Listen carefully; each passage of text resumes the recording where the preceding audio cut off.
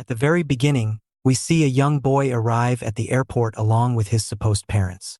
The father is a bit overenthusiastic and ends up talking about how the air in South Korea feels different, seemingly implying they are from a different country. The mother quickly steps in and tells her husband that he will be getting in trouble for speaking in such a manner. Meanwhile, the boy, stoic, refers to the supposed parents as comrades and asks them if they really need to wear such strange clothing, even though they are dressed normally according to South Korean standards.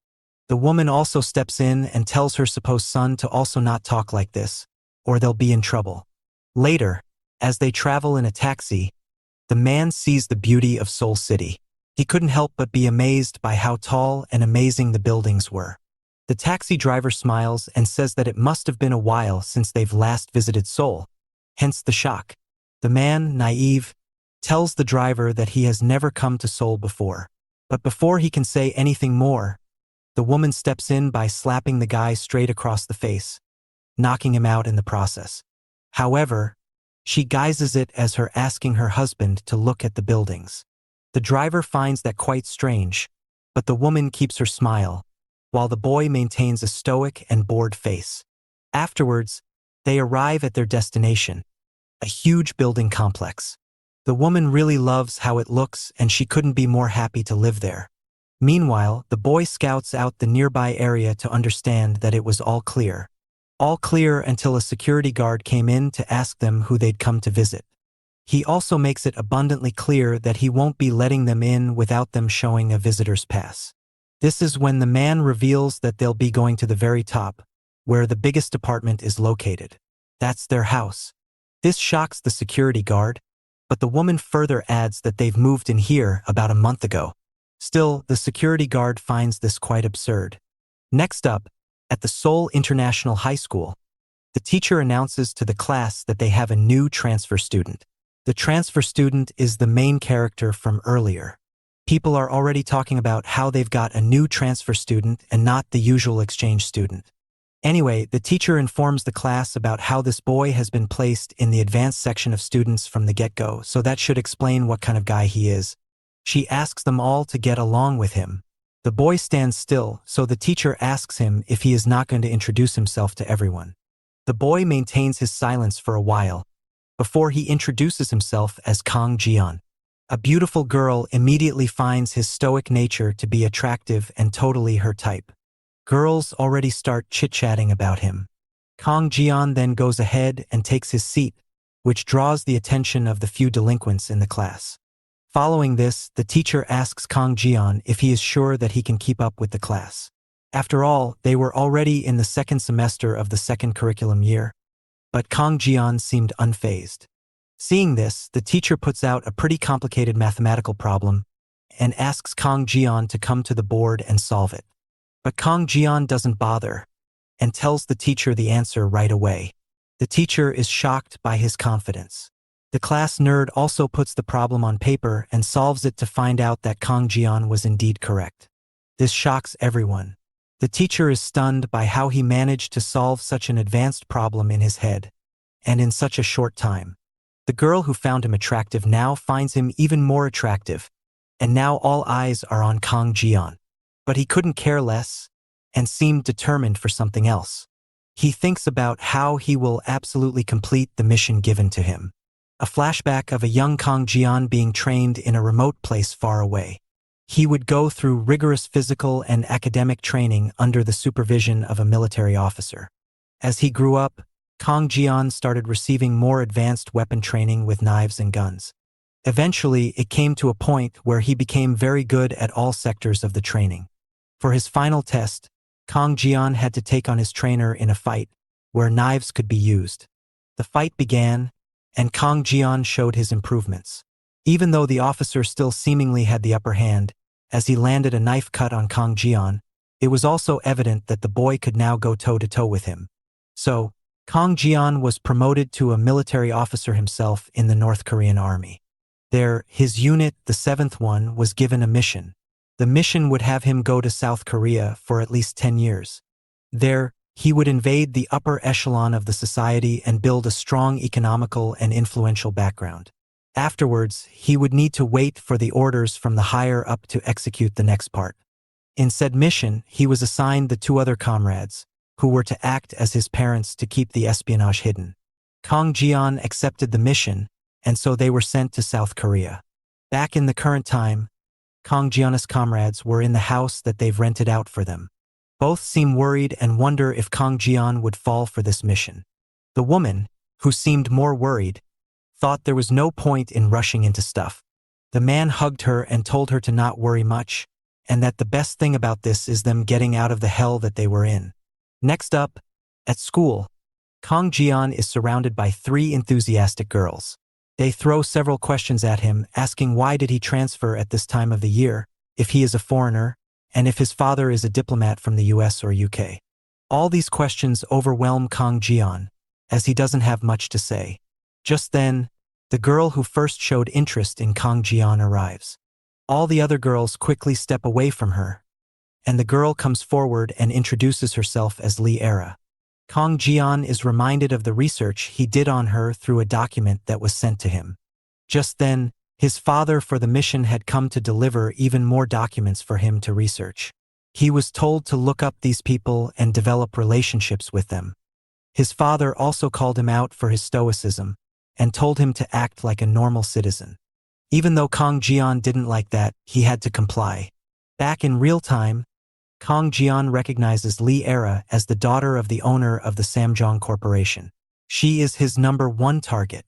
Samjong Corporation is the biggest in South Korea and one of the biggest in the world. So, he was instructed to maintain a great relationship with her, so that they can later use Samjong Corporation's secrets to their advantage. So, Kang Jian tries his best to talk back to her. But this is when Lee Era puts her phone forward and asks him to give her his Instagram ID. Kang Jian is shocked by this, as he has no idea what Instagram is. Lee Era is surprised to learn that he doesn't have an Insta and wonders if he is one of those Facebook guys. Regardless, she just asks him for his phone number. But this also leaves Kang Jian stunned, because he doesn't have that either.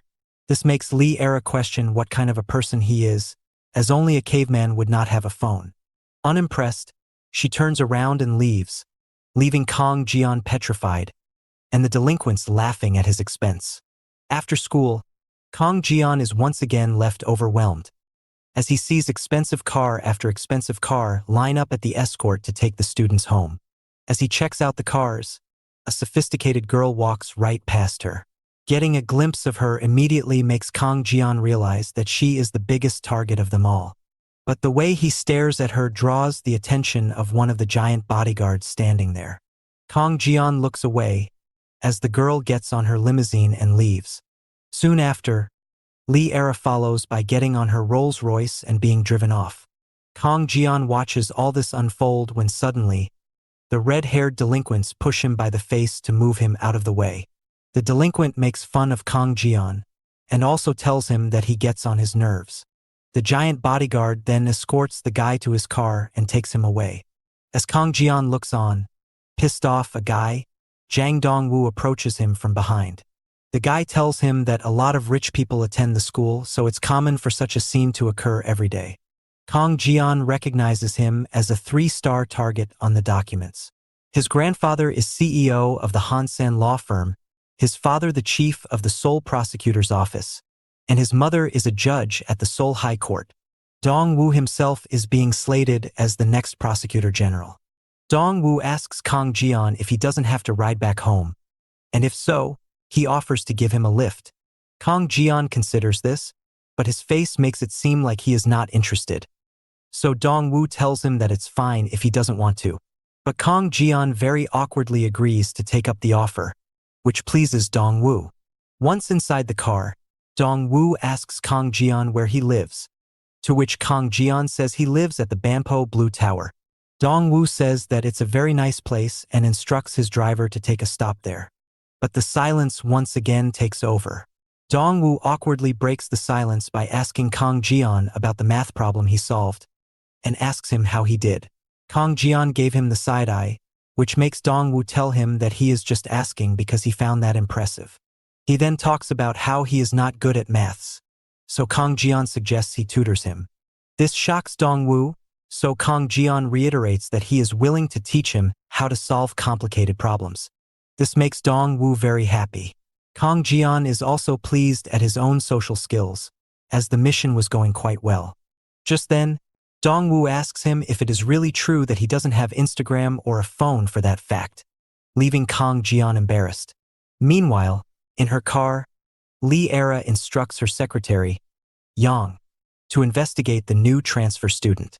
The secretary takes her order and asks her if he should tell the intelligence unit to run a deep search into his background. She says that's not necessary. She just wants to know if Kang Jian is someone worthy enough to hang out with her. Yang tells her he will have it ready by the night. Next up, Kang Jian reaches home, where he is nicely greeted by his mother for the mission with a smile. Her behavior shocks Kang Jian, but she tells him that he should call her mother and tell her that he is back home from school in a familial way. Kang Jian feels a bit embarrassed but ends up repeating what she told him to with a blushing appearing on his cheeks. Following this, he asks his mother why she is behaving like this, to which she tells him to go to his room first. She pushes him into his room, and Kang Jian is surprised to see that they've decorated his room like a rich schoolboy's. He now has a laptop, tablet, and a phone. He also has a nice bed and a keyboard to play music with. Kang Jian is taken aback by this, but asks if it is really okay to waste the operation's funds for these things. His mother tells him that it is absolutely necessary and that he needs to remember that they're supposed to be a rich family. Reluctant, Kang Jian picks up the phone that he was given and asks his mother if the Instagram thing can be used on this. Mother isn't sure either, but his father steps in and assures Kang Jian that he can teach him about that. Later that night, Li Era is seen on a night jog, where she is sweating it out when she runs into Secretary Yang. He delivers the investigation report as ordered by Li Era, and it was about Kang Jian's father. In the report, he is known as Steve Kang, a second-generation Korean-American businessman. He is the CEO of 11 Coins, one of the top 5 cryptocurrencies in the world. His estimated net worth is around 30 billion won. Furthermore, his business has seen huge rise in Japan and Korea through security networking. The main branch of the company is in the USA, but recently China has also shown interest in the company. Yang asks Li Era if he should dive deeper into Steve Kang to gather more information. But Li Era tells him there is no need for that, as she can tell by this that Kang Jian is someone who is barely, but still worthy of hanging out with her. The next day at school, something is different about Kang Jian. After all, today he has his own mobile phone on his desk and he can't help but feel confident because of this. He waits for Li Era to look at him, and when she does, he proudly flaunts his phone to her. Seeing this makes Li Era smirk. Following this, Dong Wu comes around and asks Kang Jian if he has been on his phone this whole time, to which he says yes.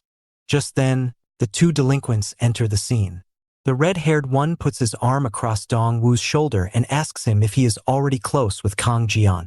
Dong Wu says that he is, because Kang Jian is going to tutor him in maths. The red-haired dude says it's fine, but tells Dong Wu to go away, because he has some personal business with Kang Jian. Dong Wu reluctantly makes way, leaving Kang Jian with the two delinquents. Kang Jian already knows that the red-haired guy is 4-star priority Go Jin Suk, the CEO Jae Ram, and the son of National Assembly member Go Young Chon. His father is very influential and is the front-runner to be the next president of the country. The other guy is 2-star priority Huang Woo-young, the son of Daejong Company's CEO. Their company is in the top 30 in the country and is an international name in the sports industry. Knowing this, Kang Jian plays it smart by smiling at them and asking if he should tutor them too. This annoys Jin Suk, who asks Woo Young to teach Kang Jian a lesson on how things are done here, and walks away.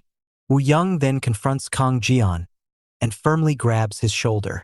He tries to intimidate Kang Jian by telling him about how there is a rule here, which tells everyone to know their roles. Kang Jian gets pissed off from the way he grabs him, and imagines a scenario where he uses his alternate hand to strike Woo Young fatally in the neck and make an example out of it. But that is something he can't do here. Woo Young keeps asking him if he understood what he told him, but Kang Jian just slowly whispers that he needs to stay unnoticed. Woo Young is confused by what he is saying, But Kang Jian responds by pulling Wu Young's hand off him and grabbing it so hard that it literally shakes him up. Wu Young is shocked by it, and Kang Jian once again puts on a smile and asks him if this is how they make friends here. This also surprises Jin Suk. Wu Young swats Kang Jian's hand away and says that he is in serious need of a beating. Wu Young loads up a punch and is about to throw it when Kang Jian notices a security camera in the room. This reminds of his previous discussion with his father, who told him that all of South Korea is filled with security cameras. He then shows how he has hacked into the entire school's security system and shows him how he has access to it all. He also boasts about it being no big deal for him to hack into these things. Seeing this made Kang Jian happy and hype up his comrade as the best hacker from North Korea. But he is told to not call him a comrade and fix his way of talking to his father for the mission. He also tells Kang Jian that because there are security cameras everywhere, he can't do anything violent and draw attention to himself. Keeping that in mind, Kang Jian decides to only dodge the punch from Wu Young, and he retaliates by pushing his bench into Wu Young, creating separation. Angered, Wu Young wants to continue, but Lee Era intervenes and says that it is enough. She asks Wu Young if it is really necessary to stoop so low. She depends on Kang Jian, saying he doesn't know the rules and regulations of their place. Jin Suk chimes in and says that if he doesn't know, he needs to be educated. But Lee Era shuts him down and tells them to stop this right at that moment. Wu Young threatens to see Kang Jian again when they're alone, but Kang Jian is excited for the prospect of getting himself alone. Afterwards, Kang Jian thinks about how Jin Suk is listed as a top priority for their mission, so he wonders how he should go about taming him. Following on, the English class begins, where the teacher is happy to see a new student. Kang Jian is not really interested in it though. The teacher asks Kang Jian how he is faring at the native language classes. Kang Jian replies by telling her that he is doing fine in English. The teacher is taken aback by his pronunciation, so she asks him where he studied before coming here. He says he went to a school in New York and that he came here because of his father's business. The teacher is totally impressed by her, so she says that everyone can improve their English by talking to him and that he has a fluent American accent. Kang Jian feels proud, while Lee Era looks on impressed. Meanwhile, the delinquent were seething in jealousy. After the class, Kang Jian is once again surrounded by those three girls, who talk about how he has a better accent than the teacher, and ask him why he didn't tell them that he was from New York yesterday. Kang Jian simply shows them his new phone, which is then noticed by Lee Era.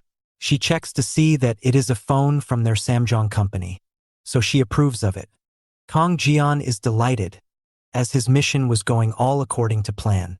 He also tells her that he has Instagram. She checks his ID to see how he has a picture in a lot of the world's famous places with his family. She thinks they have quite a warm family. Kang Jian is happy it went according to plan. He expected no less from North Korea's best computer expert than to make such convincing fake images. After school, cars line up at the front gate as usual.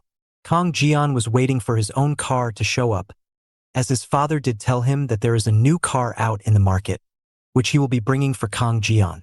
As he keeps waiting, the girl who rides the limousine goes past him. Moments later, so does Lee Era. But before leaving, Lee Era turns back and bids farewell to Kang Jian. This pleased Kang Jian, as it meant that he was on the right path, because Lee Era was interested in him. Right then, Huang Wu Young grabs his shoulder and tells Kang Jian to come with them in their car. Kang Jian looks around to see that it's him and Go Jin Suk. He thinks this is a great opportunity to get close to them for the sake of his mission. So, Kang Jian asks them where they were headed. Wu Young replied by telling him to follow them while he is still asking nicely. Kang Jian obliges and decides to follow them, because it is integral to him completing the mission. Just then, a flashy and fast red car comes speeding in and overtakes the cars that were standing. The hood soon opens up to reveal it is Steve Kang Jian's father for the mission. His flashiness stuns everyone, including Kang Jian. He loudly declares how he is Kang Jian's father and that he is here to pick his son up. Before he could make more of a scene, Kang Jian steps forward and tells him about the situation he has on hand. Hearing this, Steve declares his happiness to know that his son has made more friends, and that he will be going in their car. He tells Kang Jian that he will be seeing him at home, before speeding off from there. Afterwards, the two delinquents, annoyed by the flashiness, stared at Kang Jian with malice, with Jin Suk saying that he is in dire need of being taught a lesson. Inside the car, Kang Jian shares the back seat with Wu Young, while wondering just where they were headed to. Eventually, they arrive at the TJ Sports Building. They get out of the car, and Jin Suk tells his bodyguard to go home alone, and that he will be coming later. The bodyguard swiftly refuses, as he has been ordered to stay by Jin Suk's side at all places beside the school. Kang Jian notes down this bit of information in his head. Afterwards, as he sees everyone inside the building, Kang Jian follows suit. Inside, they go to a MMA training facility where fighters train and spar. The trainer greets Wu Young with respect, and Wu Young asks him if he cleared the third cage, as Wu Young had instructed. The trainer says that he did, and Wu Young instructs him to not let anyone in while he uses the cage. The trainer then sneakily advises Kang Jian to apologize to Wu Young, and assures him that he will be calling an ambulance beforehand to make sure Kang Jian gets taken to the hospital quickly. Kang Jian is confused by this, but his attention goes to Wu Young, who yells at him to come and join him. Afterwards, Wu Young undresses from his school uniform and puts on MMA fighting gear. Kang Jian watches him do so, and he was a bit confused. Jin Suk, who was up at the fan stands, comments about how this is the first time in a long while that someone has come here with an expression like that of Kang Jian's. Kang Jian looks back up at him, and asks him if he wants Kang Jian to spar with Wu Young. This makes Jin Suk laugh out loud, as he finds Kang Jian's statement ridiculous. He tells Kang Jian that it doesn't matter if it is a sparring session or something else. If he understands what he is getting into, Kang Jian should just sign the contract in front of him. Kang Jian doesn't know which contract he is talking about, so Wu Young shows it to him. The context was an agreement between both parties for the sparring session. If one were to get injured or harmed badly during the fight, the other party wouldn't be held for criminal or civil cases. Reading this, Kang Jian asks Jin Suk if he really wants him to sign this up. Jin Suk replies by asking Kang Jian if he feels frightened. If so, he should get down and bark like a dog to apologize. Only then will Jin Suk let this slide. However, Kang Jian didn't pay any attention to this. Jin Suk is taken aback by Kang Jian's behavior, and judges him as a true weirdo. Before signing, Kang Jian asks if the place holds any recording cameras, confusing everyone. He then starts signing as he asks if he really needs to fight. Jin Suk tries to warn Kang Jian, asking if he doesn't understand simple Korean after being in foreign land for so long. He states how Wu Young takes down national champions by himself. He would simply tear Kang Jian to shreds in the fight. But Kang Jian just asks Wu Young to hurry up and sign up as well, while he starts adjusting his school uniform. Inside the cage, Wu Young looked relaxed and calm, while Kang Jian put on the gloves with his usual stoic expression. This makes Wu Young think that Kang Jian had frozen up in fear, making him laugh. Wu Young then approaches Kang Jian to start the fight. As he is coming, Kang Jian wonders what he can do. He thinks about throwing an overhand right, but fears that it'll break Wu Young's teeth, so that option is out. He thinks about dodging Wu Young's first punch, and goes for a body hook. But he fears that'll end up causing internal damage. He obviously can't poke him in the eyes, or kick him in the nuts. Even a head kick is out of the question as it might break his neck or dislocate his jaw. A leg kick might even cause a broken tibia, so he doesn't want to do that either. So, Kang Jian wonders just what he can do to teach Wu Young a lesson without harming him too much. As he thinks, Wu Young had already arrived and he threw a right hook at Kang Jian, which he swiftly avoided. Wu Young immediately followed it up with a left uppercut, but Kang Jian very easily dodged this too. This shocks the bodyguard and Jin Suk watching on, and Wu Young is forced to shuffle away from Kang Jian to recollect himself. Wu Young asks Kang Jian if he has been secretly training till now, to which Kang Jian says nothing. His silence annoys Wu Young, who asks him if he has suddenly gone mute. Kang Jian still maintains his silence, and this pissed off Wu Young and enticed him to charge at Kang Jian again. But as he loads up his punch, he is met with a lightning-quick slap, which wobbles Wu Young. The bodyguard and Jin Suk are both stunned, while it just angers Wu Young even more. He once again looks to charge at him, but this time Kang Jian slaps him with his right hand, halting him once again. Insulted, he curses at Kang Jian and tries once again to charge, but a third slap on his left cheek drops Wu Young. The bodyguard and Jin Suk were left flabbergasted, as Kang Jian declared that he will need the fight without causing any serious harm. He was then ready to take his exit, but Jin Suk told him to wait. Jin Suk then came downstairs and immediately appointed Kang Jian as his new right-hand man, confusing Kang Jian, but he reminded Kang Goen of who his father is. He then told his bodyguard how Kang Jian, with his brute strength, is a perfect fit for the job. Jin Suk subsequently invites Kang Jian to come with him to a restaurant for them to celebrate Kang Jian's victory. Kang Jian was a bit overwhelmed but also happy because everything was going right according to his plans. After that, Kang Jian returns home, tired and uninterested. His parents asked him if he made friends today, to which he said that he did. His mother offered him to join them for dinner, but he told her that he ate with his friend and that he will be sleeping early today. This leaves his parents worried, but he goes inside his room anyway, crashes out on his bed, and thinks about what had happened in the restaurant. The place was very lavish and beautiful, and Jin Suk boasted about it being the place his family usually ate at. He told Kang Jian to eat as much as he wanted, so Kang Jian tried out the steak. The steak was so good that Kang Jian couldn't help but make faces. This made Jin Suk laugh. But to Kang Jian, he couldn't believe that this was the same Jin Suk who was actively trying to pick on him since he joined school. As things settled down, Jin Suk told him how he is the new right-hand man now, but the duties aren't anything special.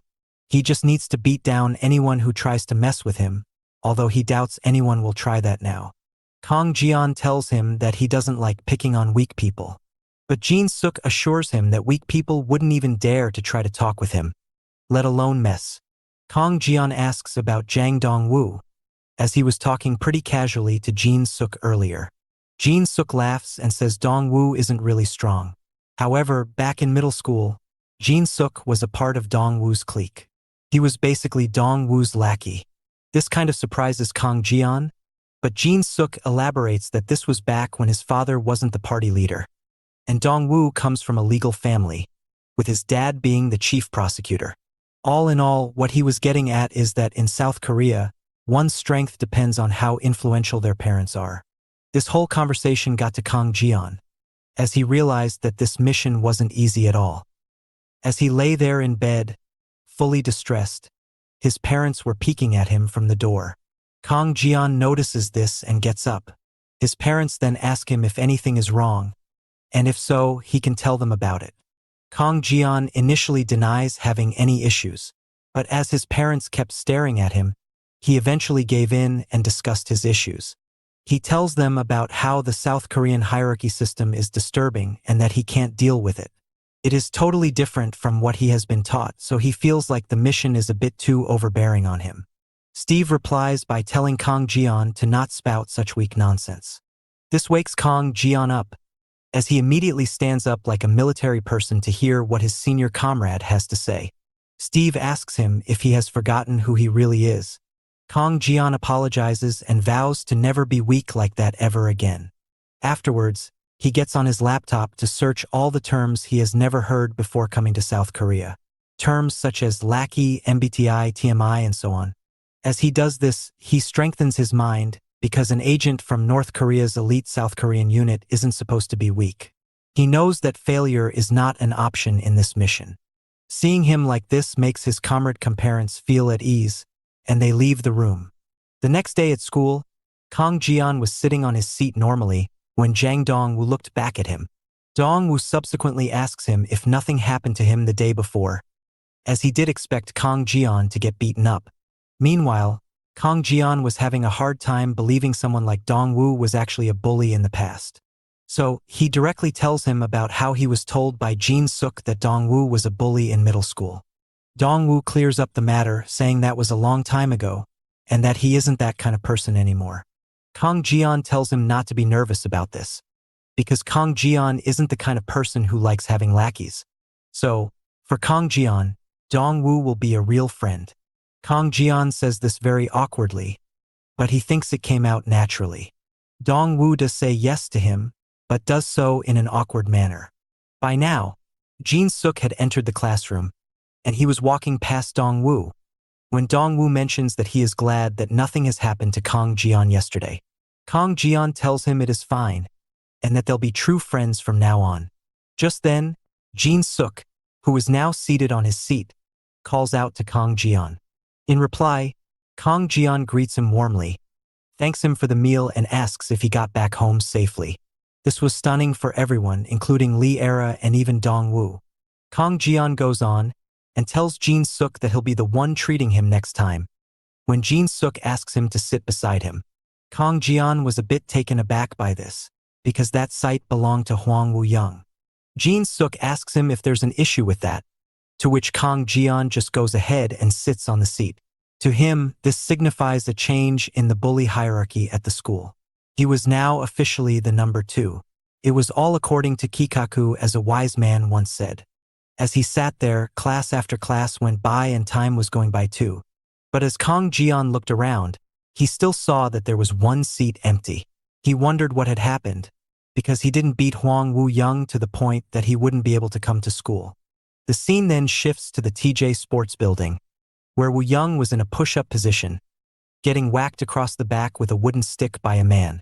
This man was shaming him for not being able to do something so easy as getting into the elite class of kids. The man was Huang Jie-cheol, his father and the CEO of the Daejeong Company. He asks Wuyang if he has any idea on how much money he poured into him. The secretary tries to calm the man down, telling him he shouldn't hit Wuyang anymore, as he probably already got the point. Still, Jie-cheol reiterates the fact that Go Jin Suk's family is going to be the presidential family soon. So Wuyang should stick to his side at all costs. He must suck up to him until his lips fall off and then some. After that, he tells Wuyang to get lost as he doesn't want to see his face anymore. Wuyang, with anger on his face, promptly gets up and leaves the place. Meanwhile, Jie-cheol asked his secretary if he had prepared the report on Kang Jian's family. He informs Jie-cheol how the family owns a multinational company which has a virtual currency in 11 coins and several security programs. Not only that, but their capital is quite solid too. Hearing this, Jie-cheol tells his secretary to invite the family to a dinner. Confused, he asked where he should invite them to. Jie-cheol replies by telling him to invite them to the place they were at, the gym. After all, he was in no mood to let a bunch of nobodies mess with his business. Back at the school, it was time for everyone to go home. Li Era once again bids Kang Jian farewell before leaving. But this time, Jin Suk's bodyguard talked to Kang Jian.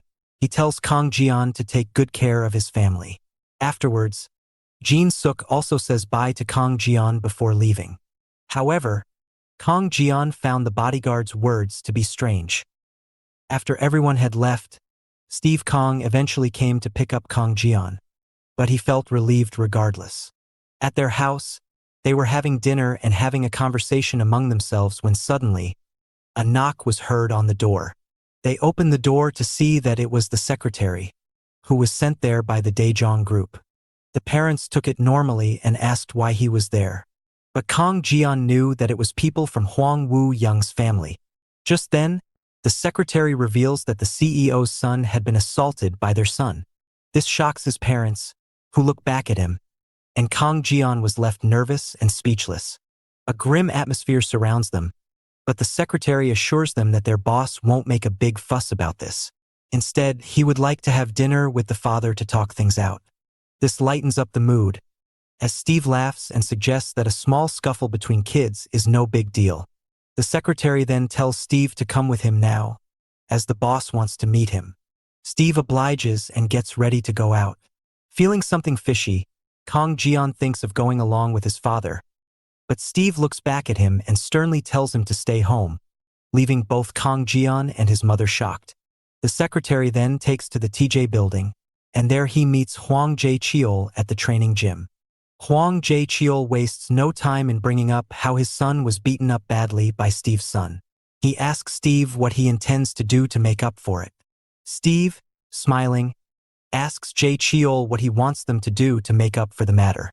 Jae-cheol is clear in telling him that he wants Steve to make his son go to another school as a way to pay up for hurting Jae-cheol's son.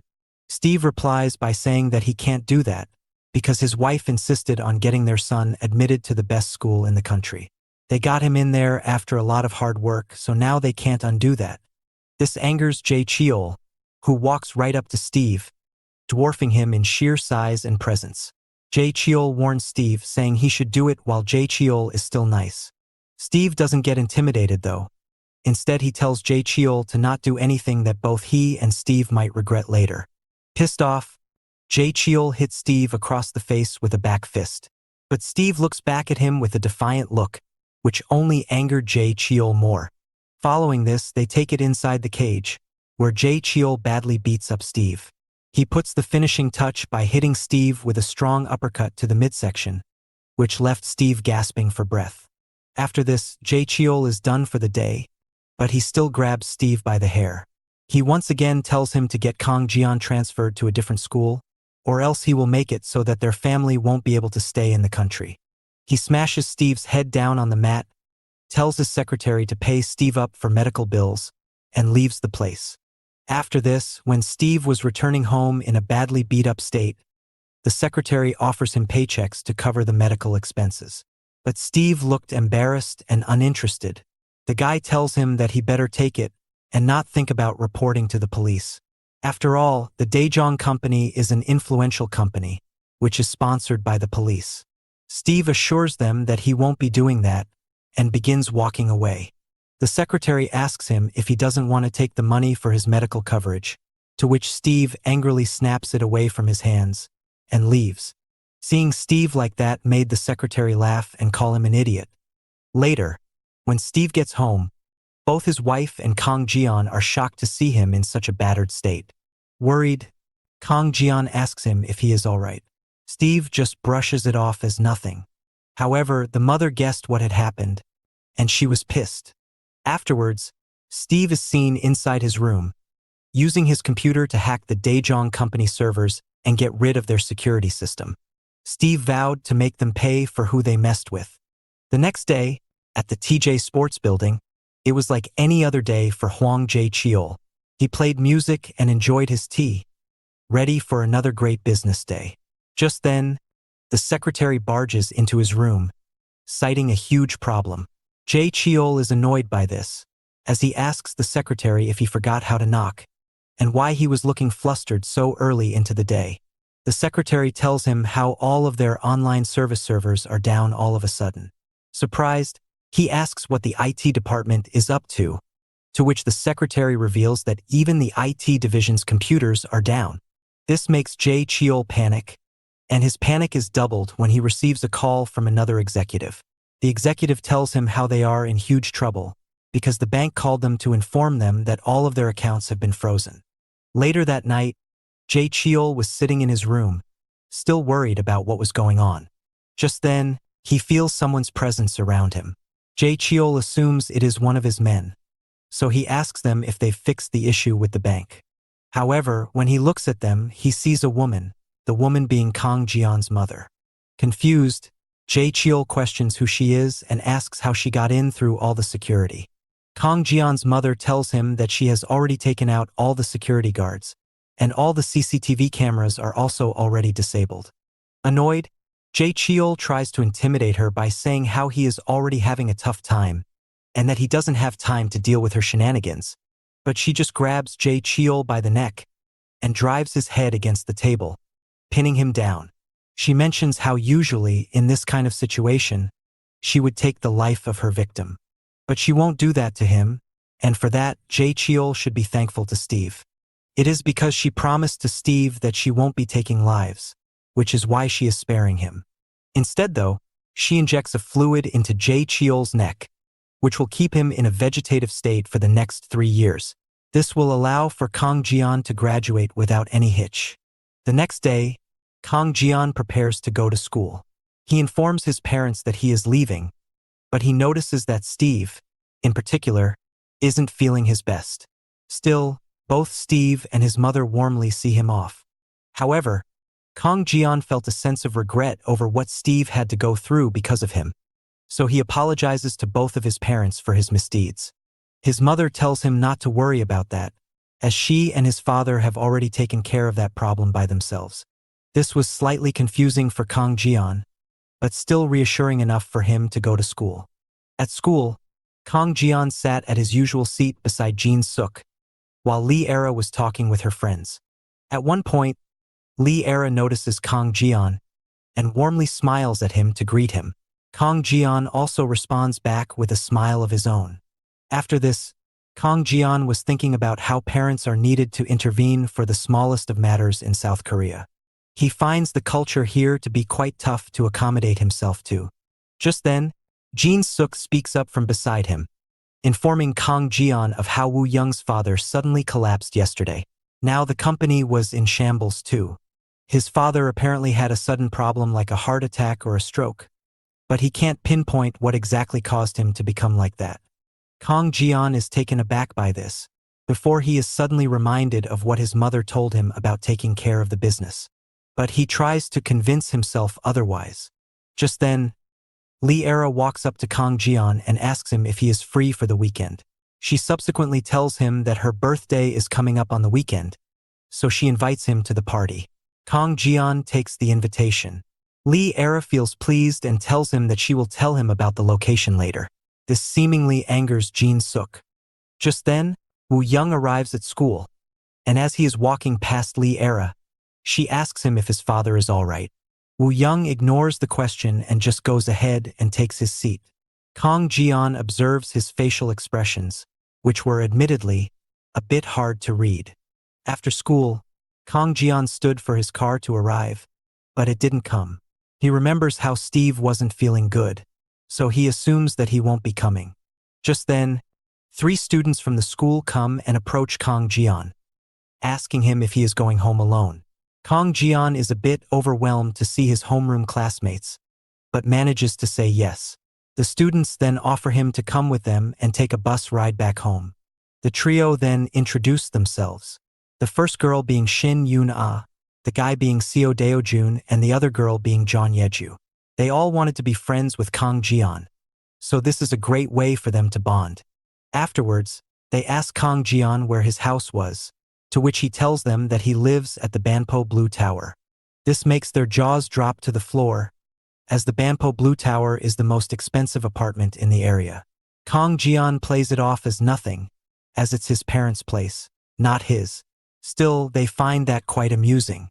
Yuna also informs him that their academy is around that place too, so they can take the same bus. She also mentions how there is a great new teppanyaki place in that area, and invites Kang Jian to come along with them. Kang Jian wasn't sure, but Deo-jun tells him that it's not something he can skip on. Yuna also assures him that it's a great place and that he can just lay back and enjoy. Afterwards, they take the bus together and go to the teppanyaki restaurant. There, the 4 of them are served with teppanyaki and other nice delicacies. John Yeju tries the teppanyaki, and she can't help but exclaim how it is the best she ever had. Kang Jian was also looking to try it, but felt a bit hesitant. Yuna asks him if it is his first time trying teppanyaki, to which Kang Jian says no and takes a bite of it. Immediately, he is stunned by just how spicy and hot the food is. He breathes fire for a while, making others laugh, and is only able to calm down after drinking a glass of milk. After this, he thanks them for giving him the milk. Afterwards, John Yeju talks about how she didn't think someone like Kang Jian would get along with them, but he was doing surprisingly well. Kang Jian is confused, so Deo-jun explains how he is the type of kid who has been hanging out with Jin Suk and Woo Young, making him different from them. Yuna adds that while they're also in the same special class as Jin Suk and Ko, they're still very different. Confused, Kang Jian says he doesn't understand what they're getting at and asks for a simpler explanation. Yuna explains how people like her feel inferior when they look at people like Jin Suk, Lee Era, and the people they hang out with. But Yeju exclaims that despite the societal gap, Yoon-ah is still the #1 student in their school. Yuna feels a bit embarrassed and says that it's not very impressive, because all the big names are slacking off because they'll be going to universities abroad, making her the best by default. Kang Jian realizes that these kids weren't in his files, so they are what one would call the ordinary South Korean student. Just then, a bunch of kids from a different school arrive at the place. They are immediately ticked off by how rich kids from an international school have invaded their hangout place. They think it's awful, especially considering how small the place already is. They ask the rich ones if they're out to steal the commoner's spot. The rich ones are naturally feeling guilty and nervous as compared to the rowdy middle-classers. The middle-class ones then ask them to respond, as that is what's common when a question is asked, but this just pisses off Kang Jian. To avoid conflict, Deo Jun gets up and tells the other school guys that they're leaving. Deo Jun tells them that they are leaving because they are done with their eating. However, the brown-haired kid tells him that they can't just be leaving because they're rich kids after all. He grabs Deo Jun's shoulder and tells him to buy them something to eat, which intimidates the guy. This is when Kang Jian comes from behind and takes the brown-haired guy's hands off from Deo Jun's shoulder. He asks them if they are beggars because they are basically begging to get food. The leader of these bullies, the black-haired guy, finds this quite interesting because he thought only good kids go to international schools. Usually, all he'd have to do is intimidate them to get their entire month's allowance. Kang Jian then corrects himself from earlier, calling them thieves now instead of beggars. The black-hair guy tells Kang Jian to stop messing around and just pay for their food if they want to get out unscathed. However, this just excites Kang Jian even more, as he suggests they take this outside to settle it. This is when Yoon-ah flashes a 50,000 won bill and tells the bullies that they can take it. She apologizes on Kang Jian's behalf, citing him being new as a reason behind his attitude issues. However, Kang Jian tells her to not worry. Instead, he informs the bullies that he comes from a very rich family. He lives on the royal floor of the Banpo Blue Tower. Kang Jian subsequently flashes quite a few 50,000 won bills at the guys and asks them if they're now interested in talking. All of them go outside to settle the matter. The rich kids stand behind Kang Jian, and they shiver in fear, as Kang Jian feels secure knowing there are no CCTV cameras there. Meanwhile, the bullies wonder what makes Kang Jian feel so confident, but ultimately, they don't think it matters. After all, they have a chance to take Kang Jian's entire month's allowance just by beating him. Kang Jian turns his attention to his opponents and he thinks about how he can take them out. He thinks about punching and breaking jaws and strangling the leader, but realizes that it'll be too much. There are people from his school with him, so he can't let them see that. Just then, the brown-haired kid comes forward to fight, and he asks Kang Jian if he has any idea who he is dealing with. He claims to be a member of the boxing club and throws a punch at Kang Jian. But Kang Jian easily dodges the punch and almost mockingly asks the guy if they really are athletes. This angered the guy, but to no avail, as Kang Jian easily knocks him out with an uppercut. This shocks everyone, and the leader is also left stunned by the fact that Kang Jian just knocked out one of his toughest men with a single blow. Seeing their guy getting knocked out angers the other bullies to rush at Kang Jian. However, their leader tells them to not move. The leader asks Kang Jian if he knows Wu Young. Kang Jian asks him if he is referring to Huang Wu Young, to which the guy says yes. The guy then reveals that he and Wu Young were on the same crew once upon a time. He assumes that Kang Jian and Wu Young haven't come into contact, or else Wu Young would have beaten some sense into it. The leader then gets to the point, proposing Kang Jian to pay 500,000 won every month in exchange for the safety of all students from his school. Kang Jian was taken aback by the leader's ruthlessness and wondered if he is the worst of them all. By now, the leader had assumed that Kang Jian wouldn't be paying, so he decided to beat him into agreement. He assumes his stance and starts moving in like Mike Tyson, using the peekaboo style.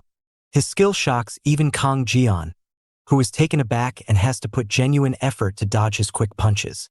However, the guy had seemingly gotten Kang Jian into a position from where he could attempt a smash uppercut. The guy goes for the finishing blow, but to everyone's shock, Kang Jian uses his foot to block him on the spot. This disrespectful block only angered the guy more, who now wanted to teach him a lesson more than anything. The guy tries to overpower Kong Jian's block, but Kong Jian had his arms strongly trapped by his foot, pushing down on it.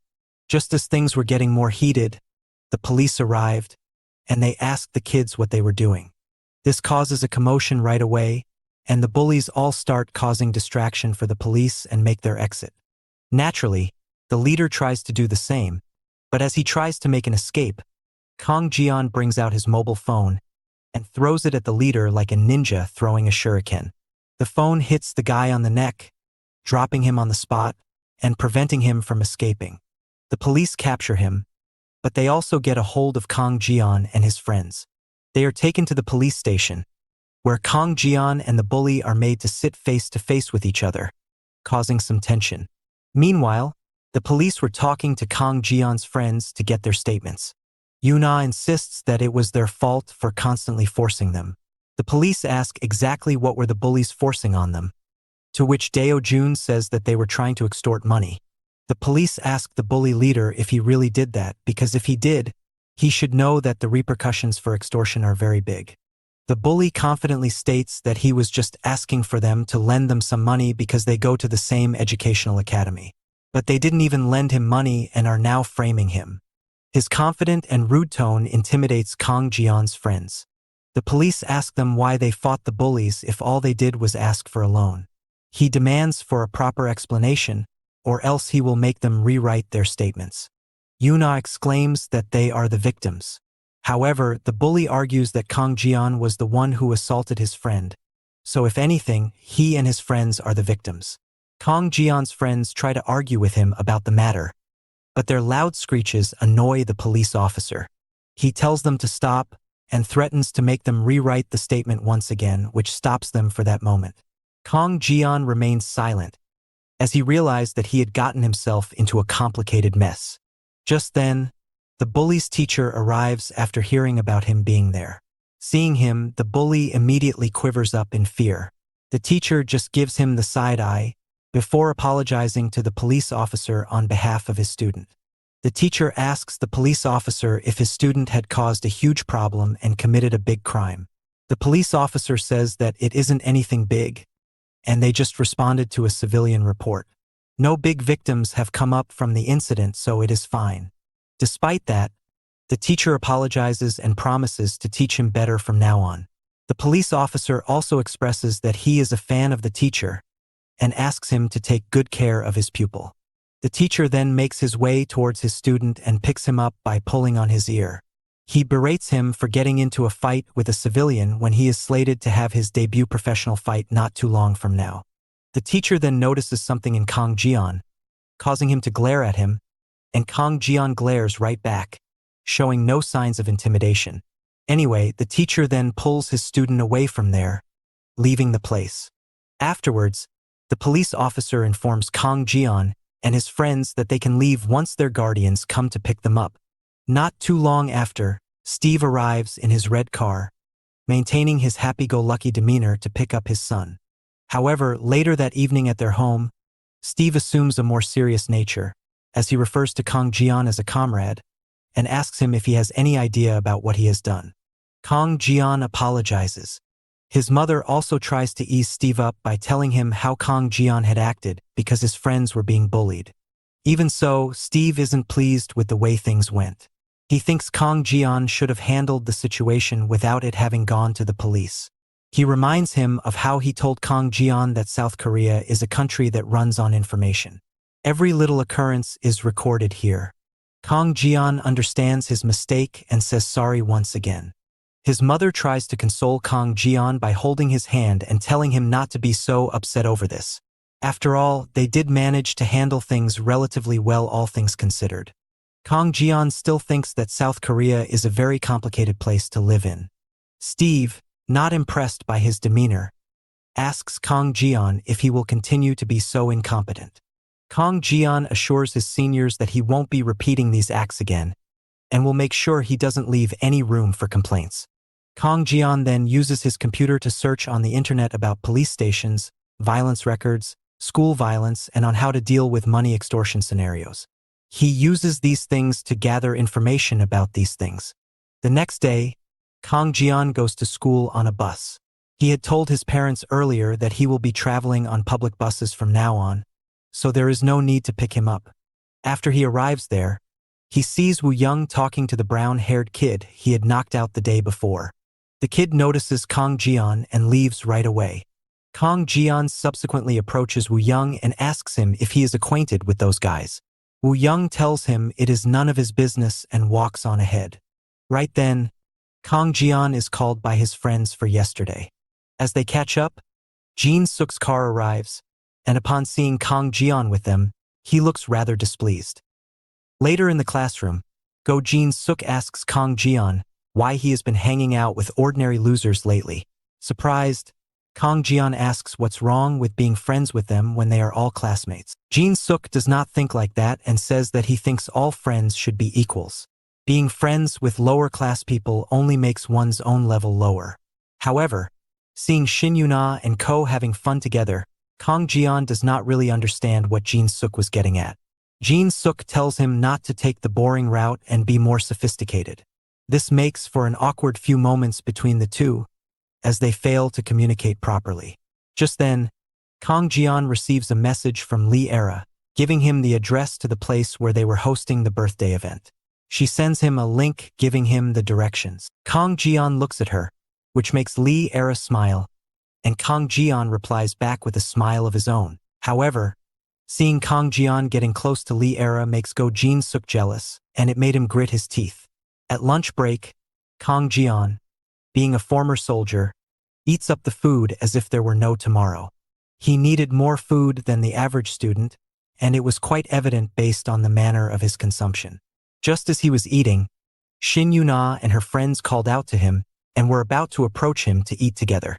However, they are told to move aside by Go Jin Suk in a rude manner. Jin Suk joins up to eat together with Kang Jian, and he tells Kang Jian that he has been giving those low-class students way too much leeway. He mentions how lower-class hyenas like them are the worst and should be kept aside. This somewhat offended Kang Jian, but the topic changed quickly when a passing Lee Era asks Kang Jian if he checked the private message she sent him, and tells him to arrive at her birthday party on time. This interaction once again made Jin Suk feel like a piece of trash, and he was not able to handle it.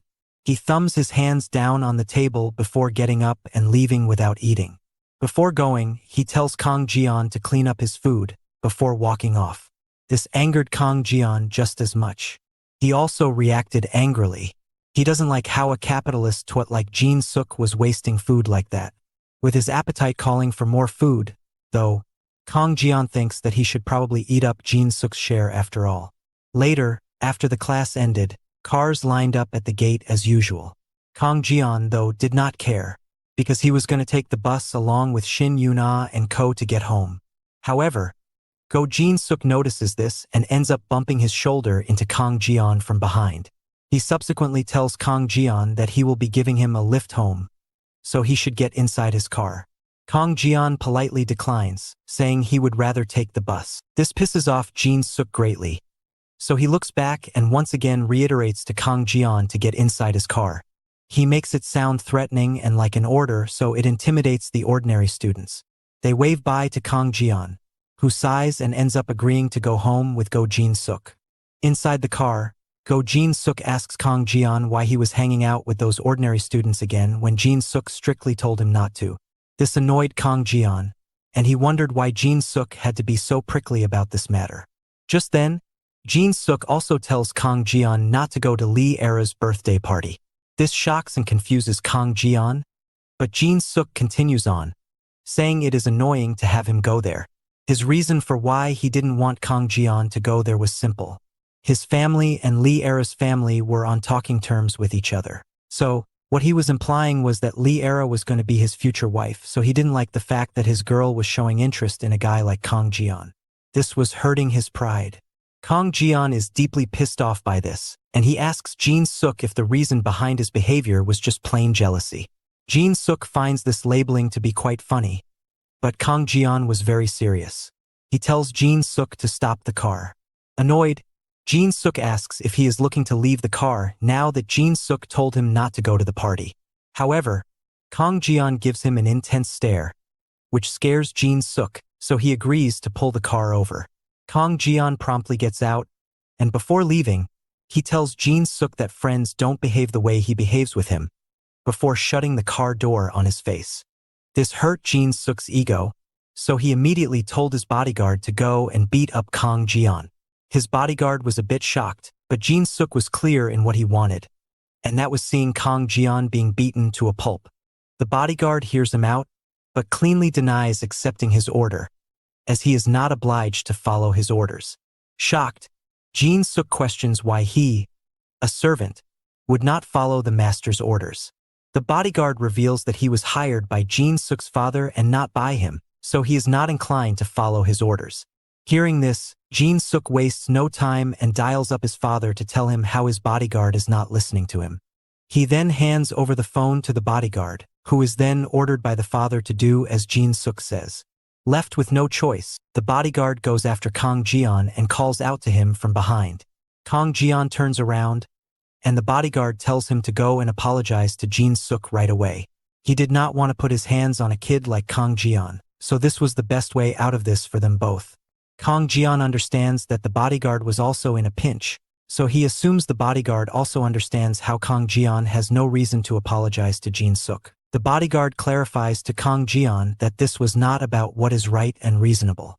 It is about who holds more power, and in this case it is Jin Suk. Kang Jian says that this gives him even more reason for him to not apologize. This set things clear. The bodyguard needed to fight Kang Jian. However, Kang Jian glances around to see that there are CCTV cameras there. So, he asks the bodyguard if he really wants to fight in front of so many cameras. He instead offers the guy to come with him to a place he knows, where there are no cameras and they can duke it out properly. However, this was enough for the bodyguard to back down and go back to the car. Shocked, Jin Suk asks him why he didn't beat up Kang Jian. The bodyguard explains the situation with the cameras in the area, indicating how it is not safe for them to fight there. Jin Suk says in that case, the bodyguard should have just taken Kang Jian to a secluded area and beaten him up there. However, the bodyguard says that he cannot be doing that as he needs to stay within a certain proximity of the guy he is supposed to be protecting, so Jin Suk in this case. Which is why he tells Jin Suk to set up a proper date for a fight with Kang Jian, where he can take care of him for good, instead of a sudden encounter like this. Jin Suk looks at Kang Jian from the window before Kang Jian turns around and leaves. This frustrated Jin Suk, as he exclaimed how he hated Kang Jian, the bodyguard, and everyone in general for what was happening. Later, as Kang Jian was about to enter the building, the bully leader whom he fought with earlier sneaks up to see that Kang Jian really lives at the Bampo Blue Tower. This was good news for him, though, because he still had unfinished business with Kang Jian. He subsequently shows Kang Jian how they have kept Seo Deo Jun of Shin Yun A's circle captive. This prompts Kang Jian to follow him where they wanted him to come. It was at a shipyard. A few bullies waited there while keeping Seo Deo Jun hostage when the leader finally came back with Kang Jian. Deo Jun is a bit relieved to see Kang Jian, crying out his name in fear. The bully leader mentions how he did not expect Kang Jian to follow him here, because he didn't think Kang Jian would risk it for a lowly person like Deo Jun. So, he orders his men to release Deo Jun, now that he has Kang Jian right where he wants him. However, the bully leader makes sure to warn Deo Jun not to report this to the police, as that will only cause him more harm. Not only to him, but it will also cause harm to Shin Yun-ah and John Yeju. Hearing this, a sorry Deo Jun apologizes to Kang Jian, but Kang Jian grabs his shoulder and tells him not to go anywhere. He assures him that the two of them will be leaving together, so he should wait a bit. Moments later, Kang Jian launches himself like a missile at the opponents, going after the main bully first, who is left shocked by the sudden burst of speed. He puts a block up to protect his face, but Kang Jian readjusts and strikes his open midsection, knocking the wind out of him and sending him flying back. This stunned the other lackeys, but they were barely given any time to react. Kang Jian hits the first guy with a wicked punch to the stomach, before hitting the next guy with an elbow to the same region, dropping both of them in mere seconds. The third guy, shocked, charges at Kang Jian in anger. However, Kang Jian dealt with him with a simple back fist, knocking him out for good. Deo Jun is left at a loss for words, as Kang Jian stands alone amongst the plethora of bodies laid out around him. The bully leader finally comes back to his senses, and he's scared to an inch of his life, as Kang Jian stares at him and asks if they will come back to the place and keep bothering normal people if he spares them for now. Kang On then picks up a stick and breaks it, making it sharp enough to pierce through someone's skin. He then throws the stick away and only keeps a sharp bit in his hand. Seeing this, the bully mentions how he won't let Kang Jian get away with this lightly, but Kang Jian just grabs him by the collar and slams him down to the ground. Kang Jian starts bending his arm backwards, hurting him, and mentions how the guy is a boxer. So he takes the sharp part of the stick out, tells Deo Jun to go outside and wait for a bit. As Deo Jun leaves, he hears a horrifying scream coming out of the bully's mouth. Kang Jian tells the bully how he only shoved it inside his pinky nail for now, but if he keeps messing with his friends, he will make sure to shove more into his other nails and toenails. The bully cries in agony as Kang Jian gets up, tells them never to show up in front of him again, and leaves. The bullies are relieved to see Kang Jian leaving. Meanwhile, Kang Jian himself wonders if he has gone too far with a bunch of kids. This reminds Kang Jian of the rigorous training he had to go through from a very young age. He would be hanged from a tree with his hands tied, and his face being badly beaten up. Kang Jian wouldn't be the only one, as there were many other kids going through the same, with one of the kids having red hair just like Jin Suk. These were all traumatic memories for him, so Kang Jian did not want to think about it. Kang Jian shakes it off and goes over to meet up with Deo Jun. He tells him not to tell anyone about what happened today, and to keep it a secret between them. Kang Jian was trying to lighten up the mood, but Deo Jun was feeling scared.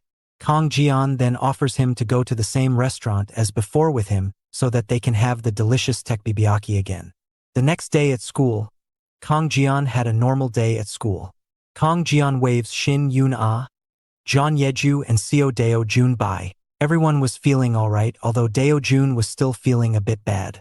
Kang Jian was still content with how things were going on their end, but the stuff he was actually worried about was with Huang Wuyang. This is because, during lunch, Seo Deo Jun admitted that it was Huang Wuyang who called him to the side, where he followed. That is where the bullies caught him and took him hostage. Kang Jian understands that Huang Wuyang was talking to the bullies for that reason, so he understood that this was a matter he needed to take care of. Just then, Go Jin Suk arrives at the scene and tells Huang Wuyang to keep the gym open for the night, before looking at Kang Jian and smirking, indicating that he was setting up a fight with Kang Jian. This made Kang Jian happy, as this just made the process of taking care of things easier for him. However, Go Jin Suk's request doesn't sit well with Huang Wuyang, and he ends up saying no to Jin Suk wanting to use their gym. Jin Suk is shocked by this, but Wuyang explains how his father is in the hospital at the moment, so he doesn't want to involve himself in any more problems. This somewhat pissed off Jin Suk, and Kang Jian rubbed salt on his wounds by taunting him about things not going his way. Angered, Jin Suk told Kang Jian that he will be making Kang Jian pay back. However, Kang Jian simply walks past him, ignoring him entirely. This made him even more irate, but Kang Jian instead focused on Wuyang. He asks him what he did with Seo Deo Jun, before firmly grabbing his shoulder and telling him not to mess with them again. This makes Wuyang feel scared and nervous. After that, Kang Jian tells Wuyang to open up the gym tonight after all, because he has some things to do, some things that'll help sort the hierarchy within the school. Hearing this, Jin Suk grimaces in irritation. Later that day, Jin Suk's bodyguard stood outside the TJ Sports building. He sighed and wondered if he really had to fight some kid today. That being said, he does recall the fight between Kang Jian and Huang Wuyang and understands the fact that Kang Jian isn't simply just another kid. That being said, he doesn't see himself losing to a high schooler like Kang Jian. Just then, a person from South Korea's intelligence force, a former colleague of the bodyguard, arrives. The bodyguard is a bit shocked, but the guy mentions how it has been a while since they've seen each other because the bodyguard quit the job. The bodyguard apologizes, but the intelligence officer says that he has no reason to be sorry, because the salary on offer was very bad. Furthermore, he asks the bodyguard how his mother is doing. The bodyguard, surprised, asks if he knew about his mother's condition. The officer mentions how the bodyguard was one of the finest young recruits in the force, so it was a bit weird to have him leave so suddenly. The bodyguard apologizes again and says that he didn't contact the officer because he was abroad for a mission. The officer understands that, as their job has them going from place to place without prior notice. Afterwards, the bodyguard asks the guy what he was doing in the country now. The guy reveals that he is here for national security. The bodyguard once again apologizes and adds that he forgot about such things after quitting that job years ago. But the guy tells him it is no big deal, and that he actually wants to ask the bodyguard about something. He asks him about what happened to CEO Huang, and if he knows about it. The bodyguard says that he heard that the CEO has been in a comatose state because of a cerebral hemorrhage. But the guy reveals that some new orders regarding this have been issued by the top branch. They are doubting this is the work of the shadow. The bodyguard is at a loss of words hearing this, because he thought there was no way it could be the shadow he is talking about. However, the guy mentions that it doesn't stop there. They've also been doubting that the recent DDoS and hacking attacks on the company might be the work of the North. Namely, it is said to be the work of the famous hacker Zero of North Korea. This stuns the bodyguard. The guy continues on, saying how the Shadow, a legendary assassin who disappeared 10 years ago, suddenly appeared out of nowhere and chose to attack the CEO of an average company rather than the president of South Korea. Moreover, Zero, a hacker chased by countries all over the world, chose to attack a company that is barely a top 30 company in the country. He finds all of this to be strange, and thinks something fishy could be going on behind the scenes. Afterwards, the guy takes his leave, telling the bodyguard to take care. He also adds that he will just write up a basic report for this case before heading out abroad again on a mission abroad. As he leaves, the bodyguard thinks about how the guy should retire and be happy now. He can't quite get himself to believe that the Shadow and Zero, legendary figures from the North, are here in the South at the moment. Little did he know that one of them was having coffee and checking surveillance footage, while the other was cutting carrots in the kitchen. Later that day, the bodyguard and Kang Jian step into the cage for their scheduled fight. Kang Jian was approaching it as usual, while Jin Suk was confident about bodyguard. However, the bodyguard was feeling pathetic about having to fight a kid for another kid. He no longer wanted to do this job despite him being in need of money. After everything is set, Huang Wu-young takes his leave. Jin Suk tells him to wait and asks him why he was leaving so soon. Wu-young clarified that he wanted none of this. He already lent them the gym and gave Jin Suk a ride here, so that is more than enough in his opinion. Jin Suk laughs and asks if Wu-young is still mad about being dropped earlier. He tells him not to worry about that, as he promises to reinstate Huang Wu-young as his right-hand man after his bodyguard is done beating up Kang Jian. But Wu-young states he is not interested and leaves subsequently. This annoyed Jin Suk. After that, Kang Jian steps forward and asks if Jin Suk will become his lackey if Kang Jian defeats the bodyguard. Jin Suk finds this disrespectful. Kang Jian elaborates how Jin Suk is caught up in a cycle of bringing one guy after another, saying the new one is stronger than the one before. This has become never-ending and all these fights have become useless, so he is ready to put an end to it all. Jin Suk finds this funny, as he declares that there's no way for Kang Jian to beat his bodyguard. He heard from his father how his bodyguard is a former member of the National Intelligence Force. Kang Jian asks if that is true. If so, it makes the fight even more interesting for him. The bodyguard once again suggests Kang Jian apologizes to Jin Suk and end it right there. He will pretend nothing ever happened if he does so. Kang Jian replies by asking if he has no pride whatsoever. Despite being a former National Intelligence Force officer, here he is, ready to beat up a kid for money. The bodyguard admits that Kang Jian is right from his point of view, and he isn't very excited about beating up a kid either, so it's better if he just apologizes and ends it here. However, Kang Jian says that he doesn't feel like apologizing. In that case, the bodyguard was ready to teach him a lesson, but before he could even get his mind ready for the fight, Kang Jian had already attacked him with a roundhouse kick. This shocks the bodyguard, who only barely manages to dodge the kick. But Kang Jian uses the momentum from the first kick to spin around and try to hit the bodyguard with a spinning hook kick. However, to Kang Jian's surprise, the bodyguard actually blocks the attack. Meanwhile, the bodyguard also understands that Kang Jian is much faster and stronger than what he had expected, all while Jin Suk looks on, worried. The bodyguard then praises Kang Jian for his skill, but warns him that his half-baked martial arts will only get him in trouble. Kang Jian also understands that the bodyguard wasn't an ordinary dude, and that he was the real deal. It made him wonder if he should just take a few hits and lose the fight to protect his identity. However, he can't be doing that because of Jin Suk, who was yelling at his bodyguard to finish Kang Jian off fast. So, Kang Jian takes a stance and decides to see just how good a South Korean black belt really is. The bodyguard prepares himself as Kang Jian charges at him again.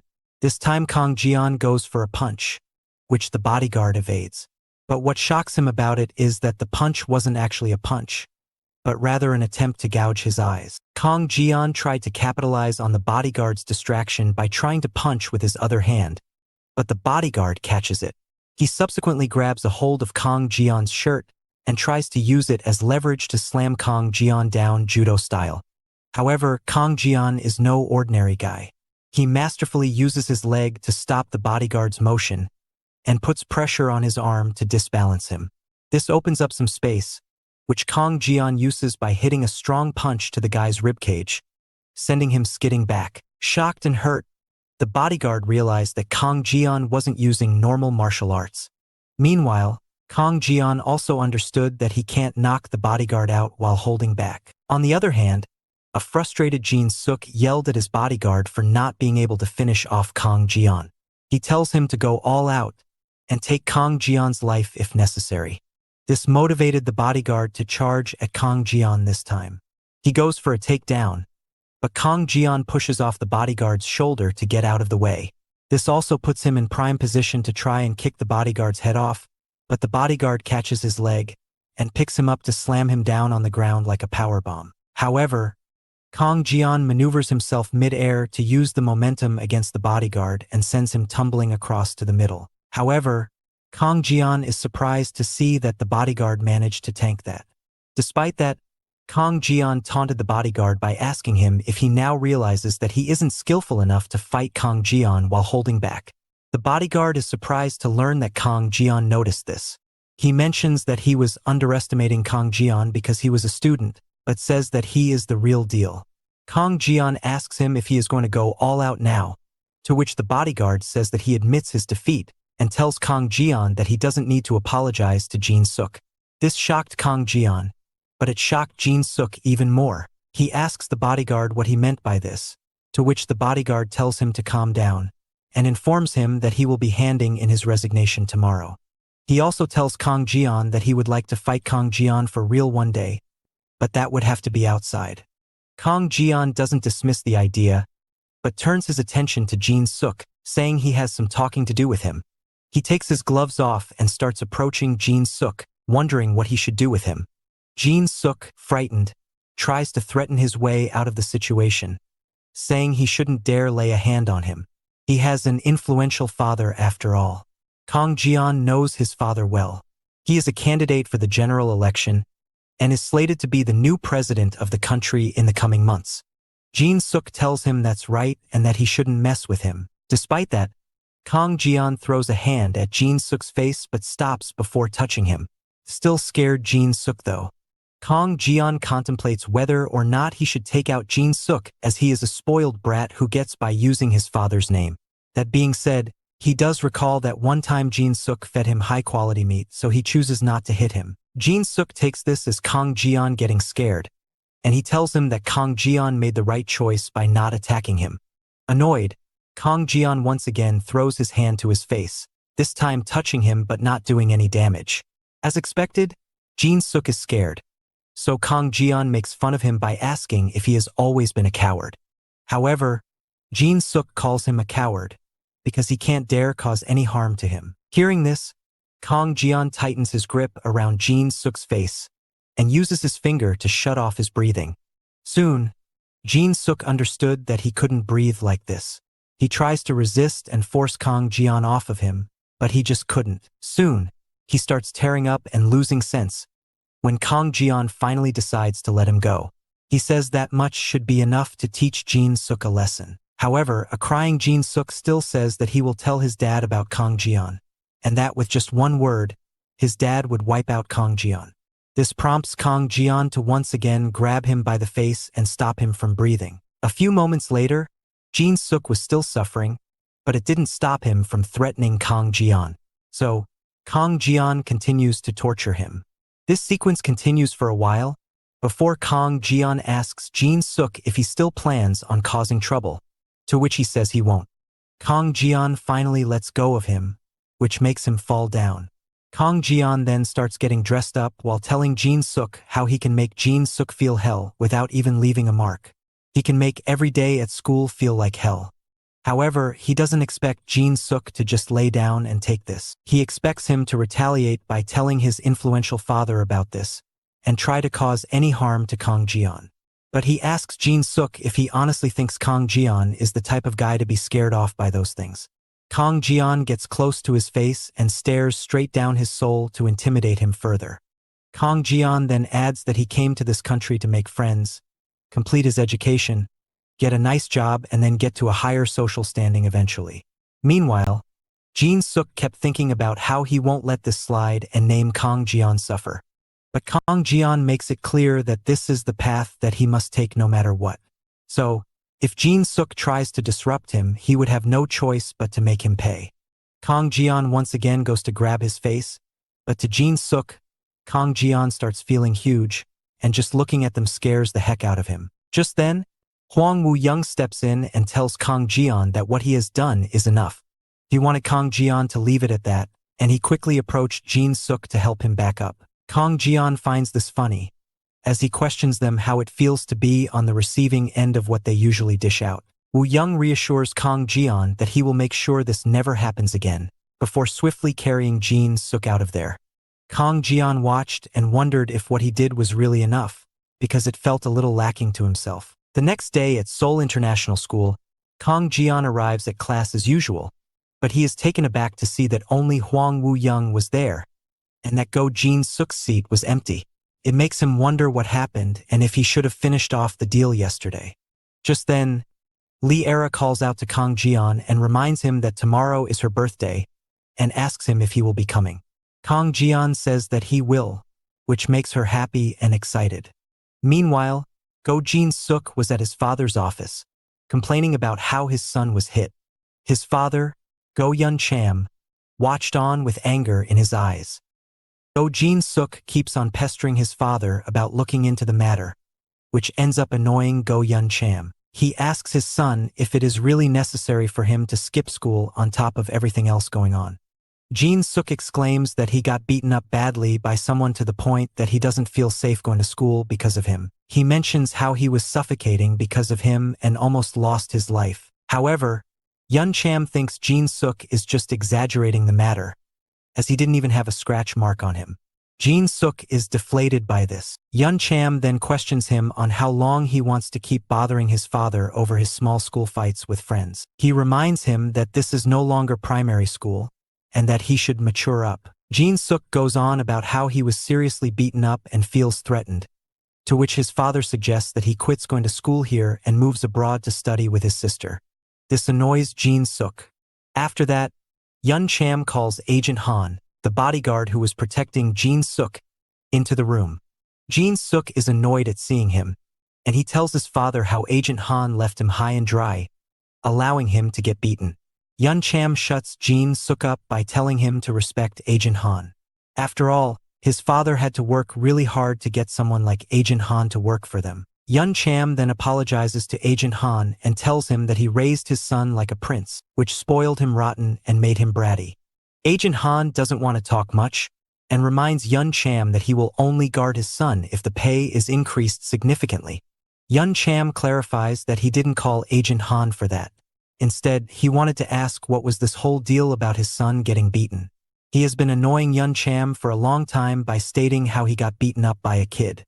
Yun Cham asks if there's any truth behind this, and if so, how did someone beat Jin Suk up in Agent Han's presence? Agent Han answers honestly, by saying that everything Jin Suk has said is absolute. This shocks Yun Cham, as Jin Suk points out how he was telling the truth. Agent Han then says that he strongly advises Jin Suk to not mess with that student in any way. Curious, Yun Cham asks him why he is suggesting that, to which Agent Han says that even he isn't sure if he can beat Kang Jian without a weapon. Yun Cham takes this in, before slowly resuming his conversation with Jin Suk, informing him of how many politicians got their careers ruined because their kids did something stupid. He asks Jin Suk if he wants to mess up his father's political career too. Furthermore, Yun Cham doesn't understand why Jin Suk would pick a fight with someone that strong. If anything, he should have tried and befriended the person for his own advantage. That's how politics works, and if Jin Suk can't do it, he can't follow his father's footsteps. So, he tells Jin Suk to get lost and not come running to him about such things again. The next day, Kang Jian makes his way to the Hilton Hotel, where Lee Era's birthday party was being hosted. He goes to the floor where the party was to be hosted while recalling how this was the hotel where Jin Suk treated him to meet. Just then, Lee Era's bodyguard notices Kang Jian and approaches him. He tells him how he is a bit early and that they're setting things up, but he is willing to let Kang Jian get inside. Kang Jian happily accepts, but does feel suspicious about the guy knowing him. It makes him wonder if he is being looked into. As he goes inside the party venue, he is shocked to see just how lavish the place looked. It was looking so much different from last time, with the golden setting and musical stage in there too. Just then, a dressed-up Lee Era notices Kang Jian and greets him warmly. She asks him if she is looking pretty, to which an honest Kang Jian nods. Afterwards, Lee Era informs her how the other guests haven't come in yet and tells him to take a seat, while she goes back inside to get dressed properly for the event. Kang Jian does take his seat, and soon a plethora of high-profile individuals arrive at the party. Not long after people start coming in, Go Jin Suk also arrives at the party. He is warmly greeted by the other guests, but Jin Suk isn't very pleased to see Kang Jian there as well. Jin Suk purposefully goes ahead and takes a seat at the same table as Kang Jian, even though there was a better one available. Kang Jian understands that this was just Jin Suk's way of showing off how much influence he holds because people are following him around.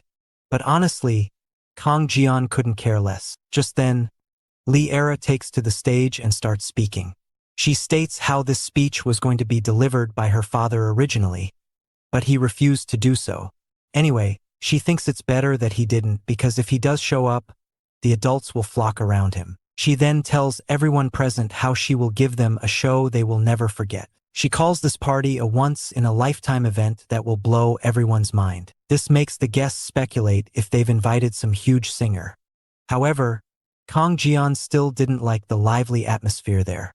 Suddenly his eyes go to Han Yuju, the girl who is the biggest target of them all. She also arrives at the party, and Lee Era quickly goes over to her to greet her.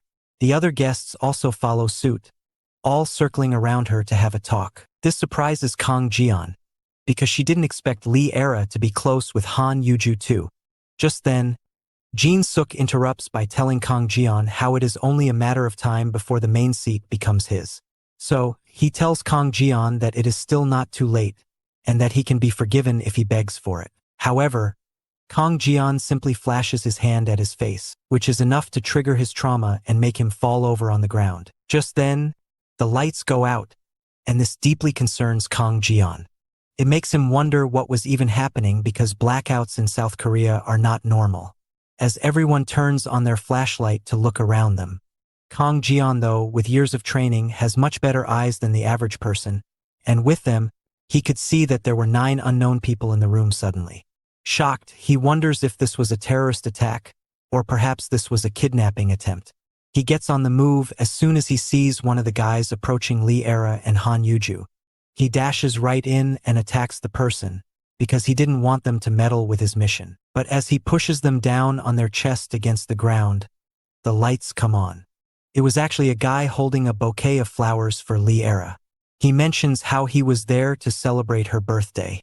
Seeing this, both Han Yuju and Lee Era are shocked. This is when Kang Jian understands that this guy was a member of a K-pop band, and that the 9 guys were professionals who came to perform. As things go back to normal with the group about to begin their performance, Kang Jian is beyond embarrassed. It also helped that Lee Era was pissed off at him for ruining her surprise gift. After the party, Kang Jian walks back home. On his way, he curses himself for making such a big mess up. He couldn't believe that he thought a hostage situation was going to happen at such a big place in South Korea. He then recalls the aftermath of what he did. Lee Era chewed him out by yelling at him for doing what he did.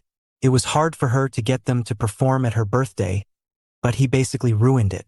Han Yuju, though, told Lee Era to cut him some slack because she thought it was cool. Lee Era didn't exactly get what the cool part was about it, because the leader of the K-pop band left in tears. This is when Han Yuju explains how Kang Jian did all of this to protect her. This makes Lee Era blush. Han Yuju further elaborates how if this was a real hostage situation, where the person could have held something dangerous rather than a bouquet, it could have been bad. However, Kang Jian threw himself without a sense of care, just so she could protect Lee Era. Han Yuju can't help but find that awesome. Meanwhile, Lee Era blushes while teasing Kang Jian. Back in real time, Kang Jian sighs, recalling the tumultuous moments. However, he is satisfied with the fact that he could get a nice introduction to the top priority, Han Yuju, who is the daughter of the current president of South Korea. The next day at the Seoul International School, Kang Jian entered thinking like it was any other day. However, the moment he enters, he gets flocked around by a bunch of girls. They were all excited to see him and tell him about how he was incredibly cool yesterday. Kang Jian takes this as a confirmation that he dealt with the situation well enough at the end. The girls then ask him if today is his first day dating Lee Era, or if it was day 2. Lee Era giggles and blushes before denying it, saying it is nothing like that. Kang Jian also smiles as she walks past her and sits on his seat. However, Jin Suk, sitting beside him, tells Kang Jian that he can't be acting cool now, because he is the one who ruined Lee Era's party. Kang Jian looks at him, to which Jin Suk asks him if he will bully Jin Suk again. Before he could finish, Kang Jian teases him by throwing a hand near his face. Once again, Jin Suk falls from his seat out of sheer fear. This alerts the girls, including Lee Era, and this embarrasses Jin Suk. However, Kang Jian surprisingly offers him a hand back up. Kang Jian then asks Jin Suk if he really likes Lee Era that much. If so, he wants him to man up and say it directly. Furthermore, the midterm exams were coming up, so he wanted to increase his studying. He brings out a bunch of books and starts studying them as he aims for the top score at the school. When exams finally come around, Kang Jian prepares himself to do everything he can to get that top score. Despite that, his actions came off as rather cringe-worthy and weird. However, when the exam comes to an end, the top scorer board is displayed publicly. There, Kang Jian sits firmly at number 1, while Shin Yuna and Dong Woo occupy second and third spot respectively. Seeing this, Kang Jian is happy because he knows that his mission was going all according to his plan. Afterwards, a flashback is shown from back when Kang Jian was a kid, going through ruthless training. He was hung by his hand using a rope, and other kids surrounded him too. Kang Jian looked like he was on the edge, so the red-haired kid told Kang Jian, number 7, that he shouldn't be pushing himself, or else he will lose his life. He mentions how Kang Jian might get discarded because of them. Kang Jian doesn't care though, he sees this as a part of training, and if he can't keep up with it, he would rather get discarded. Still worried, the red-haired kid told him how useless people will be discarded, but a hurt Kang Jian thought it wouldn't be worse than what was happening to him. Just then, Kang Jian wakes up from this nightmare, scared and sweating a lot. As he wakes up, his comrade and mother for the mission asks him if he is okay. Kang Jian is still sweating and traumatized by the dream he saw, so his mother pulls him in for a hug while telling him it is all right. She hugs him and tells him to forget about all the bad dreams. She comforts him and tells him that he will only have good dreams from now on, and that she will make sure of it as his mother. This seemingly triggers something inside, which causes him to get away from his mother, leaving her surprised. He then walks away while referring to her as his comrade and by telling her not to worry. He promises to accomplish what he has set out to accomplish and vows to return to his own country draped in glory. His mother tells him there is no rush in doing that, and that he should take his time and rest easy for once. However, Kang Jian doesn't respond and just clutches his chest, because it was feeling like he had a knife inside there. The next day, Kang Jian goes to the Incheon airport, where he meets up with Shin Yun-ah and Jang Dong-woo. They were all headed to Jeju for the Asian International Math Olympiad that was being held there. He is one of the representatives of the school, so this was an opportunity for him to further establish his image. But more importantly, Han Yuju was also going there as a senior representative. This was a good opportunity for Kang Jian, because he was already on good terms with her after what happened at Li Era's birthday. So, when Han Yuju notices him there, she walks up to him and asks him how he has been doing. She also asks if Kang Jian will protect her if something happens to her in a joking way, which makes Kang Jian laugh awkwardly. Yuju then tells everyone to loosen up and do their best because they are going to Jeju to represent their country. They all reply enthusiastically, but Kang Jian takes this time to analyze just how many bodyguards Yuju had. He came to the conclusion that she had 10, which is expected of the top most prioritized person on his list. Following this, the crew arrives at Jeju Island for the competition.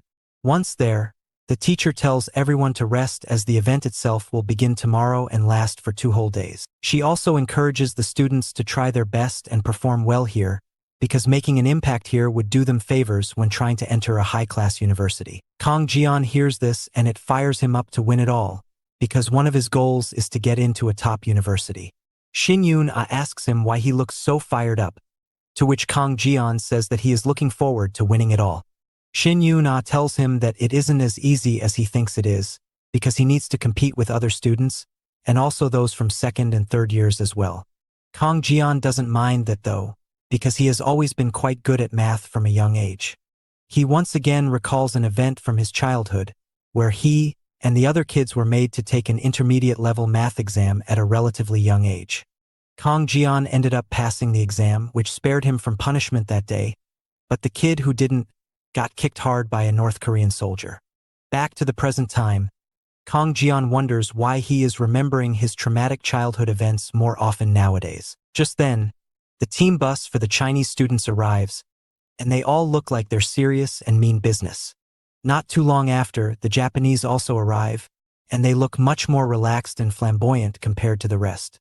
However, what surprises Kang Jian was that one of the Japanese students looked eerily similar to the red-haired kid he always sees in his dreams. As all of this is happening, Han Yuju's main bodyguard watches on. Just then, the intelligence agent who talked to Jin Suk's bodyguard earlier on arrives, and he has some information to pass on to the guard. He tells him about how the top branch of North Korea is currently looking to target Han Yuju, raising the tension. The intelligence agent mentions how he has heard a lot about Han Yuju's bodyguard, Kim Hyuk. It is said that Kim Hyuk is too good to be stuck just doing security service. So, he asks Kim Hyuk if he would like to switch over to the intelligence agency, as they are at a severe lack of capable on-field officers. Kim Hyuk appreciates the flattery and informs the intelligence agent that if his country needs him, he is willing to help. The intelligence agent tells Kim Hyuk that he likes him and offers to meet up with him to discuss things once the current problem is dealt with.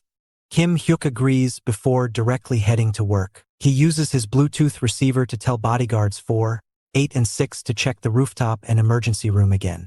He tells 3, 5, 7 and 9 to do a thorough check on all the personnel entering through the main entrance. Number 10 is told to join up with Kim Hyuk himself to check the elevators and the 22nd floor. Meanwhile, Number 2 is told to check Han Yuju's room again. The intelligence agent watches all this and can't help but be impressed by Sergeant Kim Hyuk's brilliance. He really rates him highly. Despite that, and the fact that the entire security squad was full of high-quality personnel, the intelligence agent can't help but feel uncomfortable about this whole situation. The scene then shifts to Jang Dongwoo and Kang Jian entering their room. Worried, Dongwoo asks if it is okay for him and Kang Jian to share the room, or else he can try and get a different room. Kang Jian is confused by this, but Dongwoo is wondering if he would be comfortable with this. Kang Jian says there's nothing to be uncomfortable about with friends, but also clarifies that he will be taking the bed near the window. Dongwoo smiles and agrees to the terms. Later, Kang Jian stares outside from the hotel room, checking out the people having fun on the beach. He thinks about how South Korea is different from what he heard. He was taught that all the capitalists gather in Seoul, and that the rest of the country is stricken by poverty. That doesn't seem to be the case in reality though. This is when he tries to slap some sense back into himself. He couldn't believe he was having such thoughts and was actually about to doubt his own country. Just then, Jang Dongwoo asks Kang Jian if this was his first time in Jeju. Kang Jian hesitantly admits it. Dongwu then offers to take him out to sightsee and have the food on their final day here. Kang Jian asks Dongwu if he knows Jeju well. Dongwu tells him that he might not know it because he lived abroad, but Jeju is like the primary holiday location for people living in Seoul. After all, it is just an hour away on a flight from Seoul. Kang Jian takes in all of this information. Afterwards, Dongwu asks if Jin Suk and Kang Jian had a falling out recently. Kang Jian asks him why, to which Dongwu says that he hasn't seen them talk much lately. Kang Jian thinks about how Dongwu seems like a genuinely good guy, but from what he heard, even Dongwu used to be a delinquent. South Korea was really complex after all. Kang Jian then mentions how he heard that both Dongwu and Jin Suk's parents are a big deal in the country, and asks if parental status is really that necessary to hang out. He asks if Dongwu has ever hung out with Daeojun, Yeju, and Shin Yuna before. Dongwu is confused, so Kang Jian continues on about how he had tekbiyaki once with them, and suggests Dongwu joins in for the next time. Dongwu agrees. Kang Jian continues on how Shin Yuna in particular is awesome, because she is really good at math. He also brings up how Dongwu told him that he sucked at maths, yet here he was entering the competition. Dongwu insists that he just got lucky, which prompts Kang Jian to jump on top of him on the bed and playfully putting him in a chokehold. Dongwu gives up, but Kang Jian tells him that they should take this opportunity to get closer to Yuna. So, he wants to go together with her for sightseeing on the last day. Dongwu agrees to it before passing out. Kang Jian is shocked by this, because he forgot just how strong he was. He then tries his best to wake Dongwu up. Later that evening, Kang Jian, Dongwu, and Yuna meet up to study together. Dongwu says how he had no idea when he fell asleep. Yuna says he must have been tired, to which a guilty Kang Jian plays along. Yuna then adds how the second and third year students have not arrived yet. Dongwu says that those students are competing against each other, so they don't want to study together as a group. Yuna clicks her tongue as she expresses how she is just feeling like an extra at this competition. She then asks Kang Jian why he called her to this meeting. Kang Jian reveals that he called them here so that they don't feel like extras. He then presents piles of paper in front of them and tells the two to take a look. They wonder what it is before finding out that these were practice questions. Kang Jian reveals that these are the official question papers of the last 5 math Olympiads. Shocked, Yuna tells him how these question papers aren't easily accessible. Dongwu adds to that, saying he has only ever seen people with access to these a few times. This makes Yuna ask Kang Jian if he compiled them together from all kinds of foreign servers. Kang Jian smirks as he thinks about what actually happened. He had told his father for the mission, Steve Kong, about how he needs to win. So, Steve decided to hack through the server and find this year's question papers. However, Kang Jian says he can't use those. Steve asks him why. Because this was a part of his mission. But Kang Jian says he can do it himself. This actually made Steve happy, so he decided to provide him a little help to prepare. So, Steve used his computer skills to go ahead and compile these for Kang Jian. Back in the present time, Kang Jian was proud of Steve for doing that, as the three of them start discussing stuff. Just then, a Japanese student arrives and starts talking to Kang Jian in Japanese. After taking a look at her, Kang Jian is shocked to see that it was number 13, the red-haired kid from his past dreams. Seeing her smile, he had no doubt that it was indeed Agent 13. She asks Kang Jian if he could help her a little. Kang Jian still couldn't believe what Agent 13 was doing there. Meanwhile, Yuna and Dongwu were confused, because they didn't speak Japanese. Just then, Kang Jian replies to her in Japanese, asking her what's her problem. The girl reveals that she is looking for a place that sells mobile chargers, because she forgot hers. Kang Jian tells her that those can be found in convenience stores. Yuna and Dongwu are amazed by how talented Kang Jian was, speaking a totally different language with ease. The girl then asks Kang Jian if he could come with her to the store to help her, because she is afraid that she won't be able to close down the language barrier. Kang Jian agrees. His friends asked him what she was saying. Kang Jian tells them that she asked him to go to the store with her. Before leaving, Kang Jian tells them to solve the problem. Dongwu agrees, while Yuna wonders what would happen here if Kang Jian didn't speak the language. Meanwhile, Kang Jian and the girl walk together, with Kang Jian feeling uneasy. Once outside, the girl finally drops her facade and asks Kang Jian how he is doing, because it has been 5 years since they've last seen each other. However, Kang Jian looked at her with skepticism. He didn't expect to see her like this, because it is not really common for children trained in the facility to know who is going where after some time. It's not like they can question or talk about it either. The kids just concentrate on whether or not they survive themselves. However, here he was, standing in front of Agent 13, who was dancing and singing like an ordinary girl in front of him. A while later, she asks him what his name is, to which he reveals that he is called Kang Jian now. She tells him that she thinks it's a beautiful name. After that, Kang Jian asks her how she is doing, to which she replies in Japanese by telling him that her name is Tomo AI. She also mentions how she is happy to see him again, before pointing out how it has gotten late, so she thinks they should head back now. Before she leaves, Tomo AI tells Kang Jian to be careful. This stuns Kang Jian, as it makes him question whether or not Agent 13 is on a mission here. Following this, Kang Jian comes back to join up with Yun Ah and Dong Wu. They ask him what took him so long, to which Kang Jian says that he just took his time taking in the fresh air. Dong Wu tells him how it is not fair that he goes and enjoys himself while they're studying, before telling him to help them solve the problems. Kang Jian helps them do just that, but as he is teaching them, Yuna notices something. She asks Kang Jian if he is okay. Confused, Kang Jian asks her what she means, to which Yuna says that Kang Jian is looking a bit off. Kang Jian then lies about having a bad stomach and needing to go to the toilet. However, Yuna tells him to just head back to his room and rest, as he already probably knows how to solve these problems. Dong Wu agrees and tells him to go rest while he and Yuna study for a while longer. Kang Jian obliges and heads back. However, Kang Jian was actually worried about the sudden appearance of Agent 13. He wondered why she was here, and if some special order was passed by the Northern Top Branch. He wonders if it is an assassination order, but he doubts that they would give her that order when Kang Jian is literally also in South Korea.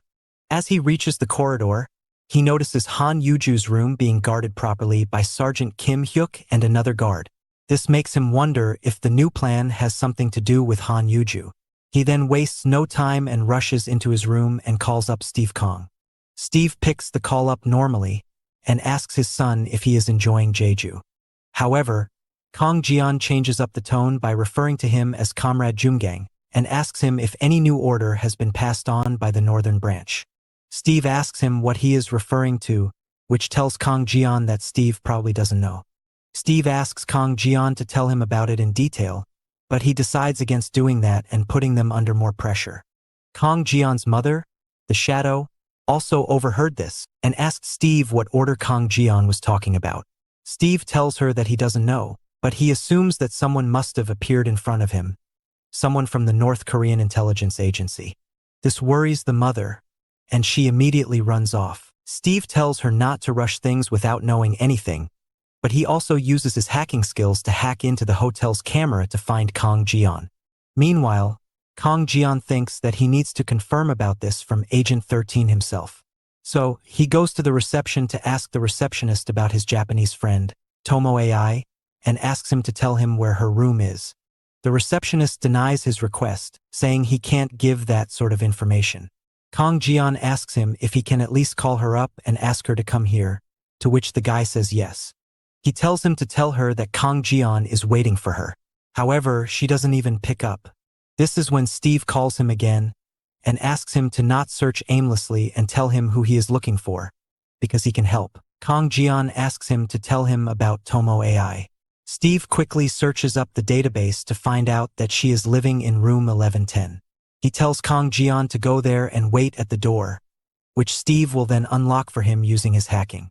Kang Jian follows what he says, and once he reaches the room, Steve does in fact do as he promised. This made Kang Jian realize just how valuable Man Jumgang, the man currently portraying Steve Kong, is. With him on his side, any mission is possible. Afterwards, Kang Jian searches the room that was empty to see if he could find any leads.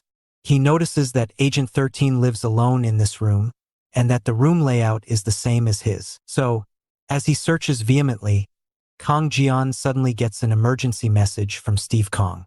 He is told that someone was approaching the door of Tomo AI's room. It worries Kong Jian and makes him wonder if this was Tomo AI, but he brushes that off because the steps sounded too heavy. He hides himself inside a room, only to find out that it was the hotel staff who had come to deliver a package. The staff subsequently leaves, but it makes Kong Jian wonder why a staff would enter the room, and if this was actually an ally of hers. This, along with her suspicious message early on, confirmed that something fishy was going on. Kong Jian then comes out and opens up the special packaging, and what he finds leaves him flabbergasted. It was C4 explosives. The explosives were strong enough to take out hundreds of people, so he couldn't believe why this was brought, and what the North were even thinking. Meanwhile, Tomo AI was done hanging out with her Japanese friends and greeted them off before slowly starting to enter her room. Kong Jian notices this, and with not much time on his hand to do something, he picks up the C4 explosives by hand. Just as Tomo AI opens up the door, Kong Jian escapes the room via the window. He stands on a narrow platform outside the window to hide himself, but Tomo AI still guesses something fishy was up because of how one of the windows was partially open. Kong Jian uses his mouth to hold the C4 remote before jumping down a couple of floors to not get caught. So, when Tomo AI looks outside from the window, she doesn't find him. Kong Jian remains stealthy for a while before sliding down to the ground from a couple of floors. However, just as he gets down, the South Korean intelligence officer spots him and asks him what he was doing there. Kong Jian gets nervous, which makes the officer press him more and declare his actions to be suspicious. Kong Jian understood that the guy didn't see him jumping down from above, which gave him confidence to confront him back, asking him who he was and calling him suspicious instead. Kong Jian explained that he was one of the students from the Seoul International School, who was there to participate in the math Olympiad. The guy points out that it was quite strange for a student to be roaming around in such a place late at night. Kong Jian brushes it off as just him coming down to grab some snacks. Just then, Agent Kim Hyuk, Han Yuju's bodyguard, approached the intelligence officer to report something to him. This prompts the officer to go along with him, but he tells Kong Jian to get back inside quickly before leaving. After they leave, Kong Jian breathes a sigh of relief as he manages to hide the C4 from the guy. That being said, he couldn't help but wonder what Agent 13 was up to all of a sudden. Meanwhile, the section chief of the intelligence agency asks Kim Hyuk if he was certain about what he was saying. Kim Hyuk mentions that he is sure that some unknown entity hacked into the hotel system, and they also wiped out their traces. The section chief asks him what the tracking team was doing, to which Kim Hyuk apologizes and adds that their team wasn't competent enough to deal with the cyber attack. The section chief immediately instructed him to evacuate Han Yuju elsewhere, because this place wasn't safe at all. Kim Hyuk immediately gets to work, contacts his team, and prepares to execute their plan. Meanwhile, the section chief calls the head of the intelligence agency and informs him of the hacking incident amongst all the other incidents that have occurred. He mentions that the place wasn't safe at all, which is why he instructed Han Yuju to be evacuated elsewhere. Not only her, but there was also the son of Xierong, the seventh most influential man in China's ruling party, who was participating in the event. From Japan, Foreign Minister Tanaka's daughter was also there. Considering everything, he adds that he is really calling off the Math Olympiad event, because endangering these important people would put the relationships of the three nations in danger. Afterwards, the section chief calls up a man named John, and tells him that Shadow and Zero are probably in South Korea as suspected. Meanwhile, Kong Jian returns to his room. As Jang Dong-woo sleeps, Kong Jian wonders if he should contact Steve Kong about the situation at hand. However, he reckons that he would be better off talking to Agent 13 about this mission first before making a move. He wonders if the party really ordered her to carry out such a large-scale attack. This wasn't a simple assassination order. It was a massacre in the making, where many kids were going to lose their lives. Just then, Kong Jian tries to shake the nervous feeling off. There was no reason for him to feel so worked up about this thing. If the party was really ordering this to happen, he should be a loyal soldier and accept what the party ordered, because that's what's best for his nation. Just then, Jang Dong-woo is hit by a dart. Kong Jian looks out the window to see that it was done by Agent 13, Tomo AI. She reassures him that Dongwoo was still alive, and that she only incapacitated him to make sure he doesn't hear out their conversation. Tomo AI then makes it clear that she was there to get back the C4 from Kang Jian. Overwhelmed by emotions, Kang Jian asks her if the party really ordered for this to happen. He couldn't believe that the party would order the massacre of innocent kids. He wasn't ready to accept this and wanted to confirm with the party himself before making a call. But this just pissed off Tomo AI more, who declares that anyone who tries to interfere with her mission will be executed on the spot. In a sudden burst, Tomo AI launches herself at Kang Jian, ready to attack him while he is off his guard. She tries to decapitate him with a kick, but Kang Jian goes full Matrix and avoids the kick before stepping aside. She asks him if he was trying to betray the nation, to which Kang Jian told her to calm down. Pissed off, she charges at him again. Kang Jian manages to avoid most of the blows, but it still pushes his back against the wall. Kang Jian explains that he just wanted to contact Man Jungang, who is his partner on the mission, but she once again charges at him to shut him down. As she tries to kick him, Kang Jian uses the TV on the wall as leverage to pull himself up and avoid the strike. This also left Tomo AI open and allowed Kang Jian to press down onto her, dropping and restraining her on the ground. Kang Jian adds that if he asks Steve Kong, he can actually contact the party leaders and ask them what was up. He believed there was something wrong with the order given to Agent 13. Tomo AI, though, mentions that she has properly confirmed it and is sure that the mission is legit. This really shocks Kang Jian up, but it also allows Tomo AI to shove one of the darts into his thigh and allows her to get away. Just then, Shin Yuna starts knocking on the door and asks Kang Jian and Dongwoo to come out quickly. However, Tomo AI had already caught hold of the unconscious Dongwoo by now and threatened to inject him with another dart, which would definitely end his life. She wanted Kang Jian to stop resisting and hand over the remote if he didn't want that to happen. As Yuna keeps knocking and tells them to come out for an emergency, Kang Jian puts the remote down on the ground. However, in a shocking move, he smashes the remote, breaking it for good. This pissed off Tomo AI, who gets ready to take Dongwoo out as revenge. But Kang Jian tells her that if she takes Dongwoo's life here, he would make sure that she wouldn't get out alive either. Left with no choice, Tomo AI concedes and decides to leave for the moment. However, as she comes out of the room, it creates a huge misunderstanding. Shin Yuna was shocked to see a girl come out of Kang Jian's room like that. She couldn't help but feel embarrassed, but when Kang Jian approached her, she explained the mess they were in. Yuna informs him about the president's sister's announcement, which asks everyone to leave the hotel building immediately. Baffled, Kang Jian doubted that the South Koreans had already figured out their plan. So, he goes inside to bring Dongwoo out, while Yuna wonders if Dongwoo was also with the girl, along with Kang Jian. Just then, Kang Jian collapses abruptly, probably because of the sedative dart. Kang Jian dreams about what Tomo AI said about executing anyone opposing the mission, before waking up unceremoniously from his sleep. He noticed that Jang Dongwoo was beside him, but they were in a different place. He spots his teacher, who attends to him after he wakes up. She asks him how he could sleep so calmly amidst so much chaos, but in response, Kang Jian just asks her where they were.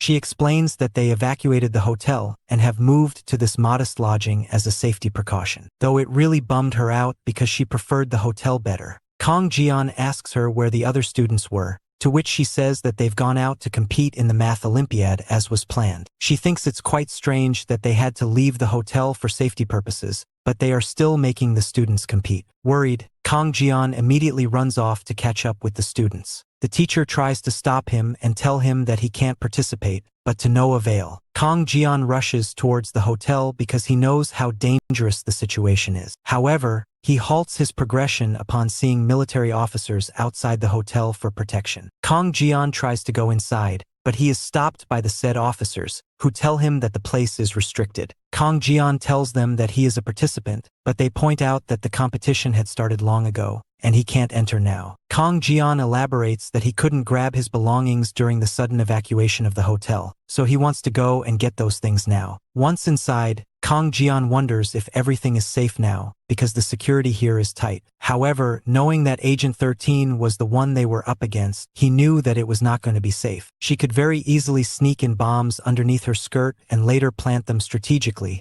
before blasting them when it's time. However, he finds some relief knowing he had already destroyed the remote. That being said, he still can't drop his guard. After all, the bomb itself was delivered to Tomo AI by an accomplice. This could mean that she has more people who could possibly help her get another bomb. So, as he tries to go and track her down, he is recognized by Agent Kim Hyuk. He knows him as a student of the Seoul International School, but informs him that he can't participate in the competition because it had already begun. He suggests that Kang Jian go back to the new lodge because the hotel has safety concerns. Kang Jian says that he knows about that, but mentions that he has a friend, Shin Yuna, participating. He thinks she might get worried if she doesn't see him around, so he was there for her. Agent Hyuk tells him that the lunch break isn't far away, so he is willing to allow Kang Jian to stay around until then, so he can meet her.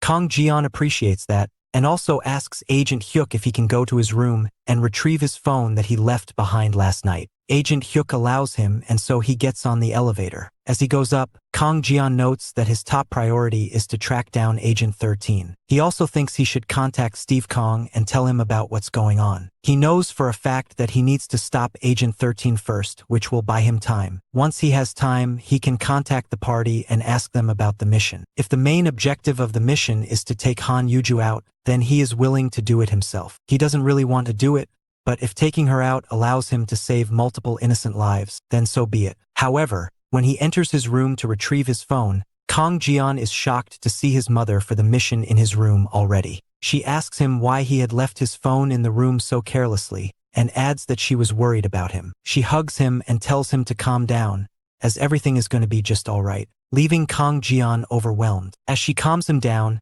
Kang Jian suddenly remembers his objective and pushes her away. He asks her how she was telling her to be calm when the party had literally ordered a bombing mission to Agent 13. She tells him not to worry about that and focus on his own mission. His mission in this country was to be a normal person and make a lot of friends, so that's what he should focus on. Kang Jian knows that, but he doesn't understand why the party was ordering bombing because it was directly contradicting his mission. His mother tells him that the party has canceled the mission, so he can just go back to having fun with his friends and come back home when it's time. Kang Jian is taken aback by this and asks her about Agent 13. She replies by informing him that she was told about the mission's cancellation as well, so she has safely escaped. Learning this, Kang Jian calms down a little, while his comrade mother tells him to refer to her as his mother from now on. Meanwhile, at the makeshift headquarters of the Intelligence Bureau, trackers tell the section chief that the target has disappeared and that they can't find any traces of her escaping at the airport or the ship docks. This was surprising for the section chief, as he couldn't digest the fact that a young Japanese girl was,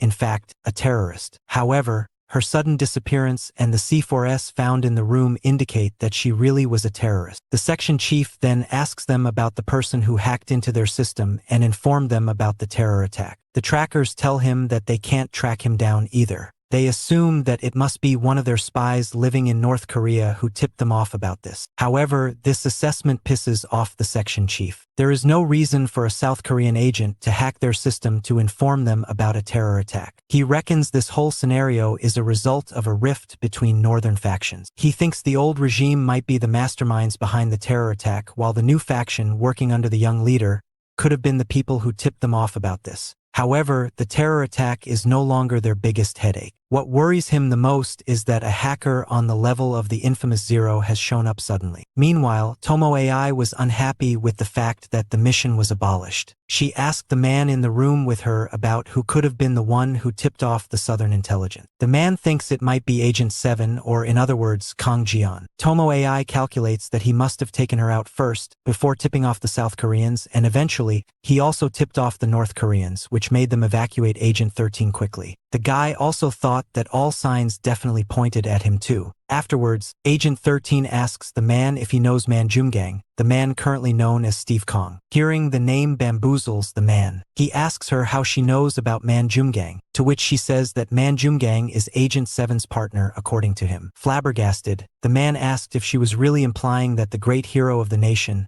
Man Jumgang, who lost his life years ago, is still alive and kicking? The scene then shifts to Jang Dong-woo's luxurious villa, where Kang Jian is seen chilling, and Jang Dong-woo was down in the swimming pool. Eventually, Dong-woo snaps and asks Kang Jian how he can be so nonchalant about everything that has transpired. He reckons that someone must have definitely taken them out with sleeping pills, because there is no other explanation as to why the two of them would be the only ones sleeping till so late. Kang Jian feels sorry for what happened to Dong-woo but keeps quiet. Just then, Shin Yuna arrives and thanks Dong-woo for letting them stay in luxury at their villa. Still salty, Dong-woo asks her how she was doing in the competition. Yuna says that she was doing great because all of the problems were already taught to them by Kang Jian. This only rubs more salt in Dong-woo's wounds. Just then, Han Yuju also arrives in her car and asks the three of them if she can join in as well. They obviously welcome her with open hands, but deep down, Kang Jian wonders if he would be able to assassinate these three people if such a mission was given to him. After the math Olympiad ended, the students were all flown back to Seoul. The event ended up going without a hitch, but because of the unsettling moments early on,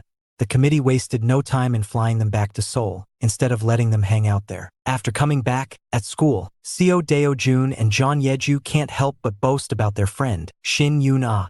They talk about how she is truly incredible for competing and outdoing many second and third-year students to get an impressive silver medal finish at the Olympiad. Yuna clarifies that she could only do well because of the tutoring that Kang Jian gave her, and if Kang Jian had participated himself, he would have won it all. Hearing this, Go Jin-suk gets jealous and tries to put down Kang Jian by stating that there is nothing impressive about that competition at all. Kang Jian could tell that Go Jin-suk was still salty about their previous altercations, and not just him. It felt like the entire school was the same as it was, all except for the fact that Huang Woo-young, for some reason, would give him menacing looks from time to time. The scene shifts to later, at Kang Jian's house. Kang Jian and his mother were having dinner. His mother tells him to eat a lot. However, Kang Jian had noticed that Man Jumgang was not present, so he asks her where his comrade was. This upsetted her, so Kang Jian corrects himself and asks her where his father was. Pleased, his mother informs him that Steve Kang has gone on a business trip and that it will take a few days. She tells him not to worry about it though,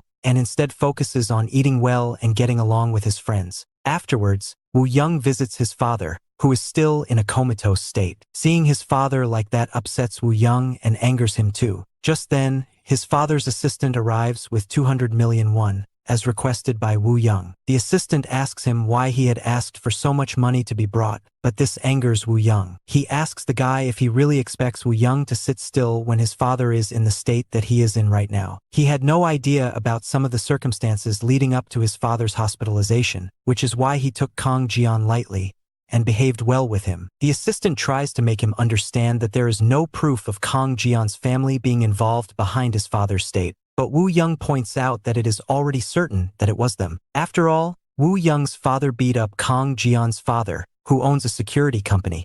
The next day, their company's servers got hacked into, and his father was put into a vegetative state. It only makes sense for it to be them. Still, the assistant adds that an active investigation was going on about the matter, but Woo-young was having none of it, and he was ready to make a difference with the money he had. Next up, Woo-young shows up at a boxing gym, where he finds the boxer guy from earlier training. They take their conversation outside, where the boxer asks Woo-young what prompted him to contact him for the first time since starting high school. Woo-young asks him if he knows Kang Jian, the guy who beat him up too. This runs a shiver down the boxer's spine, but when Woo-young accuses him of being scared, he brushes it away. So, Woo-young suggests they gather all the hotshots from their middle school group and teach Kang Jian a lesson. He suggests the boxer bring out guys like Sang-hoon and Ju-hyuk, but the boxer clarifies that those guys are now fully focused on their sporting careers. Just then, Woo-young drops the bag full of cash in front of him, telling him he would take care of the matter with the money and also make sure to take care of their education and jobs. He also asks the boxer to contact Jang Yong-sik, whom Woo-young had recently gotten out of juvenile prison. The mere mention of Jang Yong-sik freezes up the boxer, but Woo-young continues on, saying a guy like him is necessary. After all, he has nothing to lose and won't fear stabbing someone. Woo-young pays the boxer some money in advance and assures him that Woo-young will handle everything. His only job was to gather the necessary people. Later, the boxer invites some guys for a meetup during the weekend. Oh Sang-hoon, the 190-centimeter guy, came along with the behemoth that is Bang Ju-hyuk, who stood at 202 centimeters. They asked the boxer why he had suddenly called them during the weekend. The boxer is a bit taken aback by the fact that Bang Ju-hyuk got bigger and taller than Oh Sang-hoon. Displeased, Sang-hoon wanted to know why he was called there during his previous weekend break. The boxer asks why he was being so prickly, and tells the two of them to sit down first. As they do so, Ju-hyuk mentions that he only recently got taller than Sang-hoon, because he used to be shorter back in middle school. Sang-hoon also mentions that Ju-hyuk is doing great in his sports career. He has joined a popular wrestling team and was paid 3 million won as a signing bonus. Ju Hyuk adds that Sang-hoon is doing great as well. He has made a name for himself and is also being sent to Europe to compete in a prestigious competition. Sang-hoon thinks that going to Europe is no big deal, and that if it were up to him, he would much rather join a wrestling team like Ju Hyuk. His current training regime doesn't even allow him to eat properly, which he attributes to be the reason why he hadn't grown much. Ju Hyuk tells him that he has some money on him and that he will be treating them to some meat today. The boxer intervened and added that he would be the one treating them because he is the one who invited them. Surprised, the two of them ask the boxer if he had won some lottery for him to suddenly show kindness to them like this. The boxer explains that the threat is actually coming from Woo Young and that he wants a favor for them. This quickly pisses off the two of them, because they wanted nothing to do with a guy who ignored them after middle school. Woo Young wasn't their friend, so they weren't going to eat food bought with his money. After all, Woo Young always showed off to them because of his father's money, and he stopped contacting them after he was done using them. This is when the boxer reveals that Woo Young's father is in a comatose state. This shocks the two. The boxer continues, adding that Woo Young is the only son of the CEO of the Taejong Group. He promised to take care of their futures if they do him a favor. Not only that, he also mentions that Woo Young took a lot of slack for being friends with them from his father, and their connection with Woo Young was a big reason behind why they got into good high schools. Still, Sang-hoon thinks Woo Young should have at least contacted them. Instead, he went ahead and deactivated all of the contact information to avoid them. Ju Hyuk also doesn't want to work with him because he sees Woo Young as a traitor, someone who pissed all over the middle school circle they worked so hard to create. The boxer hears this, and it makes him recall his conversation with Woo Young from the other day.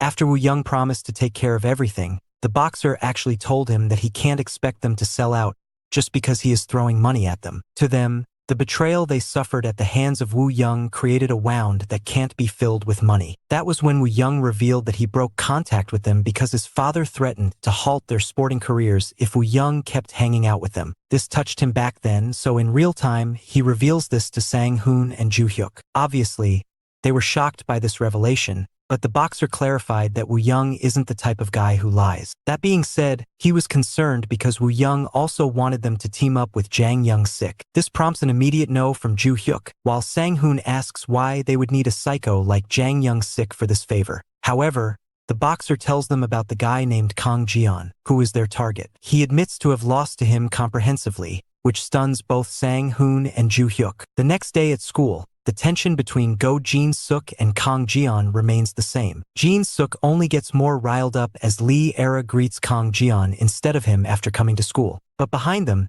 there was Hwang Woo Young, who still glared at Kang Jian with a sinister look on his face. However, the one he approached was Jin-suk instead. He asked Jin-suk to come outside for a little talk, and so he followed. Once outside, Jin-suk asks him why he had called him out, to which Woo Young reveals that he is planning on giving Kang Jian a beating of a lifetime. Jin-suk also agrees with that, but Woo Young clarifies that he was being serious. He wants to cripple him for life. The intensity overwhelmed Jin-suk, but he regains composure and asks when he can watch it happen. Hwang Woo Young continued, adding that he was willing to do what Jin-suk wasn't able to do. Jin-suk was allowed to watch and enjoy, but in exchange, he just wanted Jin-suk to handle the backlash. Go Jin-suk hesitantly agrees to handle that, but tells Woo Young to make sure Kang Jian tremble in fear in front of him, something Woo Young was looking forward to. After school, all the students were heading home as usual. As Jang Dong-woo was about to leave, Kang Jian and others greeted him off. However, before leaving, Dong-woo asks Shin Yuna if it will be okay for him to also go to the same tuition academy as them. Yuna, nice as always, welcomes him. This makes Dong-woo happy, and he leaves in a good mood. After he leaves, Seo Deo-jun and Jeon Yeju ask Yuna why Dong-woo was suddenly asking for her permission to join their academy. Besides, he was a rich kid and he attended top-tier tuitions, so why was he interested in theirs? Yuna explains that it came from them talking a lot during their stay at Jeju. Yuna told him stories about their academy and their teacher, so Dong-woo began to take an interest in it. Despite that, both Seo Deo-jun and Jeon Yeju were opposed to him suddenly barging in and getting so close to Yuna. Kang Jian notices Deo-jun in particular and teases him by asking him if he was jealous. He teases him quite a lot for being obvious with his blushing face. Meanwhile, the boxer, Bang Ju Hyuk and Oh Sang-hoon watch this from afar. the two ask the boxer if he really got beaten up by a guy like Kang Jian, because from the looks of it, he looks like a goofy and weak kid. Embarrassed, the boxer explains that he lost because Kang Jian suddenly sucker punched him, but they still didn't see why he was so feared. However, the boxer recalls how Kang Jian had tortured him and he didn't really look like an ordinary guy back then. Just then, Huang Woo-young comes out and greets them. Sang-hoon and Ju Hyuk get a bit awkward, but Woo-young plays it cool. He asks them where Jang Young-sik was. The boxer tells him that Young-sik told them he was busy at work and suggested the four of them pay him a visit instead. Huang Woo-young doesn't mind that, and so the four of them set off to go and meet up with Young-sik. Once they arrive at Young-sik's workplace, they notice that it was a nightclub. This made them wonder if Young-sik was working as a bartender there. The boxer says he has no idea about that, because Young-sik and he only occasionally talk to each other. Just then, a man arrives in a luxurious car, and that man turns out to be Jang Young-sik. He welcomes them and mentions that he is the manager of the club. He then tells them to get inside so they can have a proper reunion. Meanwhile, at Kang Jian's house, he returns and asks his mother where Steve Kang was. She reminds him how she told him that he would be away for a few days, before asking him to wash his hands properly and eat something. Kang Jian replies with a smile and obliges. Noticing this, his mother asks Kang Jian if something good had happened, because he seemed jollier than usual. Kang Jian admits that he is happy because he has been getting closer with his friends. This makes his mother really happy. She says that she is glad as long as he is glad too. Back at the club, the five of them sat inside the club enjoying music. Young-sik asks if he should bring them a cocktail, to which Bang Ju-hyuk says they shouldn't drink, as they're still students. Oh Sang-hoon asks Jang Young-sik if he is a bartender here or something like that. Young-sik tells him that he is actually the manager of the club, making Sang-hoon kinda jealous. Young-sik then turns his attention to Woo-young and asks him about the favor he wanted. Woo-young states that he came here to ask for a favor, but from the looks of it, he thinks that wasn't a very wise decision after all. Young-sik tells him not to think like that and mentions that he is glad that they all came here. And about the favor, he is willing to do it because he is sure that Woo-young is going to give him a lot of money for it. And as for the guy he needs to take out, Young-sik is fine with it as long as he gets to take his life for good. The next day, Kang Jian wakes up at 5 a.m. and gets ready to go out for his morning job. As he is about to go out, his mother brings him a glass of water. Kang Jian tells her it's not necessary for her to wake up so early for him like this. She tells him that she does this out of her own will, and that drinking a glass of water before exercising is good for the body. Kang Jian drinks it before heading out for a jog. What starts off as a usual jog turns into a fast-paced sprint as Kang Jian tests his limits on the streets of Seoul. After exhausting himself with a long sprint, Kang Jian settles down. Just then, he notices the boxer along with Sang-hoon and Ju Hyuk. He overhears them talking about their plan to take out Kang Jian. Ju Hyuk asks if everyone is really okay with doing something like this. Sang-hoon sees no problem in this, because Huang Woo-young already told them that he will be taking care of the consequences. The boxer seconds that, and mentions that there's no need to worry, because Woo-young already said that there is someone even more influential than Woo-young, who is backing this. So there's nothing for them to get cold feet for. However, what worried him was whether or not they had arrived a bit too soon to catch him. Just then, Kang Jian walks up to them and asks them if they were looking for them. The guys get shocked by his sudden appearance and by his guts to confront them like that. Ju Hyuk tells him that they are here because Kang Jian had previously beaten up their friend. Kang Jian asks them to be clear if they were there for revenge. Angered, Sang-hoon begins to step forward, but Kang Jian tells him not to. He points out the many CCTV cameras in the area and suggests that if they want to fight, they can fight in that abandoned factory where he beat up the boxer. Saying this, Kang Jian walks off, leaving Sang-hoon overwhelmed by his cockiness. Ju Hyuk tells him not to worry, because the two of them have never lost a fight when they are together. Meanwhile, the boxer seethes in anger, as he vows to make Kang Jian regret all of this. Huang Woo-young watches this from afar from his car. His driver and secretary tries to tell him not to go ahead with this. He thinks they are better off dealing with this like a company than stooping to violence. Woo-young was having none of it, but the guy was still persistent. Just then, Young-sik holds a knife to his neck and tells him not to make so much noise. He threatens the guy by saying that his knife has seen a lot of blood. Woo-young tells him to stop, which ends up stopping Young-sik for then. Afterwards, Young-sik asks if he really gets to take out Kang Jian's father for good. Woo-young says that he can't help it if the father ends up losing his life. Young-sik likes the sound of that and he can't help but look forward to it. He asks Wu Young if he will really be sent abroad to live a luxurious life if he finishes off Kang Jian's father. Wu Young reminds him that it was Wu Young who had gotten him out of juvenile prison, so he should have no reason not to trust him. Meanwhile, at the abandoned factory site, Kang Jian stood alone against the boxer, Ju Hyuk and Sang Hoon. The boxer suggests they attack Kang Jian all at once, but Sang Hoon thinks that isn't necessary, because he is in a higher weight class, hence stronger. Sang Hoon is the one who charges in at Kang Jian, but Kang Jian counters him almost nonchalantly with a straight punch. The punch catches him flush, but Sang Hoon still manages to tank it, and once again go for the grapple. Kang Jian notices this and strikes Sang Hoon again, this time with a body blow. The punch was so strong in fact, that it dropped Sang Hoon on the ground. Kang Jian then asked the other two to come to him, because he didn't have all day, and needed to attend school as well. Just then, Kang Jian notices that Sang Hoon was actually acting, and that he used the opportunity to grab his leg and hold him in place. This gives the boxer and Ju Hyuk the chance to strike him at once, as Kang Jian stood in place. The scene goes back to the car, where Wu Young tells Young Sik to inform the others to take a picture of a battered Kang Jian, and use it as bait to lure Kang Jian's father out. Young Sik thinks that is too much work, and that they should just sneak up on the father and take him out for good. Wu Young is annoyed by this, and asks Young Sik how he would avoid the police if he were to attack the father in front of other people. The wise thing would be to lure him out to a secluded area, and take him out there before catching a flight and flying abroad. Young Sik says that he doesn't really care about the method they use, as long as he is compensated properly. The secretary was still feeling iffy about this, and tried to warn Wu Young against doing it, but Wu Young wouldn't budge. Just then, Kang Jian's mother knocks on the car's window, as she had noticed something was off while observing Kang Jian from the building. She recognizes the driver as the secretary from Taejong Group who paid them a visit earlier. Meanwhile, she recognizes Wu Young by his school uniform and asks if he was a friend of Kang Jian's. Annoyed, Wu Young tells Young Sik to take care of her.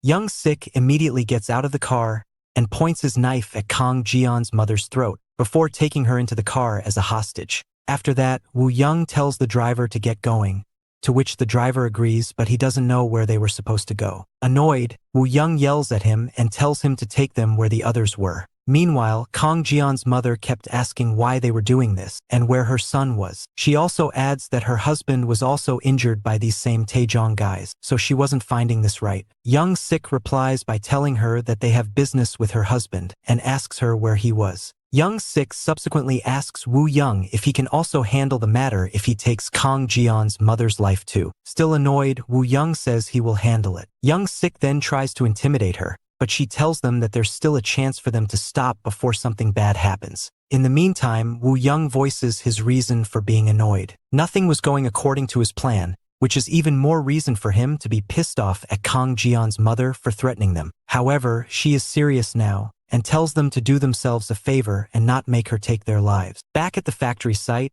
the boxer and Ju Hyuk rushed in to attack while Kang Jian was being held by Sang Hoon. However, Kang Jian smartly ducks down to avoid their blow, while simultaneously using his knee to smash Sang Hoon's face. This brutal course of action stuns the boxer and Ju Hyuk, allowing Kang Jian to shuffle away. Afterwards, Ju Hyuk tells the boxer that he will grab a hold of Kang Jian first, after which the boxer can unload on him. Ju Hyuk jumps right in to grapple with Kang Jian, but Kang Jian swiftly strikes his arms away in a quick and swift motion. He gives Ju Hyuk no chance to think, and almost immediately unloads a barrage of precise and quick strikes on him. Even though it looked like Ju Hyuk would be able to tank those strikes, he couldn't withstand them and got knocked out. This leaves the boxer stunned and nervous about himself. But Kang Jian makes easy work of him by dashing forward and taking him down with one swift punch. And just like that, Kang Jian had defeated all three with relative ease. Meanwhile, Young Sik finds it quite funny how Kang Jian's mother was speaking with such a large mouth when her life was in danger. He once again points the knife at her throat. Worried, the driver tries to warn them once again. He says, as someone older to them, he sees it as duty to stop them from doing something so extreme. Wu Young yells at him again and tells him to keep driving towards their destination. Young Sik, though, felt a bit weird about how the mother wasn't even bothered a little when a knife was literally on her throat. Eventually, they arrived at the site, and Young Sik had the duty of keeping the mother hostage. However, she just nonchalantly pushed him aside and got out on her own. Confused, Woo Young asks him why he was letting the lady roam free, to which Young Sik tells him that she was a weird one. As all of them get out and start looking around to see where the others were, Kang Jian comes out, the only man standing, and he didn't even have as much as a scratch on him. However, Kang Jian is a bit shocked to see his mother there. She quickly goes over and hugs him, relieved to see that he was okay. Kang Jian tried to calm her down, telling her they were just friends and all. Meanwhile, Woo Young understood by now that his friends were defeated, and he was not happy at all. Kang Jian states that what they had done now had crossed the line. Woo Young retorts back by seeing it was his father who had crossed the line. Woo Young's father was in a coma because of his father. This really shocked Kang Jian, but his mother asked him if he really thinks a man as fun-loving as Steve Kong would be able to do something like that. Kang Jian agrees. He then says that Woo Young made a big mistake by bringing his mother into this. Just then, Young Sik jumps in and attacks him with a knife suddenly. It was a move to scare Kang Jian, rather than to hurt him, and Kang Jian didn't even flinch a little. Young Sik understood that being fearless ran in the household. Kang Jian grabs Young Sik's hand and asks him if he used the knife to threaten his mother too. Young Sik admits that he did. Enraged, Kang Jian went to punch him right there, but Young Sik smartly drops the knife from one hand and picks it up with his free one and aims to slit Kang Jian's throat. He aims for the vital artery, but only manages to leave a small cut on the throat because Kang Jian stepped aside. This made it clear to Young Sik that Kang Jian wasn't simply another man. He was someone who had taken lives as well. In the meantime, Kang Jian's mother notices the cut on Kang Jian's throat, and it makes her lose the last bit of control she had over herself. Irate, she charges at Young Sik and sends him flying back and through the car's window with a single kick. This stunned everyone, including Kang Jian himself. However, his mother was more concerned about the little cut he had on his throat. Still stunned from what he witnessed, Kang Jian stood there, frozen. His mother checks on him to understand that the cut wasn't deep at all, and that he was okay. Regardless of that, she turns around and tells Woo Young and his secretary that if they dare to even touch her son again, she would really take their lives. After that, she once again turns back to a normal mother and tells Kang Jian to come with her, as she made breakfast for him. As they walked past Jang Young Sik's battered body, Kang Jian's mother assured him that she didn't take his life. She is not the kind of person who takes out people for good. This only leaves Kang Jian with more questions about her and what her real identity is. On the other hand, Woo Young was utterly broken mentally after what he witnessed. At their house, Kang Jian's mother urged him to eat up quickly, as it was almost time for breakfast. However, Kang Jian couldn't get himself to eat. Still, his mother insisted that he ate even if he didn't have the appetite for it. After all, he is a young kid who is still growing up. Not eating properly would only halt his growth. This is when Kang Jian asks her if the comrade playing his mother was also a North Korean agent. His mother once again reminds him not to speak like that. She was just his mother, and that was it. However, Kang Jian persisted in learning about her identity. He was initially shocked as to why she was there in Jeju during the bomb crisis, but now it makes sense. No way would the North send someone normal for a mission of this magnitude. His mother walks up to him and gives him a big hug. She cries and says that both she and his hand are sorry to him for making him go through all of this at his age. However, she quickly puts on a smile and agrees to tell him everything he needs to know once Steve Kong returns from his trip. The scene shifts to the school, where Kang Jian couldn't help but think about the things that happened earlier. He couldn't get his mind off it, which is why he didn't really hear anything Lee Era was saying to him. Upon noticing her, he asks her what it was, to which she says that she wants them to go on a trip together for summer vacation. He asks where, to which Lee Era says she wants to go to Guam. Dong Woo and Jin Suk were coming as well, so she decided to invite him on her behalf. Kang Jian says that he would need his parents' permission first. Lee Era doesn't understand why he would need permission because if he wants to go, he can just go. Kang Jian is left taken aback by this and wonders if this is how things work in the South. Meanwhile, Jin Suk didn't really like the sound of him coming with them. However, Lee Era considers him a member of the trip already and tells him to be prepared with a plane ticket. After she leaves, Jin Suk tells Kang Jian to not follow him around. After all, if a sparrow tries to follow a stork, it will only end up tearing its crotch. Kang Jian replies by asking if sparrows even have crotches. Jin Suk shakes his head and asks him if he doesn't even know basic proverbs despite studying abroad. Kang Jian notes down proverbs to study because of this. Annoyed, Jin Suk tells him to have fun while he can, because it won't be long before his fun days come to an end. He was going to make it so that Kang Jian would tremble in his fear. Kang Jian gets close to him, and with an intimidating look on his face, asks if he was also involved with Wu Young's plan. If so, he thinks they should have a talk about it once Wu Young comes to school. The scene then shifts to an office room which had the pictures of North Korean leaders hanging on the wall. There, the political bureau's chief expressed disappointment towards Steve Kong for showing up dressed so casually. Steve Kong tells him not to take note of that, because he is no longer Manjumgang. His old life has been over for a while now. His improper tone pisses off the bureau chief, who asks him if he was trying to threaten him. He thinks there is no reason for Steve Kong to behave this way, because he did keep his promise. This is when Steve Kong reminded him about how he got the bureau chief position. The seat itself is worth millions of dollars, and it was only possible because of Manjumgang, who put his heart and soul on the line for his country and comrade. The chief tells him that he remembers that, and that he is grateful to him for everything he has done, which is why the chief awarded him a medal after his supposed passing. However, Steve Kong was pissed off because he didn't want medals for his service. He only wanted to raise his child well and give him a normal life. The chief tries to explain that he did keep that promise and raised his son in the best facility. However, he recently heard rumors of Steve Kong taking his son back. Steve Kong goes on, he did it out of spite. He wouldn't have cared one bit if his country sold him out to the Western imperialists. He didn't even care about them wanting to assassinate him. He knows very well that it was them who tried to assassinate him, and he understands that they did it because he knows too much. This shocks the chief, as he tries to deny being involved, but Steve Kong continues on, saying he was only saved thanks to the help of Agent 11, the Shadow. This shocked the chief because he didn't expect the mother to be alive either. Anyway, what Steve Kong was getting at is that he would have accepted everything, but he can't accept the fact that his son was also trained as a special agent. Is that how the nation wants to treat him for dedicating his life? This intimidated the chief, but Steve Kong made it clear that he didn't want to escalate things further than it has already. He just wants to raise his son well in South Korea.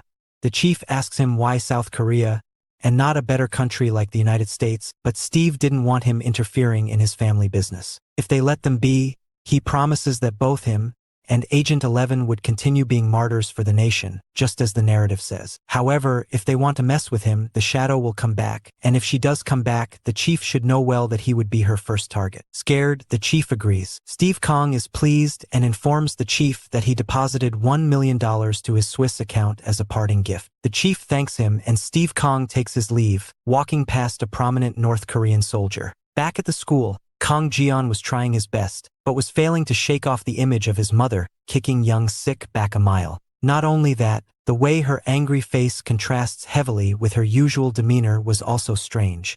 He decides not to think much about this and focus on his mission. He looks beside him to see that Wu Young was absent. This makes him wonder if he should have taken care of business with him in the morning itself. Just then, the teacher announces that a new student has transferred to their school. This naturally creates a buzz, because it isn't exactly easy to transfer into a school of this caliber. This is when the new student comes out, and it is Tomo AI. She does her introduction in Japanese, which leaves all the guys drooling for her already. However, Kang Jian was stunned. The teacher tells everyone to calm down and help her settle in. Tomo AI then starts speaking in Korean, and says her Korean name is Lee Jean. She says her father is Korean, and her mother is Japanese. Shin Yuna recognizes her, which makes one of her classmates ask her how she knows her. Yuna mentions how this girl was representing a Japanese school in the math Olympiad. Although, it is kind of unsettling how she is speaking fluent Korean now, when she only strictly spoke Japanese in Jeju. Kang Jian is left wondering why Agent 13 was here all of a sudden. Was she there for another mission? Just then, Tomo AI, or rather Lee Jean, waves at Kang Jian. She mentions that she requested to be put in the same class as Kang Jian, because the two of them were childhood friends. The guys in the class get jealous. Meanwhile, the girls don't really like her attitude. Lee Era immediately sees her as an interesting competition, while Kang Jian is left totally speechless. Some time goes by. Lee Jean stares at Kang Jian from her seat, which makes Kang Jian more anxious and wonder why she was there. Jin Suk notices the tension between them, and also gets curious. Later, during lunch break, Lee Era and her entourage come over to Kang Jian to ask him to eat lunch together with them. However, Lee Jin also wants to eat lunch together with Kang Jian. She mentions how she is new here, so she wants his guidance. Knowing the threat she possesses, Kang Jian chooses to go with Lee Jin, a decision that doesn't sit well with Lee Era. While eating, Lee Jin asks Kang Jian to eat as well. However, Kang Jian just wanted to know why she was there. Lee Jin points out how the school has a great reputation, and they offer great food too. Besides, she liked how Kang Jian has been enjoying himself at school, how he enjoys studying, eating, and making good friends. Kang Jian feels weird, because in his mind, he was just carrying out a mission. Lee Jin then tells Kang Jian to treat her well, like a comrade. The scene changes over to the hospital, where the boxer, Oh Sang-hoon, Bang Ju-hyuk are all seen in injured states. However, Jang Young-sik was more messed up than all three. The boxer asks Woo Young's secretary where Woo Young was. He mentions that Woo Young wasn't feeling good, and that he is still recovering. They ask him how Woo Young got hurt, to which he clarifies that he didn't get physically hurt, but is suffering from mental trauma instead. The secretary instructs them to rest well and get themselves checked properly to know what treatment they require. Oh Sang-hoon says he doesn't need to be treated here. The boxer then says that he would like to wait and hear what Woo Young has to say first. The secretary tells him that it's better off if they don't contact Woo Young. He tells them to forget what happened today and stay away from Woo Young. He does assure them that the company would compensate them though. However, this enrages Jang Young-sik. He asks the secretary who he was to make decisions for them. Young-sik goes full psycho and starts screaming and asking for his phone. At the school, Lee Era's friend surrounds Lee Jin after lunch and starts harassing her. Lee Jin asks why she was being bullied, to which they call her a sly fox. They ask her if she is as close with Kang Jian as she claims. They didn't like how she was acting like she had more right over him just because they probably went to kindergarten together. Lee Jin states that she and Kang Jian were closer than that. They even shared the same bed when they were kids. This pisses off the girls, who say that her childhood experiences don't count. What matters now is that Kang Jian belongs to Lee Era, the only daughter of the Samjong company. She is a huge deal. If Lee Jin wants to attend school, she shouldn't mess with Lee Era. Lee Jin asks if this person they're referring to is influential, and that maybe she should stay away from Kang Jian. The girls like her attitude, but Lee Jin quickly declares that she doesn't care about all of that. She won't be giving up on him for them. This prompts the girls to try and attack her, but they are stopped thanks to a kick that Lee Jin demonstrates to them. The sheer speed and force stuns them without even touching them. Lee Jin mentions that her mother runs a Kyokushin karate dojo in Japan. Later in the classroom, Lee Jin walks up to Lee Era and tells her that she got the greeting Lee Era set up for her. This confuses Lee Era, which makes Lee Jin understand that maybe she didn't ask those girls to bully her. Still, she declares to Lee Era that Kang Jian is hers. This baffles both Lee Era and Kang Jian. The scene changes, and we see Woo Young sitting next to the bed of his comatose father, still trembling in fear. He didn't know what to do anymore. He just knew that he was scared of Kang Jian's mother, and he fears something bad might happen to him courtesy of her. Kang Jian's mother, Agent 11, observed all of this from a nearby building. She switches her attention to another room, where Young-sik was pleading to his gangster brethren to put an end to Kang Jian's mother. He was scared too, and the severe injuries he suffered in her hands indicated to the gangsters that she wasn't anyone to scoff at. Young-sik adds to this by saying she shouldn't be underestimated because she is a woman. The gangsters promise to break her limbs and bring Agent 11 to Young-sik, but Young-sik doesn't want that. He wants them to take her life and bury her somewhere. Such was his desperation. After that, Agent 11 calls Steve Kong, who tells him that everything has gone smoothly till now. He mentions that he was in Beijing, and that his flight would land in Gimpo Airport at around 2 p.m. All in all, he was looking forward to having dinner together with them. A lack of answer from her made Steve understand that something was wrong, and so he asked her about it. She tells him that she might just need to take a few lives. This shocks Steve, but she elaborates on how these people are messing with Kang Jian, and that they're still messing with him,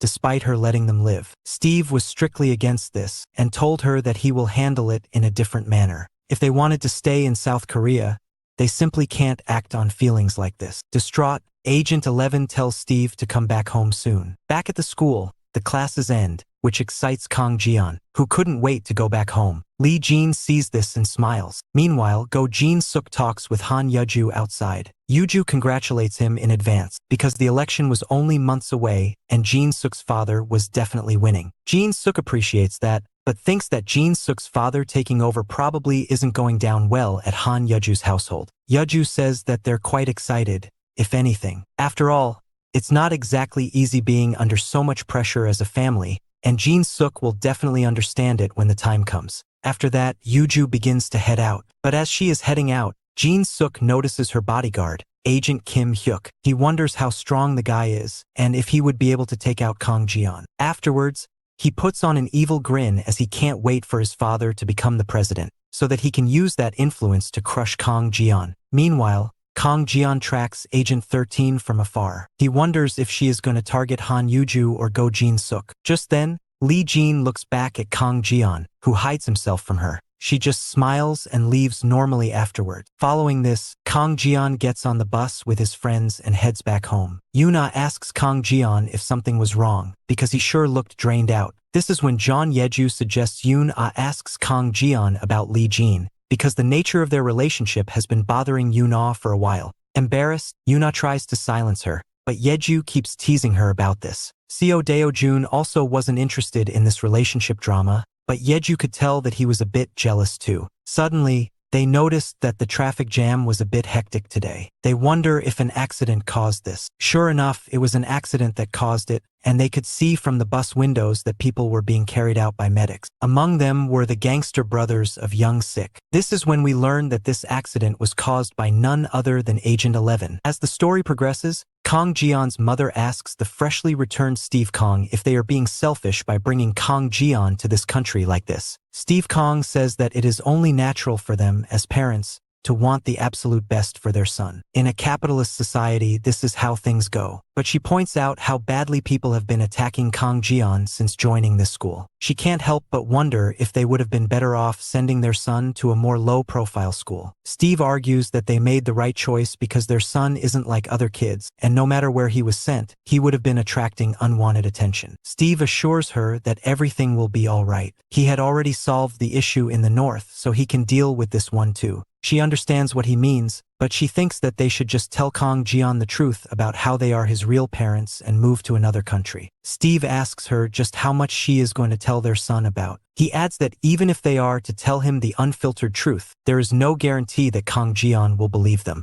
He has only the mission on his mind, so what he needs is not the truth, but time. Time to understand that he was brainwashed by the government into doing all of this. He needs to figure that out himself. Just then, Kang Jian arrives, and his parents greet him wholeheartedly. Kang Jian was tired, but was glad to see his comrade, Man Jungang, back. However, his mother didn't appreciate the casual way the two were talking inside the house one bit. As the three of them sit down together to have lunch, Kang Jian brings up that his mother promised to tell him about the truth once his father is back. His mother says that she will, but tells him to eat up first. In that case, Kang Jian wanted to make a report first. His mother still insisted that he finish the lunch first. However, Kang Jian argues that it's more important to focus on the mission. After that, he reports about Agent 13's sudden transfer to their school and asks them how he wants him to deal with her. Man Jungang then reveals to Kang Jian that he went back to the north recently. He tells Kang Jian that his mission remains indifferent. He must not get into useless trouble and focus on working his way up to the South Korean higher echelon. His job is to continue making good friends, to study hard and not get into fights. His focus should stay on building connections. After that, his mother asks Kang Jian if this Agent 13 girl grew up together with him. Kang Jian confirms it and says that she was trained along with him. Steve Kong adds that the special unit she trained is called the Shadow Unit. Only the most elite agents are a part of the unit. They recruit kids to be in that unit based on their family history, and they train these kids to be potent weapons. Kang Jian agrees with that assessment and says that he has even been trained to serve the nation unconditionally. Steve informs him that his mother was also a part of the same unit, which makes a lot of sense to Kang Jian based on her feats until now. Steve tells Kang Jian to pay emphasis on this bit. The fact that his mother, the greatest agent in the history of the Shadow Unit, has been sent on this mission speaks volumes by itself. It goes to show how much value this mission holds, so Kang Jian should focus on doing what's important. Kang Jian gets hyped up and agrees to follow the mission properly from now on. His mother tells him to eat up now that the conversation is done, and Kang Jian begins to eat enthusiastically once again. Even though the problem was solved for now, both Steve and the mother felt particularly bad for ruining these lives. Meanwhile, the chief of the intelligence agency of South Korea goes to the airport to welcome his guest. The man was none other than the chief of the CIA's East Asian branch, and he was there for business. Now, in no way could he hold back and stay put after learning Zero and Shadow have reappeared in South Korea. The South Korean chief clarifies that it is just speculation, and that nothing has been confirmed as of now. But the chief of CIA East Asia thinks that it's pretty much confirmed, because even they can't hack into South Korea's intelligence server. So, it must have been the work of Zero. The South Korean chief tells him to come along and talk with him on the way, but the CIA guy tells him that he didn't come along. This is when two special agents, a tall and peculiar-looking man, and a timid-looking girl, also come by. This shocks the South Korean chief, which makes the CIA guy understand that he must have information about these two to be acting like this. The South Korean chief questions if they really need these two to be here, to which the CIA guy reminds him of Zero always having a shadow by his side. In fact, he thinks that those two, Zhao Long and Hashikiri, might not be enough to deal with the situation. So, he will probably call up the Home Office for more support. The South Korean chief asks him if he is going to start a war. The chief of CIA East Asia makes it clear that he is willing to do so if push comes to shove. The South Korean chief reminds him that they were standing on the ground of the Republic of Korea, so they should keep in mind not to cross the limits. The CIA guy tells him that he has no idea what he is talking about. About 10 years ago, CIA East Asia was very close to catching Zero. However, that is when Shadow came and revealed their true form. What followed next can hardly be described in words. The South Korean chief says that he has heard rumors about it, to which the CIA guy asks him what he has heard about it. Did he hear that Shadow saved Zero and escaped? So, he knows nothing yet. He tells him that he will say more along the way. In the car, the CIA guy states that he was first sent to CIA East Asia after the Zero and Shadow incident. When he arrived there, he found no one. It was pure annihilation. Even the Chinese agents who cooperated with them were slaughtered without exception. When they checked for the official number of people that were slaughtered, it exceeded well over 100. The South Korean chief found this impossible to believe. But it was the truth. Anyone who had seen Zero's face, and even the slightest bit of information about him, was completely destroyed. All traces were wiped from the face of the planet, and even after 10 years of searching, they found no clue. With all the considerations, the CIA guy asks if the South Korean chief still feels that he is overreacting, putting the chief in a big dilemma.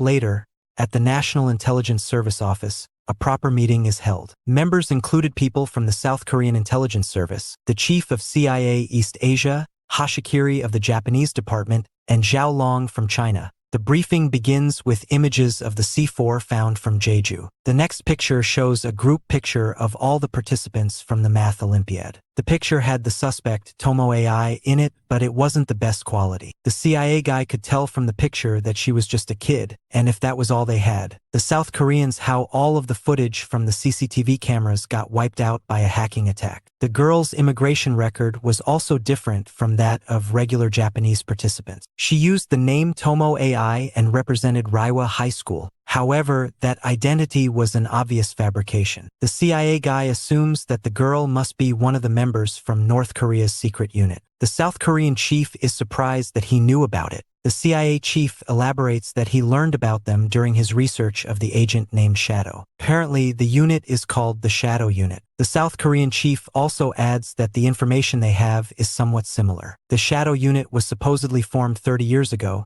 and they use rigorous methods to train kids to make them potent spies to infiltrate countries. The CIA guy condemns their inhumane process, but adds that he wasn't there to discuss this. This is when the South Korean chief presents proof of the secret messages sent to them to tip them off about the Jeju attack. The line used to contact them is only used by field agents. It is not exactly the kind of line that can be hacked into easily, so it must have been the work of someone who was good at it. The CIA guy thinks Zero isn't the kind of guy who would do something like that, as it easily exposes his existence. The South Korean chief gets that, but he reckons Zero could have done it as a reckless last-minute move. As for why Zero might have done so, He could have done it because he needed to protect someone from the bomb attack. He links this to something interesting he noticed recently. He shows them the picture of the Taejong Group CEO who was in coma. Despite it being a middle-ranked company, the company's servers got hit by a DDoS attack, and the company took a hit as a result. It is said that the CEO went into a coma after he learned about his company taking a hit. Now, this might seem off-topic to the naked eye, but there is a factor that connects this to the Jeju incident. The son of the Taejong Group's CEO goes to the Seoul International School, one of the participating schools from the Olympiad, and the target of the incident was very obviously Han Yuju, the daughter of the president of South Korea. The CIA guy thought it didn't make much sense, but the South Korean chief thinks it is possible that Zero might have wanted to protect one of the kids present there. The CIA guy appreciates his sharp analysis, but things simply don't add up for him. Zero isn't the kind of guy to expose himself so easily. The South Korean chief explains that nothing is certain. Anyway, the CIA guy thanks them for the briefing, but makes it clear that they will be moving independently. The South Korean chief reminds him of the upcoming presidential elections and warns him not to cause any trouble. The CIA guy thinks there won't be many issues because, going off the public reaction, the next president is all but decided. The scene then shifts to Go Jin-suk's father, Go Yun-cham, who attends a big meeting. Meanwhile, at the school, the English teacher was impressed by Lee Jean and her English.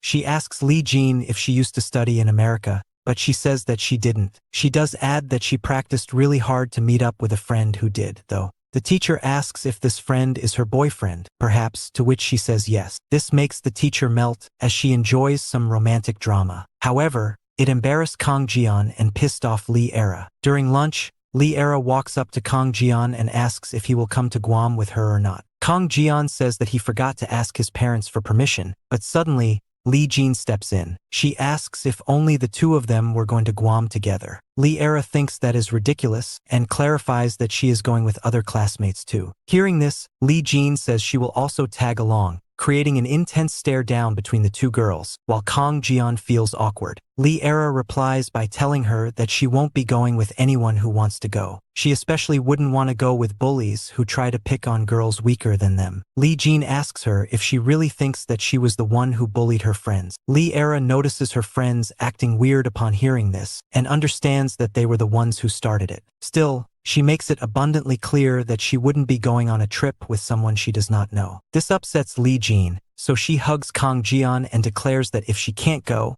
neither will Kang Jian.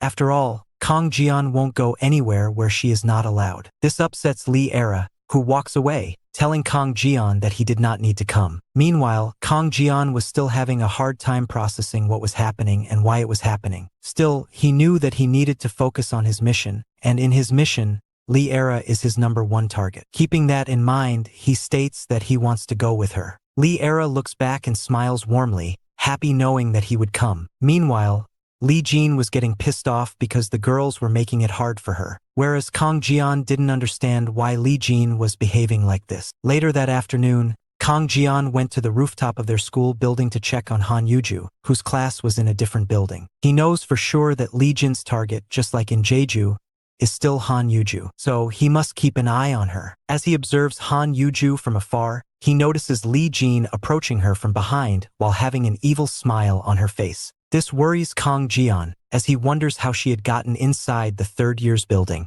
More importantly, he needed to save Han Yuju, so he decided to jump in. But before he could do that, Agent Kim Hyuk intervenes and tells Lee Jean to stop. Startled, Han Yuju asks him who the girl was. Lee Jean grins before claiming to be Kim Hyuk's sister.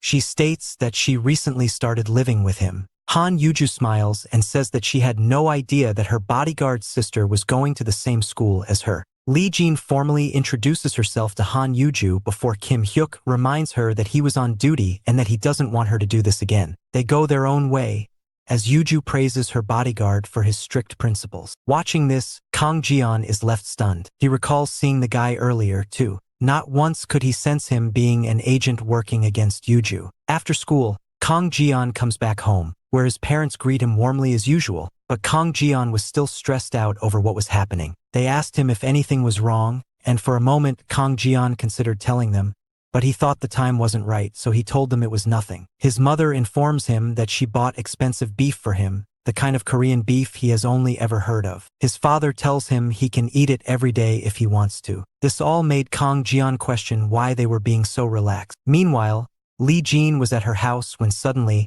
Agent Kim Hyuk arrived there.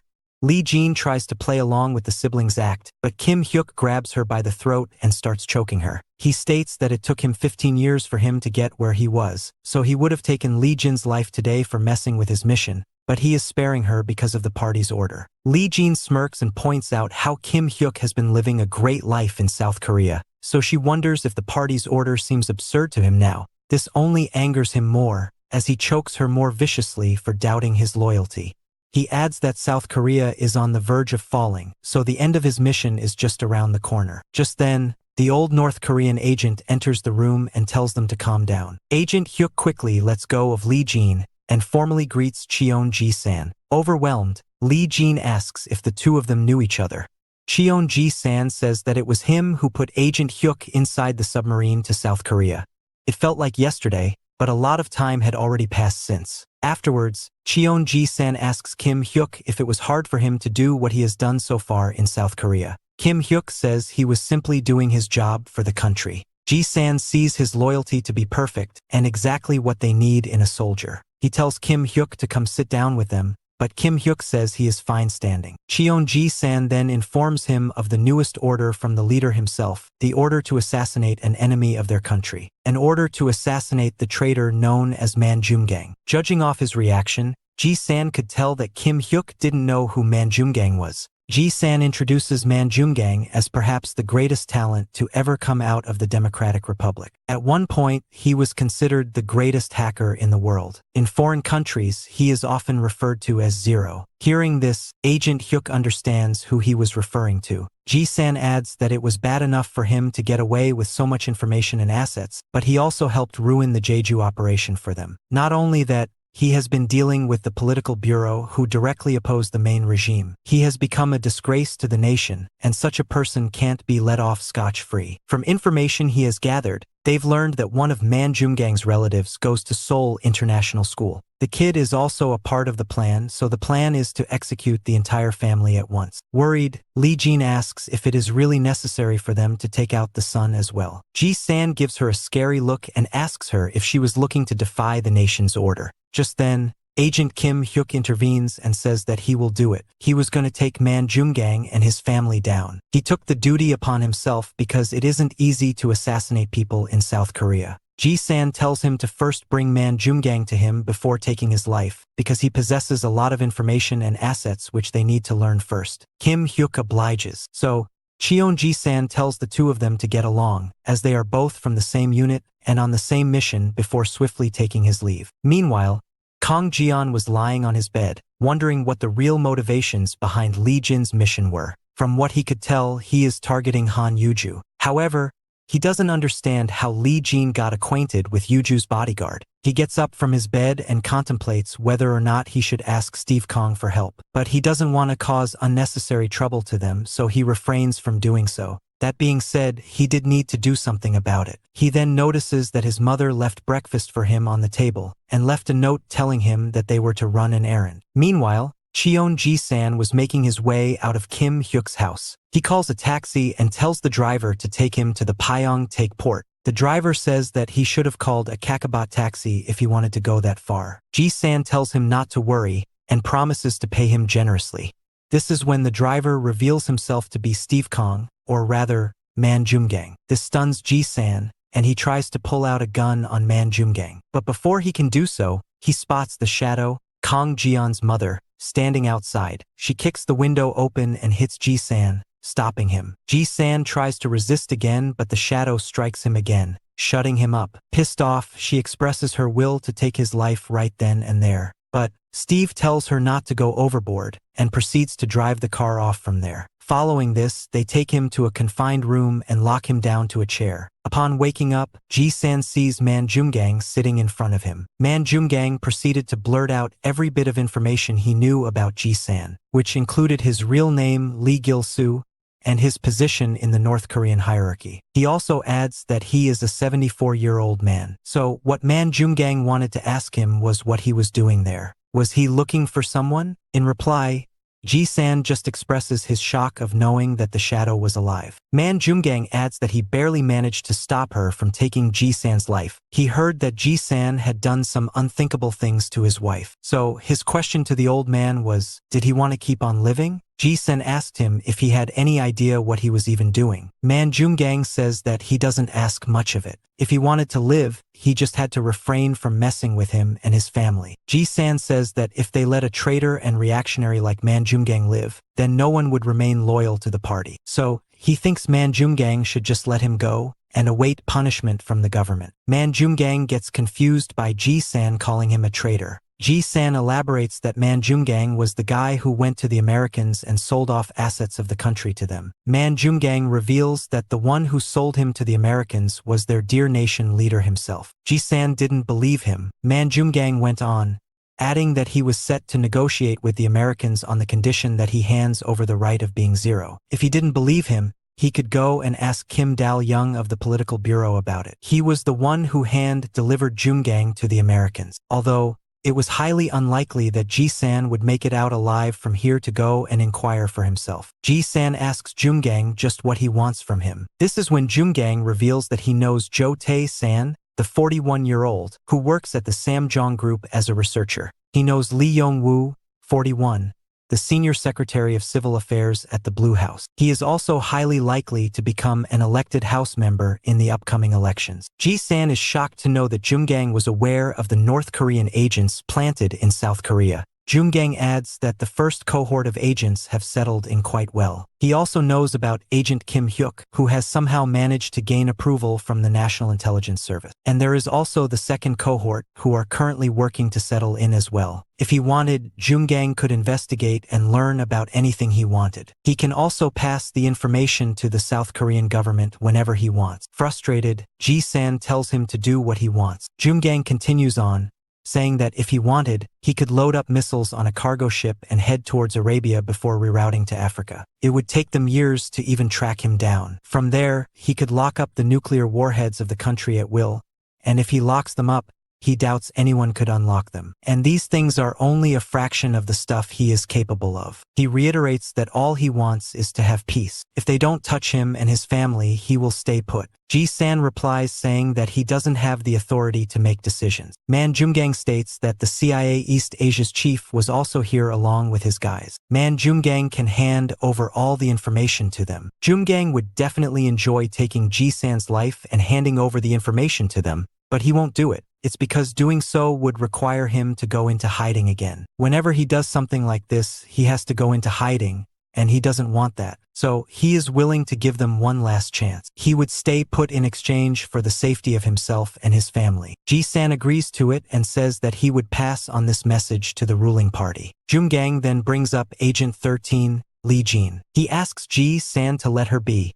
because Jumgang's son worries about her a lot. He is sure that Ji-san at least has the authority to change her orders. Ji-san obliges. However, when it was time to let him go, Man Jumgang stated that he would need to be put to sleep first. Afterwards, he can wake up in the Pyeongtaek port, just as he had wanted. So, the shadow injects him with sedatives on the neck from behind and puts him to sleep. However, it didn't seem like either of them enjoyed doing this much to Ji-san. Later that day, Kang Jian was heading towards school, but he didn't find any of his friends. Just then, Han Yuju spots him from her car and asks him if he was going to school too. She subsequently asks him if he was going to Guam on a trip with his classmates. Lee Era contacted her to come along, and she is considering going herself as well. Kang Jian thinks that's a good thing as Yuju bade farewell and left. But before that, Agent Hyuk gives Kang Jian a stern look. After she leaves, Kang Jian's friends join up with him. Shin Yoon-ah asks him if he was just talking to Han Yuju of the third year.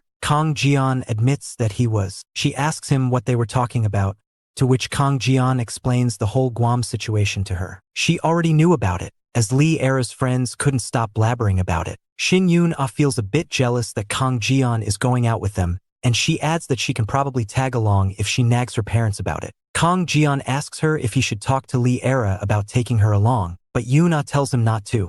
She wanted to focus on studying instead and reclaim the first spot back from Kang Jian. Seeing them interact so cutely, Seo Deo-jun can't help but feel jealous because he felt like Yoon-ah liked Kang Jian. As they all headed towards school together, Kang Jian felt more relaxed and fresh. Just then, an explosion occurs in their school building, shocking everyone. As everyone is left traumatized by this, Li Jin approaches Kang Jian and assures him that no one's life was harmed. She further adds that she had to make the explosion to keep him alive. Kang Jian asks her if she had gone insane. Li Jin says that the explosion happened in an empty science lab. It will come off as a short circuit which caused a fire to break out, which was later amplified by several chemicals exploding and mixing together. So, she won't be blamed for anything. Furthermore, she had done this to protect him. She advises him to stay alert before walking away from there. As chaos breaks out around the school, Kang Jian's friends ask him if he was okay, because he seemed more shaken up than the rest. They pondered what to do next. Should they head back home?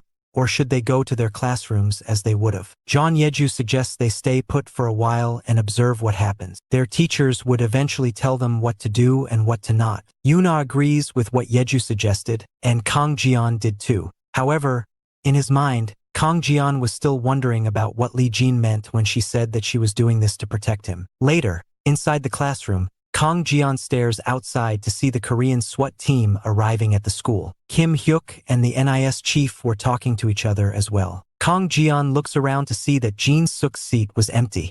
Meanwhile, the girls were talking about how this looked like a terrorist attack. It looked like a bomb to them rather than a normal fire explosion. They questioned if they really had to continue school like this, especially considering Jin Suk and Lee Era didn't even show up because of this. However, it is obvious that they would not, because people like them are the kind to be targeted by terrorists as compared to commoners like them. Just then, the teacher arrives and announces that the explosion earlier has been investigated, and fortunately, it is not a terrorist bombing. They've classified it as an electrical explosion, which was further heightened by the mixing of chemicals in the science lab. That being said, the NIS has still asked for today and tomorrow to investigate the matter, so the classes will be called off. Everyone starts celebrating hearing this, whereas Kang Jian was still stuck on why she was doing this to save him. The teacher then makes sure to tell them that the semester final exams would continue as first planned, so it will happen on the day after tomorrow. This brings everyone back down to earth. In the meantime, Kang Jian stares outside again, and his eyes suddenly meet with Kim Hyuk's. They both stare at each other intensely,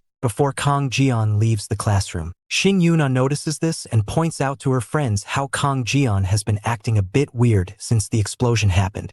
Seo Deo Jun asks if they are really supposed to joke around when a literal explosion occurs in front of them a few moments ago. Shin Yuna asks Seo Deo Jun why he has been behaving rudely with her for a few days now, but Deo Jun dodges it and claims to know nothing about. John Yeju feels the rising tension and steps in between them and says how they still have time since their academy classes begin. Until then, they were free, so she thought they could do something fun during their free time. She suggests various activities like karaoke and other stuff, but none of them work. Yuna says that she would much rather go to the academy early and study to prepare for the exams. Deo Jun also thinks they should study now and play around during their vacation. As they both leave, John Yeju sighs as she feels exhausted between the two of her friends. Meanwhile, Kang Jian gets outside to leave, but before leaving, he once again looks at Kim Hyuk, who is having a conversion with the NIS chief even now. Kang Jian decides to keep walking on though, but suddenly, he notices the CIA East Asia chief arriving at the school along with Zhao Long and Hashikiri. As they pass by each other,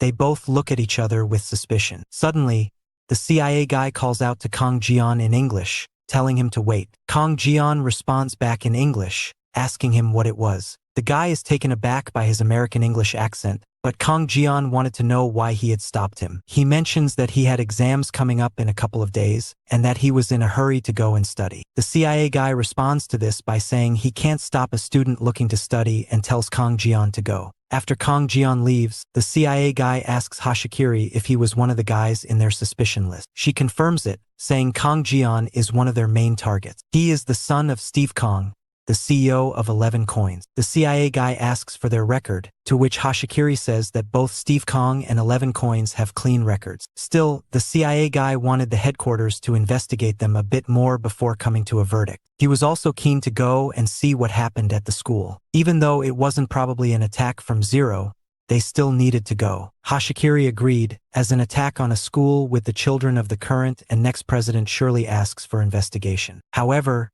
Zhao Long states that he will go and follow Kang Jian instead. He points out Kang Jian not getting scared by looking at his face to be the reason. Hashikiri agrees because Zhao Long does have an ugly face. That being said, she also thinks remained too calm under pressure. The CIA guy says that his suspicion towards Kang Jian has increased, but tells them to not forget that their main target here isn't Kang Jian, but someone else. As time goes by, Zhao Long follows Kang Jian all the way to the bus stop. Kang Jian notices this and wonders why the guy was following him. He also didn't know how to act in that situation. Just then, Shin Yun-ah also comes to the bus stop to meet up with Kang Jian. However, she notices Zhao Long and greets him, despite being scared of him. Regardless, Yun-ah asked Kang Jian to join her at the academy to study together. She mentions that students can use the academy's study room early during their exam period, and that she likes studying with Kang Jian. The bus arrives at that moment, and the two of them get on it. Zhao Long also follows them in. There, Yun-ah asks Kang Jian if he doesn't want to go. She knows that it is some much needed free time for them, but she reckoned it was no time to slack off considering the exams were on the horizon. Kang Jian tells her that he wants to go with her and study together. This makes her very happy, as she says that she expected him to come as well. As the two of them talked and smiled at each other, Zhao Long observed a rather normal and calm version for Kang Jian. After they get off the bus, Kang Jian tells Yun-ah to go on ahead and says that he will be joining her soon. Yun-ah reluctantly agrees, leaving Kang Jian alone with Zhao Long. Kang Jian immediately asks Zhao Long why he was following him. Surprised, Zhao Long asks him if he wasn't afraid of him. Kang Jian said he had no reason to be afraid. Taken aback, Zhao Long mentions that he finds it strange how Kang Jian has fluent English, and his Chinese is on the native level too. Kang Jian says that it's just a result of going to many international schools and making a lot of friends, none of which was Zhao Long's business, of course. Zhao Long finds him really interesting and asks him if his name was Kang Jian. This shocks Kang Jian, who asks Zhao Long how he knows his name, but Zhao Long finds his fearlessness quite abnormal. Most kids his age would be scared being in a situation like this. However, Kang Jian seemingly had infinite courage. He really came off as an agent to Zhao Long, but he wondered if Kang Jian was on the Chinese side or not. After that, Zhao Long says that there was no point in spinning around it. He already knew who Kang Jian was, where he came from, and what he was. Kang Jian shrugs and says that he has no idea what he is talking about. Right then, the police arrive at the scene, thanks to some quick thinking from Shin Yun-ah, who had reported Zhao Long to them. Kang Jian stood proudly and told Zhao Long that they were in the Republic of Korea, and this is how they operate here. Shin Yun-ah comes forward and says that she was the one who reported the guy. Zhao Long gives her the stare, but now that the police were here, she wasn't scared. She tells the police that he was a suspicious man following them for no reason. The police ask Zhao Long for his identity card, but Zhao Long lies about being American. Yun-ah points that out as further reason to find him suspicious, because he very clearly didn't look American. The police ask Zhao Long for his passport and start interrogating him when Yun-ah asks for her and Kang Jian's leave, because they have to study for their exams. The two of them go away from there. Kang Jian thanks Yun-ah for helping him out, but she says it's fine, and that she had to help him as a friend. The word friend strikes Kang Jian hard, as he wonders if there's truth to it. Right then, Kang Jian stops and tells Yun-ah that she would need to study alone for the exams. That is because he had to go home immediately. Yun-ah was okay with that, but wondered if Kang Jian was really fine. Kang Jian looked back at her and smiled, telling her he was fine and wished her good luck for studying. Kang Jian subsequently gets on a taxi and goes home. His mind is still stuck on Zhao Long knowing his name. Later, Kang Jian arrives at the Banpo Blue Tower. He looks around to check if he was being followed before entering the building. Even inside, he made sure to look around and check if he was being tailed before going inside his house. Upon entering, he meets both of his parents. His mother asks Kang Jian why he was back so soon, considering he has exams coming up really soon. Kang Jian tells her that something came up and tells them that he needs to tell them something as his comrade. Kang Jian informs them about the explosion at the school earlier today, which stuns both of them. But more importantly, Kang Jian doubted that his identity was exposed already. Later, as Kang Jian sat with his mother, Steve Kang went to his room and started investigating the CCTV footage from all over the area and saw what had happened. He checks out the NIS chief and the CIA guys through clips, before hacking into CIA East Asia's database and getting information on the chief, Hashikiri, and Zhao Long. Afterwards, Steve comes out and says that those CIA agents were up to something. He hands over some files to his wife before telling Kang Jian to not worry. After all, the American agents weren't after him. They were after Steve Kong and his wife. So, to tackle that, they just need to go underground for a bit until everything is resolved. He insinuates that they can't use their usual method here, because that would make Kang Jian's school life a mess, much to the mother's disappointment. So, Steve tells Kang Jian that he probably needs to live alone for the next few months. Kang Jian says there is no big deal in getting his identity exposed, and that they didn't need to hide themselves for him. But Steve reassures him that his identity wasn't, in fact, exposed, so he didn't need to worry. The American agents were just talking a wild guess, and that was that. After much deliberation, Kang Jian agrees hesitantly. The next day, Steve and the mother get ready to leave. Kang Jian asks if they really have to leave like this, to which Steve says yes. He tells Kang Jian to enjoy his alone time and tells the mother not to worry, as he was already a grown-up. Kang Jian asks him where they were headed, to which he says Africa. That is because Kang Jian's mother always wanted to go to Africa and see a real lion, or perhaps she just wants to fight a lion. Somehow, Kang Jian could actually picture that. And so they were off. As they leave, Kang Jian gets a bit overwhelmed, but he quickly tries to regain focus on the mission. He goes back inside, only to find that his mother took out the time to prepare food for him, even amidst such a hurry. Steve also left him with a platinum card as a gift, and it had no spending cap. Kang Jian smiles, as he begins to miss his parents right away. Them not being in the house made him realize just how spacious it was. But he knew that he couldn't be focusing on that, and instead changed his mind back to the mission, which was to infiltrate South Korea's high class. Determined to achieve his goals, Kang Jian spends hours and hours studying diligently to prepare for the exams. Eventually, he notices someone on his doorstep, so he goes over to open up. He sees from the camera that it was Agent Kim Hyuk, which made him wonder why he was there. Still, he opened up the door. Kim Hyuk asks where his father was, to which Kang Jian asks him why he was looking for him.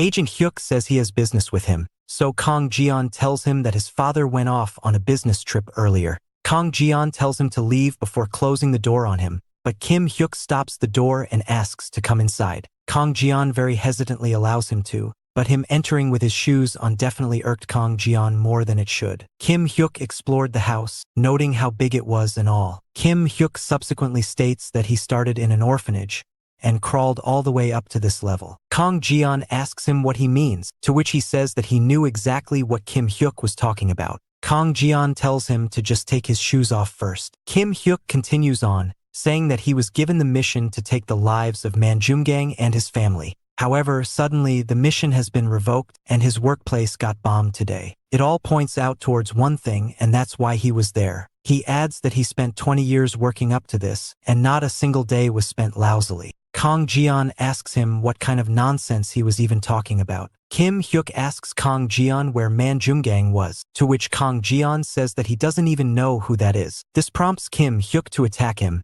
but Kang Jian manages to step aside from the strike. Kim Hyuk tells him that he is better than her. Kang Jian asks him what he was even doing and threatens to call the police on him. Kim Hyuk brings up Agent 13, and says he knows about their connection too. This shocks Kang Jian, which allows Kim Hyuk to go for a spinning kick. However, Kim Hyuk doesn't connect with the kick, and he notices that his shoe was missing too. Turns out, Kang Jian had stopped the kick and removed the shoe for him, because he wasn't taking them off himself. Kim Hyuk praises him for being not bad, and gives him one more opportunity to speak out about Manhwa's whereabouts. Kang Jian tells him to take his other show off, so Kim Hyuk goes for an axe kick and breaks the table because Kang Jian managed to evade it as well. Following this, Kim Hyuk drew out his knife and proceeded to attack Kang Jian with it. The strikes were quick and precise, so Kang Jian had to work his hardest to avoid them.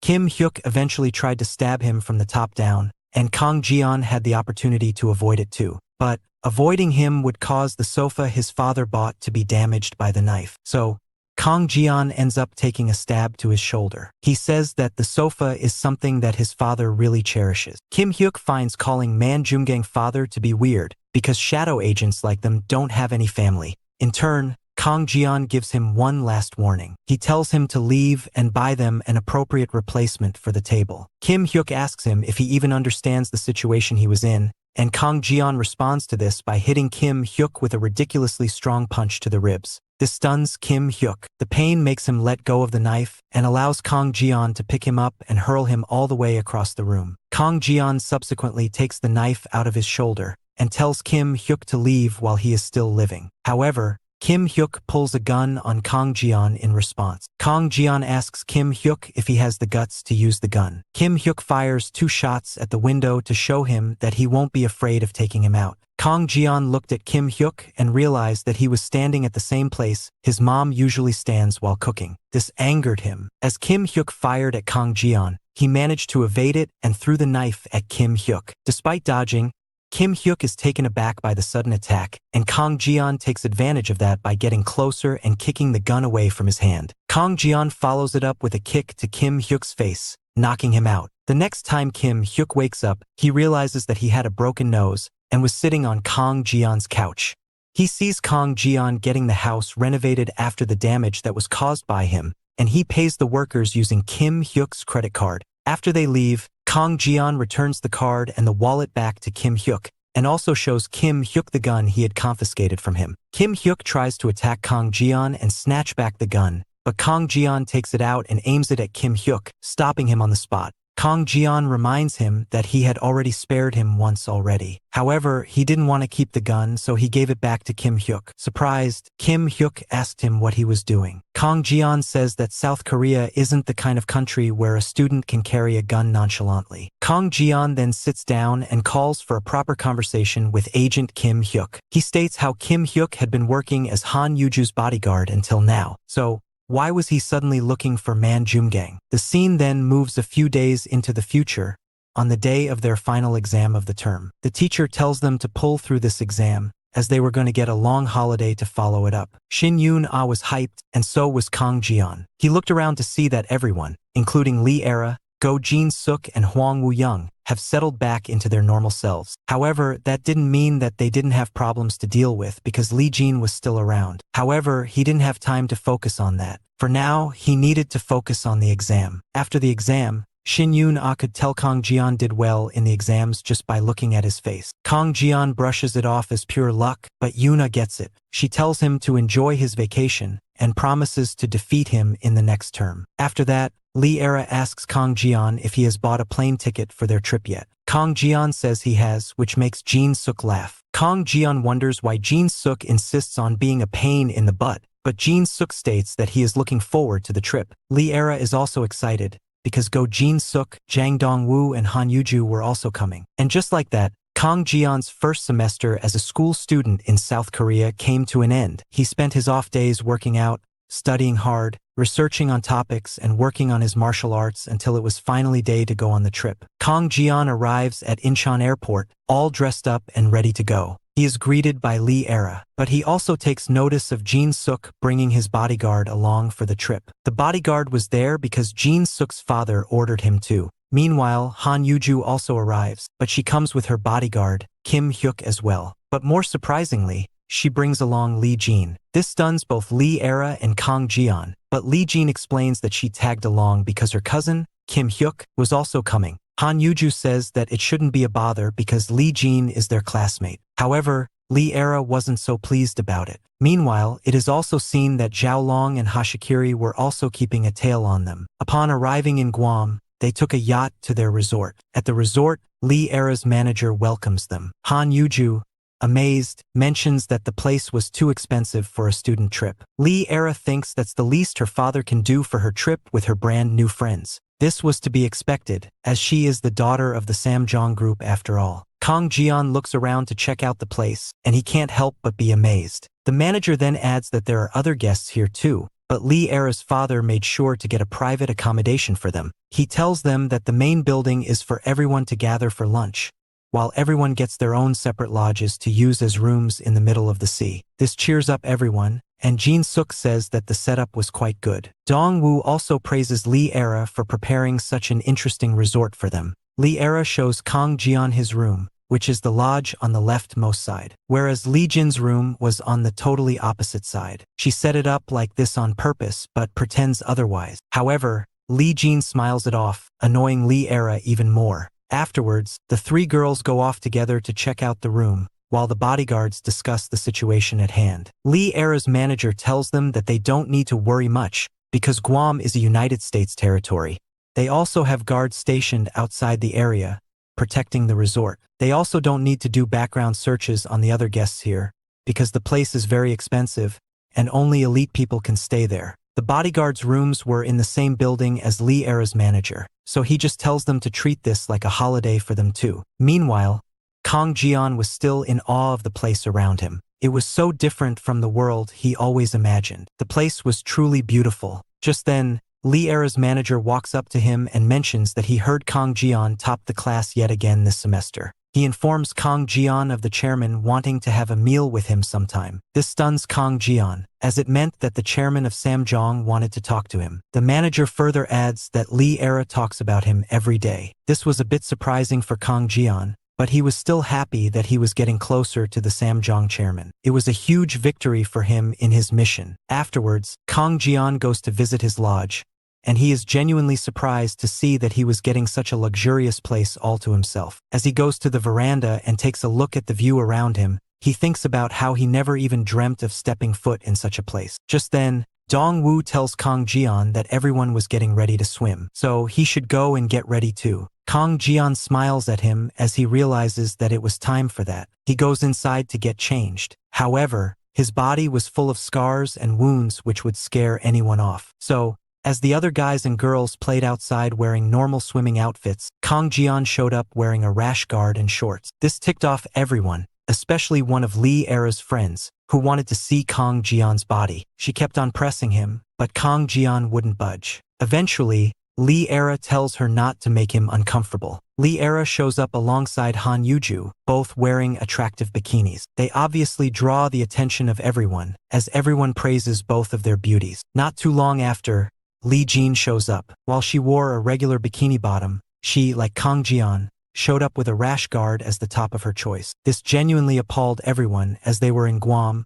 where it's genuinely considered okay to get tanned. It also made them question why those two were dressed up like that. Little did they know that those two, despite being their age, didn't live a life as normal as theirs. Their bodies were covered with permanent scars. Despite that, everyone has fun playing in the water. Lee Jin and Kang Jian watch them, before Lee Jin points out that kids like them play in the water for fun, whereas kids like her and Kang Jian had to learn how to dive to survive. Kang Jian asks her what her motivations were, and why she came all the way there. Lee Jin tells him to beat her in a swimming race in order to learn about the content of her mission. She dives into the water, followed by Kang Jian also joining her. Meanwhile, the bodyguards were watching the kids play from afar, when suddenly they noticed the arrival of Xiaolong and Hashikiri. Later, the kids get back from swimming and begin to have lunch together. They enjoy the best quality seafood. Kang Jian was sitting alone at first, but he was soon joined by Lee Jin. Right afterwards, Zhang Dongwu also comes in and asks to sit with them. Lee Jin welcomes him warmly, and Dongwu begins to introduce himself. Lee Jin says she already knows him from back in Jeju Island, and butters him up by saying it's hard to forget a cute guy like him. As the three of them talked, Go Jin-suk also came in and joined them casually. He asked if Kang Jian and Lee Jin had learned to swim together in Japan as kids, because they do swim quite well. Lee Jin butters him too by calling him smart for being able to deduce. Go Jin-suk gets cocky. He says that it's not a big deal to be able to deduce that because they're childhood friends. Lee Era chimes in and mocks Jin-suk for boasting about something that he, himself, thinks is obvious. Still, Lee Jin praises Jin-suk for his bluntness. She asks him if he would like to join them for snorkeling next time. Jin-suk says that he might consider it if she requests it nicely. Lee Jin does so. Lee Jin also suggests that they can go scuba diving together, which shocks Jin-suk. She also adds that Kang Jian can scuba dive too, and that the two of them used to dive very deep as kids. This reminds Kang Jian of the traumatic training he endured as a kid, where they would be thrown deep into the water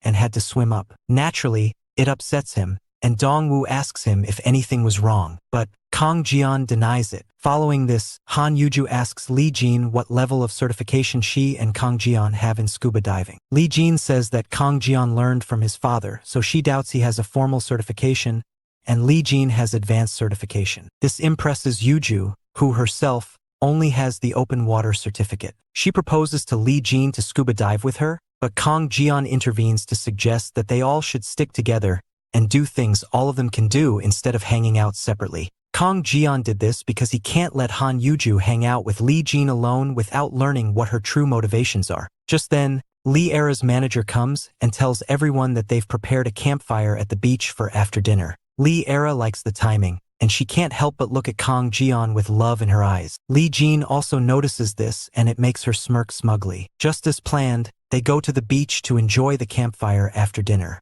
As the kids have fun, Go Jin Suk's bodyguard, Agent Han, and Han Yuju's bodyguard, Agent Kim Hyuk, have a conversation. Kim Hyuk brings up Agent Han's past as a black for the NIS. Agent Han says all of that is in the past, and that he is currently stuck with babysitting a privileged brat. Kim Hyuk says it's not like that, because Agent Han was apparently recommended to the Liberal Party leader by the director of the NIS. He serves the man who will become the president of the country, which will make him a Secret Service member. Agent Han also brings up Kim Hyuk's recent interaction with the NIS and asks him why he bothers doing that when he is a member of the Secret Service. Kim Hyuk says that he wants to serve the nation because that's his dream. That being said, Kim Hyuk was more interested in the fact that Agent Han was going to become a Secret Service member. He states that the job is not as easy as it looks. He did have it comparatively easier though because Han Yuju is a nice girl. However, Agent Han makes it clear that he will quit if Go Yun-cham wins the election. He doesn't think a man like him,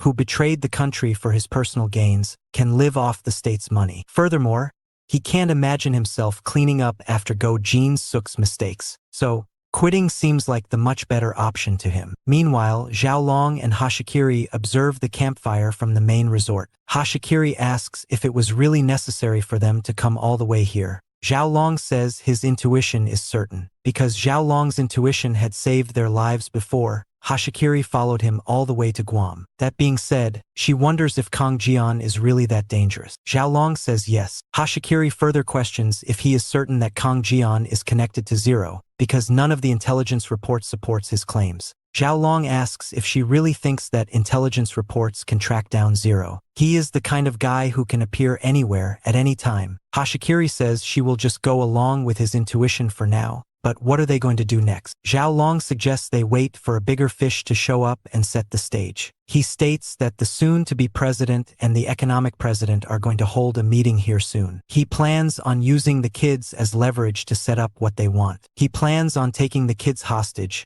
which will definitely leave Zero with no choice but to show himself. Hashikiri is happy to go along with the idea, and states that she also finds a few of the kids very interesting. After that, we see a full view of the yacht and the entire camping area, where everyone has stopped.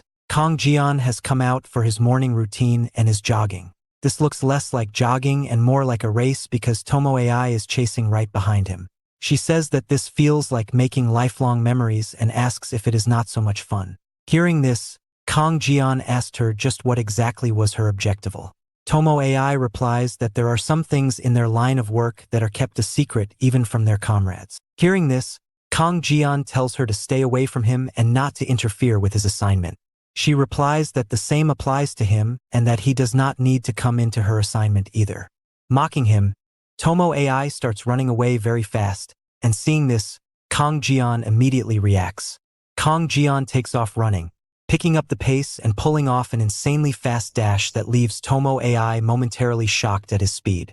Watching from a distance, Li Era and Han Yuju are observing everything. Han Yuju wonders what Li Era was thinking. Li Era tells her that he was watching Kang Jian and Tomo AI, and that she wondered what their relationship was. Han Yuju suggests that they were childhood friends. Li Era saying that they are far too different to be childhood friends. Han Yuju understood what was going on. She teases Li Era, asking if she is getting jealous since Tomo AI seems so perfectly suited for Kang Jian. Hearing this, Li Era replies that none of this mattered to her, and that Tomo AI was irritating. Han Yuju also asks her if it was true that her father was coming to give them a visit. Li Era confirms that he indeed was, but she didn't like the idea of him coming. Furthermore, Go Jin Suk's father, the future president, was also supposed to pay a visit. Li Era asks Han Yuju why she is so interested in adult matters. Han Yuju adds that it is hard not to get meddled into it when someone is in the position she is in. However, she was glad to know that she was soon going to get relieved of her duties. Li Era agrees, stating that it must have been really hard for her to cope with the responsibilities. Meanwhile, Kang Jian and Tomo AI are still running. Watching them run continuously without stopping, Lee Era wonders why they were running. The scene shifts to the dining hall, where everyone is amazed by the massive spread of food and starts enjoying the meal. Suddenly, a new man appears and warmly tells everyone to go ahead and eat. This man is Lee Jae-ho, the chairman of the Samyung Group and Lee Era's father. He greets Jang Dong-woo, asking how his father is doing and mentioning that it has been a long time since they last met, calling his father a highly trusted person. Jang Dong-woo respectfully agrees with the chairman. Lee Jae-ho tells him that there is no need to call him chairman since he and Lee Era are friends, suggesting Jang Dong-woo call him uncle instead. Embarrassed by his behavior, Lee Era speaks up, asking her father why he was there to begin with when he is usually so busy. Her father tells her that he couldn't help but visit when his daughter was so far away.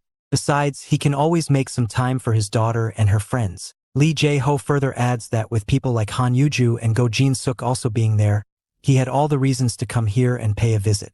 Lee Era counters, pointing out how at the end of the day, this was for business as well.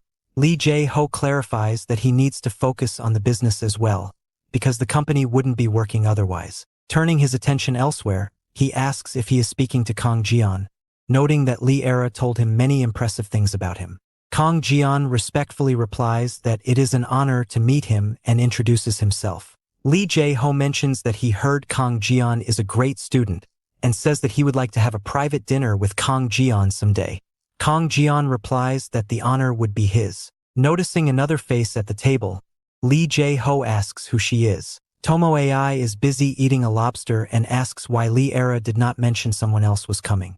Lee Era steps in to clarify that her father does not need to worry, explaining that this is a new transfer student named Lee Jin, which is the cover name Tomo AI is using, and that she was invited her by Han Yuju. Tomo AI warmly tells Lee Jae-ho that he looks very handsome and appears much younger in person than he does on TV. Pleased, Lee Jae-ho comments that her words are as charming as her looks and says it is wonderful to meet her. Meanwhile, Kang Jian is secretly stunned as he watches the situation unfold. He imagines what could happen if Tomo AI decides to act, picturing her throwing the fork she is holding straight into her father's head or leaping forward with a knife to slash his throat. While Kang Jian is lost in these tense thoughts, Tomo AI continues thoroughly enjoying her food. Just then, someone new arrives at the scene, apologizing for being late because his boat was delayed. This man is Go Yun Cham, Go Jin-suk's father, who is currently running in the presidential campaign. Lee Jae-ho greets him, noting that it must have been a tiring trip and thanking him for making time in his busy schedule. Go Jin-suk's father replies that taking time for fresh air and the children's enjoyment is always worth it. Watching the two men interact, Kang Jian realizes that both of them are crucial figures for his mission and hold extremely high social status, especially with one of them poised to become the next president. But as these thoughts cross his mind, he suddenly feels a cold, menacing glare coming from Tomo AI behind him. Kang Jian looks back at Tomo AI, but she goes right back to eating as if nothing happened. Watching the kids, the adults suggest that they should leave the youngsters to chat while they head elsewhere, noting that it will take a little time for everyone to settle in. Just as Go Jin-suk's father turns to walk away, Tomo AI instantly sneaks up behind him and slashes his throat. Of course, this is all just happening inside Kang Jian's head. His imagination keeps wilding out every 2 seconds, constantly picturing all the dangerous moves Tomo AI could pull off. Shaking off those crazy thoughts, Kang Jian decides to set all the paranoia aside and focus on enjoying the lunch. Seeing how much food is sitting untouched, but he still didn't have the luxury to eat carelessly. The scene shifts to the restroom, where Kang Jian is washing up. He is still dwelling on Tomo AI, thinking that if the bodyguards lower their guard for even a second, she could easily take out everyone. Suddenly, one of the stall doors opens. Out walks the Chinese-American agent affiliated with the CIA, Zhao Long. He greets Kang Jian, saying it is nice to see him again. The moment Kang Jian sees him, his whole body tenses up and his senses go on high alert, realizing this guy has tracked him all the way here. Kang Jian demands to know what he is doing here and why he keeps following him. As he says this, the agent lunges his hand forward at extreme speed toward Kang Jian. Kong Jian quickly dodges the attack, and the agent's hand slams straight into the wall, his fingers sinking deep into the solid tiles. The sheer force makes it crystal clear just how ridiculously strong this guy is. Kong Jian confronts him, asking if he was actually trying to kill him right then and there. Unfazed, the agent compliments his rapid reaction time, noting that Kong Jian clearly is not just an ordinary human. Kong Jian asks him if he has even washed his hands before the two break into a fight. Meanwhile, outside the yacht, Lee Jae-ho and Go Jin-suk's father are having a private conversation. Lee Jae-ho congratulates him on his political momentum, mentioning that he is already leading the opposition by 17 percentage points in the polls. Go Jin-suk's father remains cautious, noting that elections can be unpredictable. Lee Jae-ho reassures him, expressing confidence in his vision for the country. Lee Jae-ho then reveals that he has done background research on the political rival. Go Yun-cham asks Lee Jae-ho just what way he could help the Samyung group after winning the election. Lee Jae-ho tells him there is a lot of ways he can help them. Mainly, there have been issues in Samyung group where their information is getting leaked. He brought up a 2 trillion won semiconductor factory investment project which is getting subdued because of the leaks. Go Yun-cham says he will provide full support to Samyung, as they are the future of South Korea. In exchange, Lee Jae-ho offers full corporate support for the campaign and hands over a briefcase containing a large sum of money as bribe. Go Yum-cham's father respectfully declines the bribe. Lee Jae-ho admits that he was just testing the future president. To seal the partnership, Lee Jae-ho also passes him a USB drive loaded with extra leverage against his political opponents. The two agree that politicians and businessmen must work together to direct the future. Outside, bodyguards keep a strict perimeter watch. Back in the dining hall, the group continues enjoying the feast. Lee Era and Han Yuju notice that both Kong Jian and Tomo AI are missing. Han Yuju teases Lee Era about being jealous, which Lee Era quickly dismisses. Nearby, Go Jin-suk looks exhausted from dealing with the continuous attention from Lee Era's friends. In the lower hallway, Tomo AI walks down toward the restroom area. At the bottom of the stairs stands the female CIA operative, Hashikiri, keeping guard. She stops Tomo AI, claiming the area is undergoing maintenance and directing her to use the restroom downstairs instead, aiming to cover up the fight happening inside. As Tomo AI pretends to comply, the female agent bows slightly to thank her. In that split second, Tomo AI launches a lethal point-blank strike. The agent dodges just in time, but the blow tears right through a lock of her hair, proving it was meant to finish her. Realizing Tomo AI is no ordinary high schooler, the agent instantly drops into a combat stance. Suddenly, the bathroom door violently shatters. Kong Jian comes flying out, landing on the hallway railing, balancing on his hands and feet. Kong Jian nearly loses his balance. While inside the restroom, Zhao Long steps out in a martial arts stance. He has pushed Kong Jian hard, but he is dripping with sweat because Kong Jian is putting up a fierce fight. Tapping into his instinct, Kong Jian dashes forward, launching a non-stop barrage of heavy attacks. Zhao Long is pushed back, overwhelmed by Kong Jian's strength, realizing he completely underestimated him. Kong Jian winds up and lands a brutal punch directly into his stomach, blasting him backward into the wall. Coughing from the impact, Zhao Long relies on his armored belt to absorb the damage. He draws a weapon, a distinctive set of tactical knives, and readies himself for the next round against Kong Jian. Meanwhile outside, Hashikiri tells Tomo AI that since they are out in the open, she can finally reveal her true identity. Tomo AI casually dismisses the request, stating she does not need to handle this herself because her brother is here to protect her. She then dramatically calls out for her appa to save her. Hashikiri turns around in shock as a silhouette appears on the railing. It is Agent Hyuk, who is also Han Yuju's bodyguard. Spotting him, Hashikiri demands to know what he is doing here. Tomo AI smugly points at her, telling Kim Hyuk that this agent wanted to fight her, adding that she has no reason to fight on her own when she has a reliable brother to take care of it. Hashikiri glares in anger, but Kim Hyuk immediately draws his gun, warning her that if she even thinks about moving, he will shoot. He clarifies that he does not care what she was there for. Moving means an instant bullet. Hashikiri tries to reason with him, moving her neck slightly as she states that a bodyguard like him had no place to be there. Kim Hyuk responds with a warning shot that grazes her ear, tearing through her hair. He delivers a final warning, making it clear that the next bullet goes straight through her head. Hashikiri tries to pull rank, reminding him that he is opposing the Americans and pointing out their special rights and the critical importance of their mission in South Korea. Before she can finish, Kim Hyuk coldly pulls the trigger, shooting her in the head and telling her to check her rights in her next life. Tomo AI watches on with complete composure, treating the brutal outcome as entirely expected. Inside the hallway, the sound of struggle echoes as Zhao Long steps out, visibly shaken.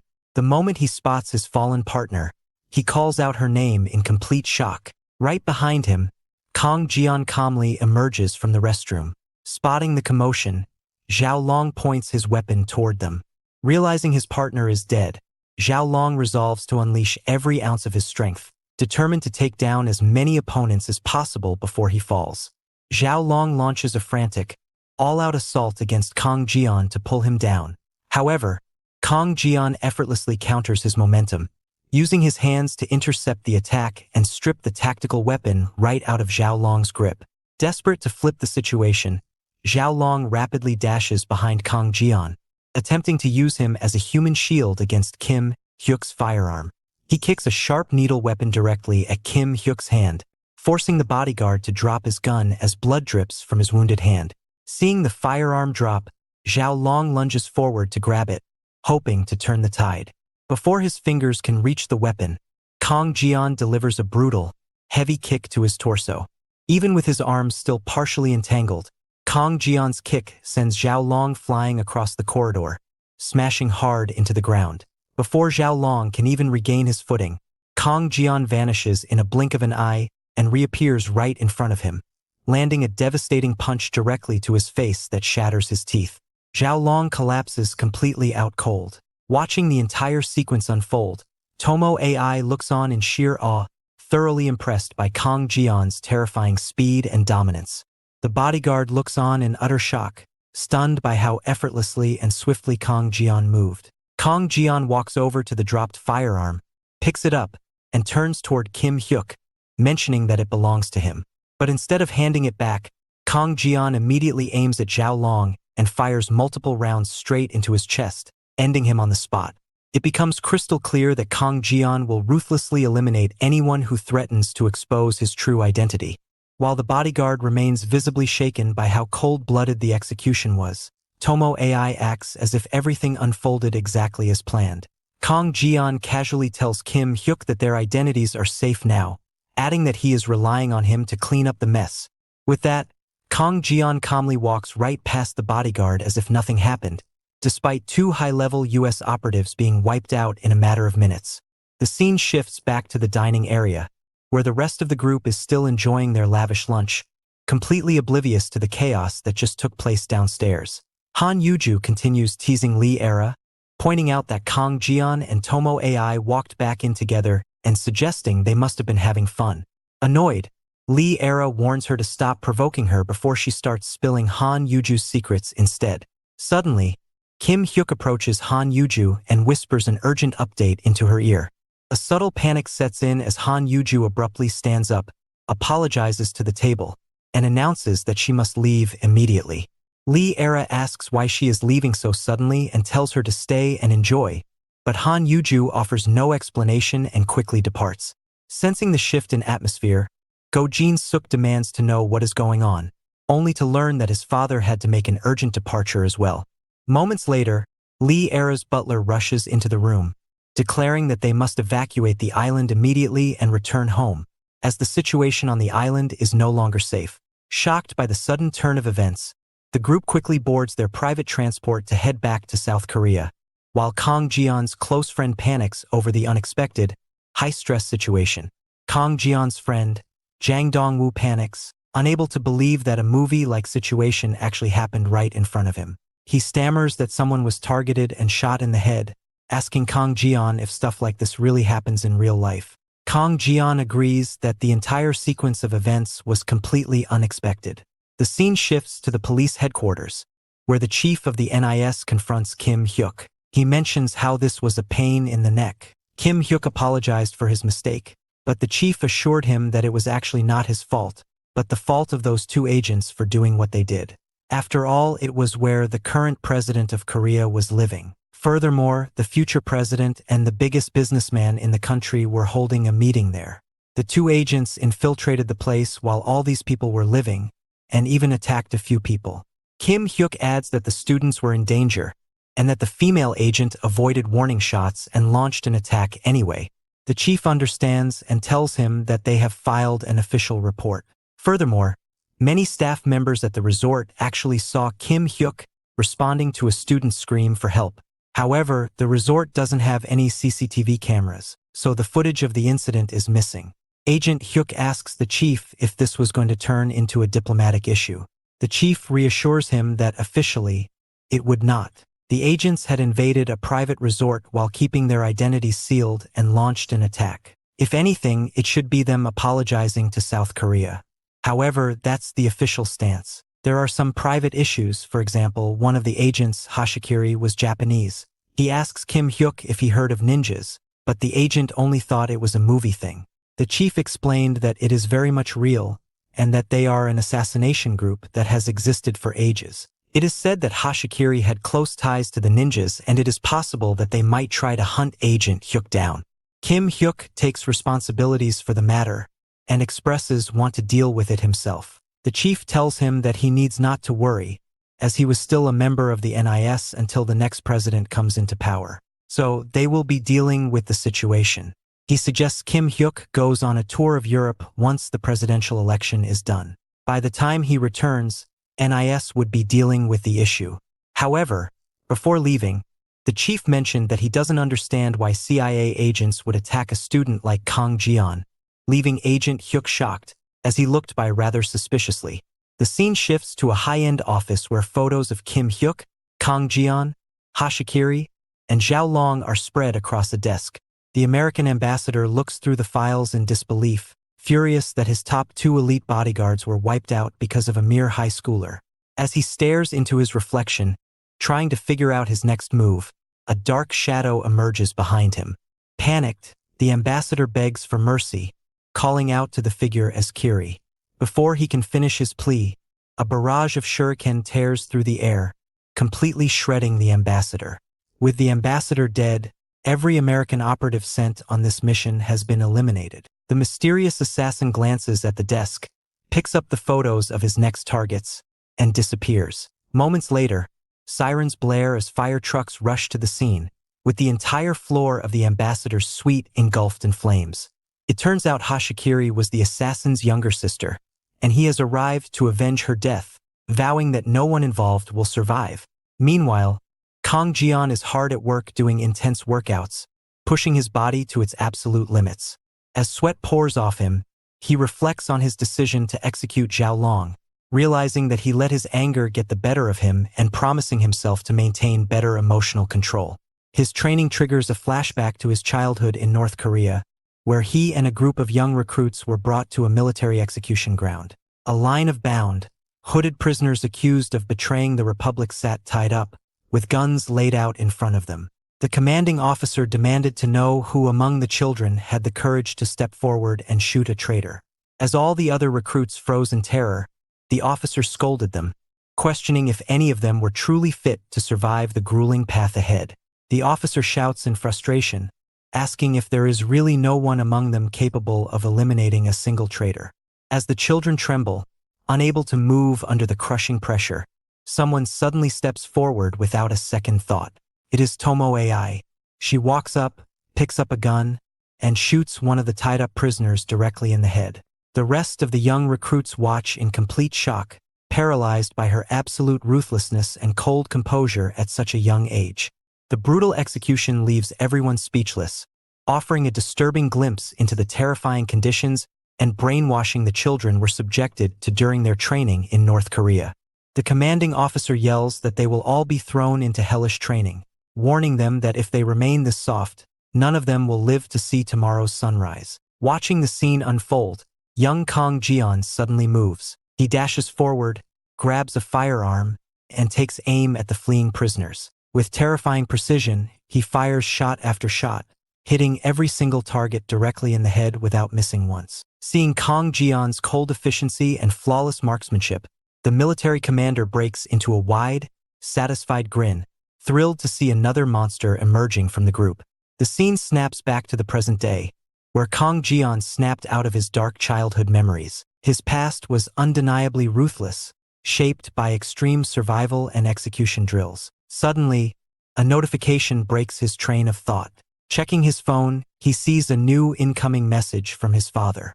Opening the photos, Kang Jian sees his parents, who are currently on their trip to Africa. In one of the pictures, his mother is out on a safari, literally holding the king of the jungle in a tight headlock. Along with the hilarious photos, his father leaves a message telling Kang Jian not to worry about food or money at all, encouraging him to eat as much as he wants and enjoy himself while they are away. The next morning, the sun rises over Kang Jian's high-rise apartment building. Sitting at his desk, Kang Jian scrolls through his computer, researching online while chatting with his friend, Seol Yoon-ah. She texts him to check how his Guam tour went. She also invited him to join them for Tekbiaki, and Kang Jian smiles as he replies yes. Suddenly, the doorbell rings. Curious as to who could be visiting so early, Kang Jian walks toward the front entrance. Through the intercom, a hostile voice shouts, demanding that he come outside. Jang Young-sik from before has returned, bringing a massive mob of thugs with him. He screams that he wanted to take revenge for what his mother did to him, threatening to break down the door if Kang Jian does not step out. The thugs mockingly warn him that hiding will not save his life. Inside, Kang Jian calmly contemplates his options, wondering if he should simply call the police. Hearing the gangsters taunt him about his family's wealth and status, Kang Jian turns around, walks back into his room, and retrieves a small pouch. He unlocks the door and steps outside into the hallway. Jang Young-sik tells the boss that Kang Jian is worth millions because he is a rich kid, which excited them more. Scanning the corridor, Kang Jian notices a security camera mounted nearby. Knowing he cannot let his combat skills be recorded, he opens his pouch, pulling out a standard pen. With absolute precision, he throws the pen directly into the camera, destroying it instantly. As the thugs stare in disbelief, Kang Jian unzips his pouch and tosses its contents into the air. Everyday school supplies, including scissors, rulers, tape, and glue, rain down, which Kang Jian catches and uses as makeshift weapons.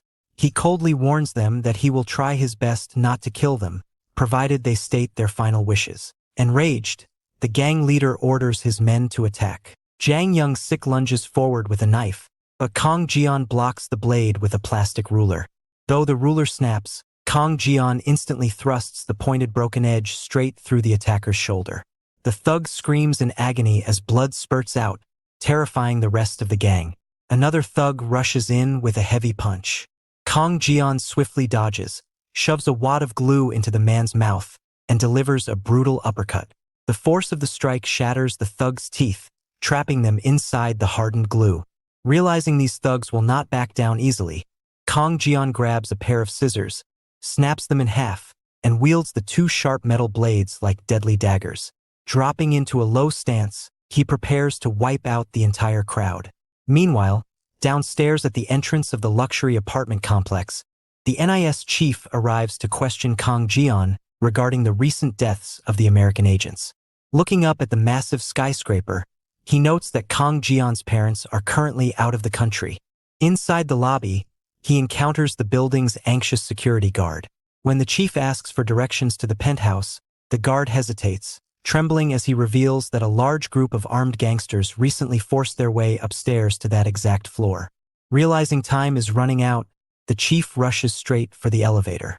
Riding up toward the top floors, he panics, wondering if his earlier questioning somehow triggered this attack. When the doors finally slide open, the chief freezes in horror at the sight of a total bloodbath covering the hallway floor. He rushes forward, fearing the worst for Kang Jian. Instead, he finds the defeated gangsters on their hands and knees, scrubbing the floor clean with mops and brooms under strict orders. Sitting in front of them is Kang Jian, casually holding court over the trio of gang leaders, forcing them to hold their hands up in punishment. Noticing the chief approach, Kong Jian hides his surprise and politely asks what brings him by. The chief mentions he needed to discuss a few things, to which Kong Jian recognizes as one of the guards he saw during the math Olympiad in Jeju. Wanting to shift the conversation away from his ruined apartment, Kong Jian offers to speak somewhere else. As they walk out, the chief notices the pen jams straight into the security camera lens, realizing just how dangerous Kong Jian truly is, though he keeps his thoughts to himself. They head down to a cafe on the ground floor.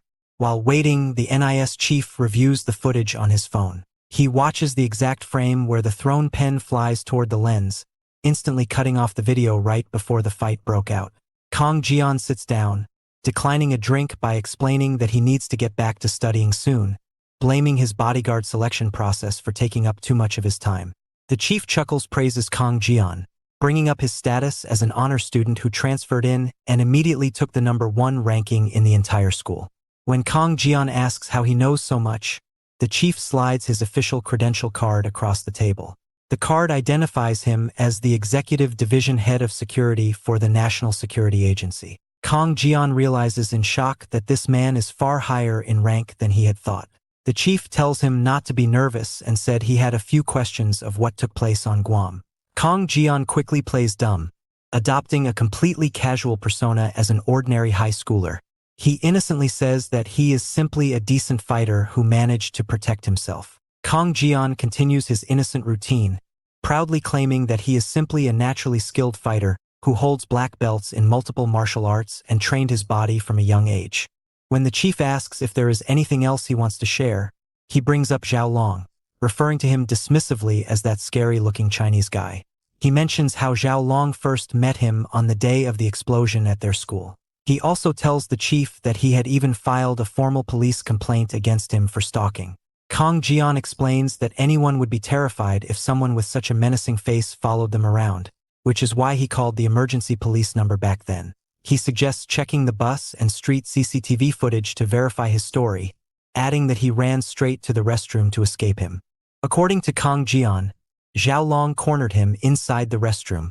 Apparently, the guy wanted to take him somewhere because he was investigating his parents. Kong Jian purposefully dropped this bit of information, adding a hint of truth to solidify his lies. Meanwhile, the chief wondered if the CIA was doubting Steve Kong to be zero.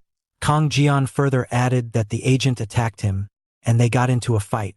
Initially, Kong Jian was doing well against him, but soon the guy overwhelmed him with extravagant weapons. When he couldn't handle him anymore, that was when Kim Hyuk intervened, took down the attacker, and saved his life while Kong Jian hid inside a stall.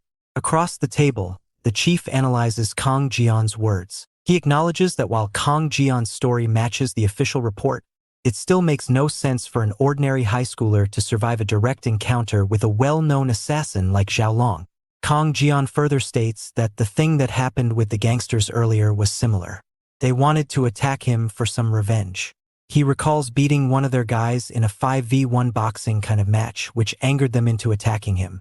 However, he was simply too strong for them. While Kong Jian keeps babbling about his high-level private training, the chief silently observes him, looking for any gap in his posture. Suddenly calling out Kong Jian's name to distract him, the chief reaches down, grabs a plastic straw from his coffee cup, and flickers it at blinding speed directly toward Kong Jian to impale him. Instinct took over, and Kong Jian raised his hand instantly and caught the flying straw right between his fingers. Kong Jian snaps the straw between his fingers, then dramatically starts complaining about the chief's sudden attack. He feigns disbelief and hurt, exclaiming that he expected better from a high-ranking national security official. He dramatically questions what is happening in the Republic of Korea. He added that another former NIS official in Go Jin-suk's bodyguard also attacked him. However, he states that the guy failed to beat him, which shocks the chief. Shifting from the previous scene, Kong Jian takes a quick photo of the credentials card the Executive Division Head of Security handed him and sends it straight to his father. Knowing he could be a serious target given the situation, Kong Jian wants his parents informed right away. His father replies instantly, telling him not to stress over it because he will take care of everything from his end. Despite his father's reassurance, Kong Jian breaks into a cold sweat when a new photo arrives from Africa. It shows his mother casually subduing a wild boar with a spear, enjoying her hunting trip. His father adds a text explaining that his mother needs a bit more time out in the wild, so their return will be delayed. Kang Jian sighs in frustration, wondering why he is stuck fighting for his life, while his parents are off having the time of their lives in Africa. Knowing he needs additional backup for what lies ahead, he sends out an urgent message. Meanwhile, Agent Hyuk finishes an intense pull-up routine at his home gym. Resting after his workout, he receives the incoming message on his phone. Answering the call, Agent Hyuk agrees to handle the situation, noting that he needs to check on a few things first. Elsewhere, Go Yun Cham delivers a fiery political speech at the National Assembly Hall. Standing at a distance inside the auditorium, the NIS chief meets with Go Jin Suk's former NIS bodyguard. The bodyguard asks why the chief brought him to such a loud venue. The chief explains that he urgently needs straight answers regarding Kang Jian, asking the bodyguard if he ever fought the high schooler. Surprised that the chief knows about it, the bodyguard admits they had a sparring session at a local gym. The chief demands specific details about Kang Jian's combat ability. The bodyguard recalls the encounter, describing Kang Jian's strikes as terrifyingly aggressive and designed for instant knockouts. He confesses that Kang Jian's raw power made him genuinely uncomfortable, admitting that he could never defeat Kang Jian barehanded and would have to rely on a firearm to win. The chief listens silently, thoroughly alarmed by the assessment, before letting the bodyguard return to his duties. Later that evening, Kang Jian waits on a quiet street corner. A dark luxury car flashes its lights at him and pulls up to the curb. Agent Hyuk sits in the driver's seat, asking Kang Jian why he summoned him like a hired cab driver.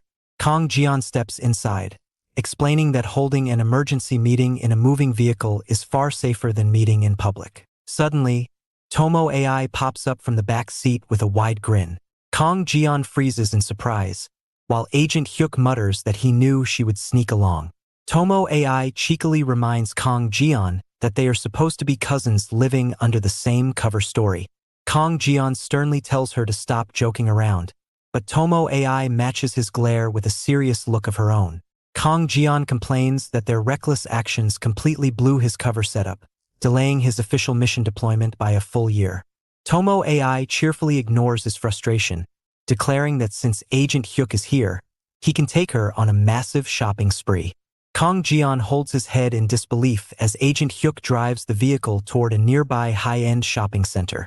Outside in the shadows, a masked assassin from the ancient Japanese ninja syndicate watches the luxury car drive away. Vowing revenge for the passing of Hashikiri, the assassin tracks their movement. The group arrives at the multi-story shopping center, parking their car in an unusually empty underground garage.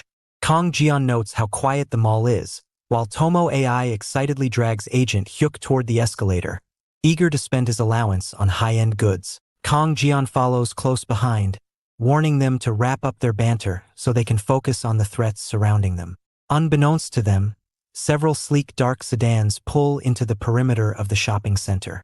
Inside the vehicles, a coordinated team of masked Japanese ninja operatives double-checks their target profiles. They confirm that their targets, Kang Jian, Tomo AI, and Agent Hyuk, are all inside the building.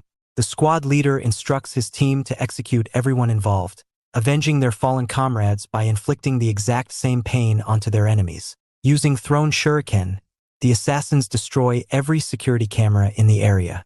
They move swiftly to hijack the central surveillance room, ordering their squad to knock out any civilian staff and ensure no target leaves the building alive. Inside the upper level of the mall, Tomo AI wanders through a specialty store, casually browsing food items. Nearby, Agent Hyuk and Kang Jian walk side by side. Agent Hyuk asks Kang Jian how he manages to maintain the facade of a normal high school student while constantly getting dragged into life-threatening battles. Kang Jian replies that keeping a low profile is his only option.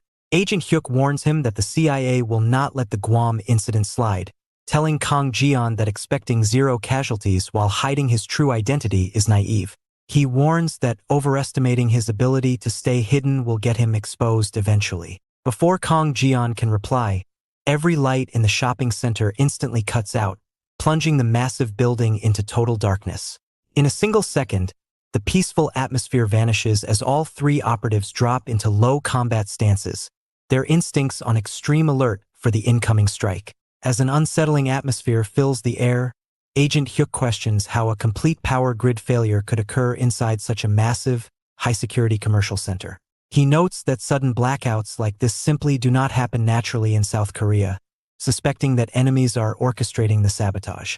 Sensing the rising danger, Kang Jian realizes they have been completely encircled, with unseen assassins positioned to strike from the shadows. Elsewhere in the darkened building, a team of masked Japanese ninja assassins prepares to close the trap, intending to eliminate their targets on the spot.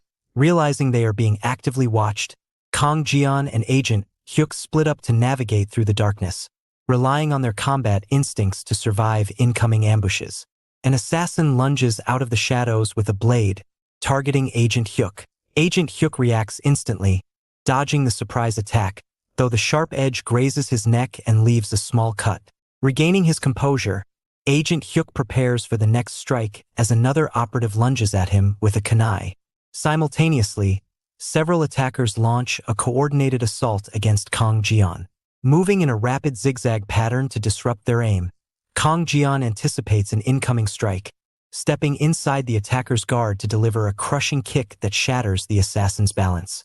Following up instantly, Kang Jian lands a heavy right hook directly to the assassin's face, knocking him out cold.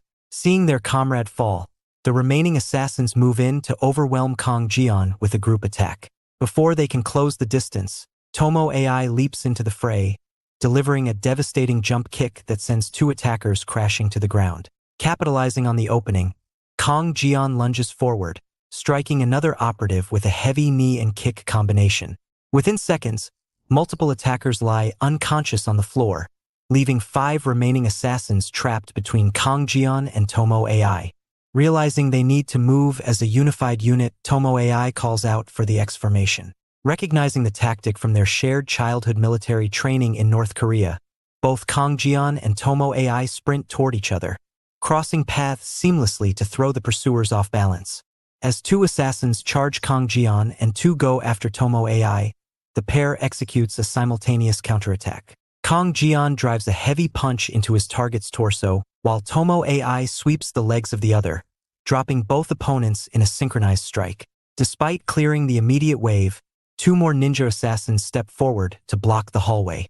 Exchanging a brief glance, Kang Jian and Tomo AI recall their past joint battle drills under their childhood instructor, who taught them that fluid dual combat combinations are crucial when facing overwhelming numbers.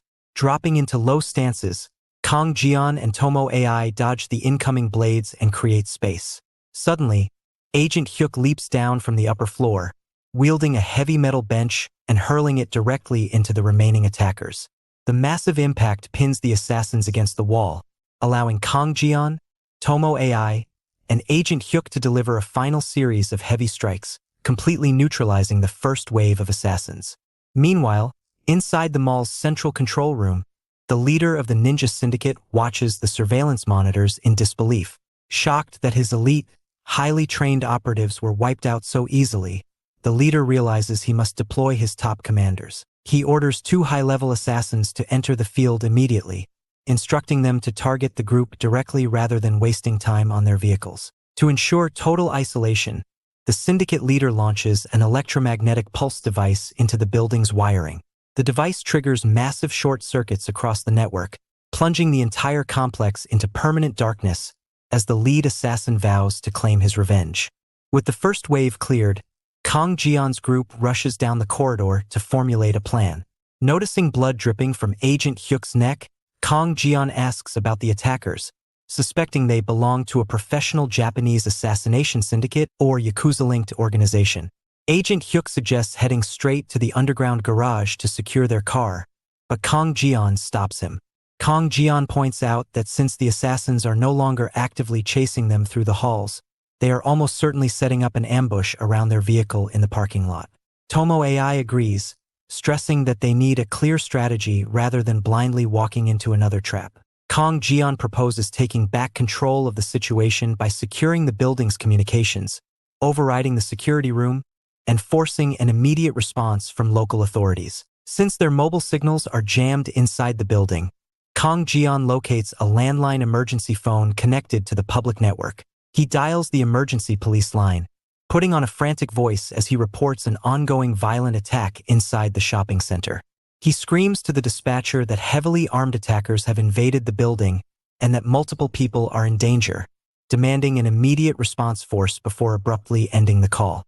Tomo AI chuckles at how convincingly Kang Jian feigned terror to trigger a high-priority police response. Setting their watches, the trio agrees to split up, secure the perimeter, and rendezvous back at the main lobby within 30 minutes as police sirens begin to blare in the distance.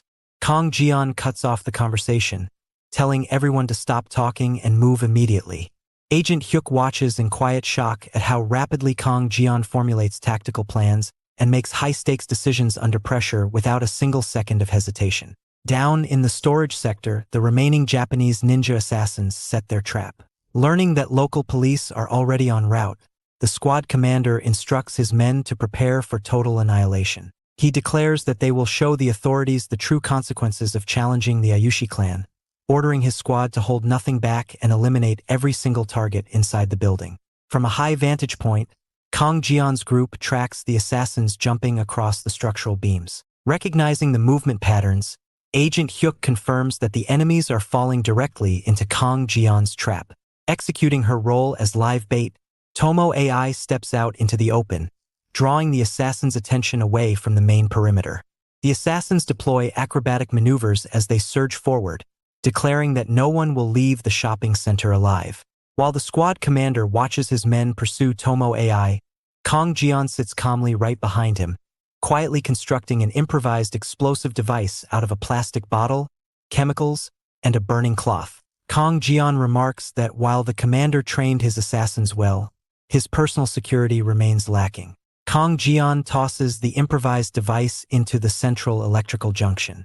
The resulting explosion triggers the building's emergency fire suppression system, raining water down across the floor and throwing the assassins into complete confusion. Taking immediate advantage of the chaos, Kang Jian vaults forward, driving a heavy fist toward the squad commander. The commander, revealed as the masked ninja and brother of Hashikiri, parries the strike with his arm, barely dodging a follow-up blow aimed directly at his head. Sensing Kang Jian's terrifying fatal intent, the ninja realizes his opponent possesses high-level military training far beyond that of a normal high schooler. The ninja counters with a rising uppercut, momentarily forcing Kang Jian back. Anticipating the follow-up blade strike, Kang Jian shifts his posture as a dense cloud of smoke fills the corridor. The ninja demands to know why Kang Jian triggered the fire alarms and called the police, declaring that no matter who arrives, Kang Jian will die today to avenge Hashikiri. Kang Jian dismissively responds, asking if he is referring to the female operative he shot in the head. Enraged by Kang Jian's cold indifference, the ninja draws his high-frequency blade, unleashing a barrage of lethal sword swings. Kang Jian fluidly dodges the slashes, scooping up pool water from the flooded floor and hurling it directly into the ninja's eyes to disrupt his vision. Before the ninja can recover, Kang Jian launches a flash device, filling the immediate area with thick smoke. Emerging from behind the cover, Kang Jian grabs the ninja's mask, shattering the faceplate and delivering a crushing rising kick straight to his jaw. The force of the strike blasts the ninja across the room, exposing his face for the first time. Stunned on the floor, the ninja demands to know how a South Korean student possesses such terrifying combat capabilities. Kang Jian steps forward, coldly stating that the ninja will not live long enough to uncover his true origins. Elsewhere in the hallway, Tomo AI and Agent Hyuk finish off the remaining squad members. Seeing their leader defeated, the last surviving operative deploys a smoke bomb and flees toward the exit. As the operative sprints away, Kang Jian grabs a heavy computer keyboard from a nearby desk and hurls it with extreme precision. The keyboard strikes the fleeing assassin directly in the face, knocking him out cold in midair. With the entire assassin squad neutralized, Agent Hyuk expresses concern over handling the bodies, noting that leaving a trail of casualties will attract heavy police scrutiny and disrupt their long-term cover mission. Tomo AI casually suggests eliminating them permanently, but Kang Jian points out that claiming self-defense is safer for their mission profile, provided the official report is managed correctly. Placing a hand on Agent Hyuk's shoulder, Kang Jian notes that as an active NIS official, the responsibility of cleaning up the crime scene and handling the media backlash now falls entirely on him, leaving Agent Hyuk to manage the aftermath with the incoming authorities. Later on, Agent Hyuk took a shower in his hotel room and cursed himself for getting so weak. He thought he had gotten softer because of the lax nature of South Korea and vowed to get his act together. Meanwhile, Kang Jian thought he should at least report the situation to his parents. So he texted his father about what happened. Not too long after, he receives a call from his mother, who was enraged that her son was being targeted by Japanese assassins. She thought it was the doing of Jang Young's 6 crew and was ready to take revenge on them, but Steve Kang stepped in and tried his best to calm her down. He added that if the attackers were Japanese assassins, they could be connected to the Japanese CIA agent from earlier. Kang Jian was shocked to learn his father knew about all this. Steve Kang explained that he has his ways to know about these things, and told Kang Jian to relax and focus on his studies as he was going to return soon. He then hung up to stop his mother from freaking out. Kang Jian was taken aback by Steve Kang's incredible reach. However, he also agreed that he should focus on his studies for the mission. Just then, he receives a message from Lee Era wanting to hang out. She told him to meet up at the same place where her birthday party happened. It was an invitation from her father. Kang Jian immediately agreed, as Lee Era's father is one of the most influential people in South Korea. Lee Era did make sure to let him know to not bring along Tomo AI though. A while later, Kang Jian meets up with Lee Era and the rest, who all greet him nicely. All except for Go Jin Suk, who was annoyed. He asked Lee Era why her dad had called him so suddenly. Lee Era replied that her father had made time for this out of his busy schedule, so there was no reason for him to act like this. Jin Suk told her that her father wasn't the only one busy, which ticked her off. Lee Era said that she knew that Jin Suk's father was going to become the president soon, but it didn't mean he could like this and shove his weight around. Just because he was becoming the president's son doesn't mean they should stop hanging out. Jin Suk clarified that he didn't mean that, but her invitation was quite sudden. Lee Era adds that she called him during daytime to invite him for dinner with Kang Jian. She only called him a while ago, and yet he was here on time. Besides, she also didn't force him to come here. It became obvious to Kang Jian that Lee Era and Go Jin Suk were having a clash of egos. He was a bit torn on how to act considering Go Jin Suk was going to become his priority 0 very soon, while Lee Era was the ever-present priority number 1. Just then, Lee Era's father arrives. Kang Jian could immediately feel his aura, as he told everyone how he invited them because of their last meeting being interrupted abruptly. They go inside to have dinner. Kang Jian was overwhelmed by the food on offer as he liked meat. Meanwhile, Lee Era's father asked Go Jin Suk how his father was doing and added that he must be tired from working his butt off. Jin Suk confirmed that his father was going all out considering the elections were nearby. He also informed Lee Era's father that his father would like to meet him once the elections are over. After that, Lee Era's father turned his attention to Kang Jian and said he would like to have a meeting with him in private. This shocked Lee Era and Kang Jian. But her father explained that he heard Kang Jian's father has a very promising security company and would like to talk business regarding that with Kang Jian. This took Kang Jian aback, as he didn't expect Steve Kang's influence to go so deep. After the dinner, Kang Jian meets Lee Era's father privately.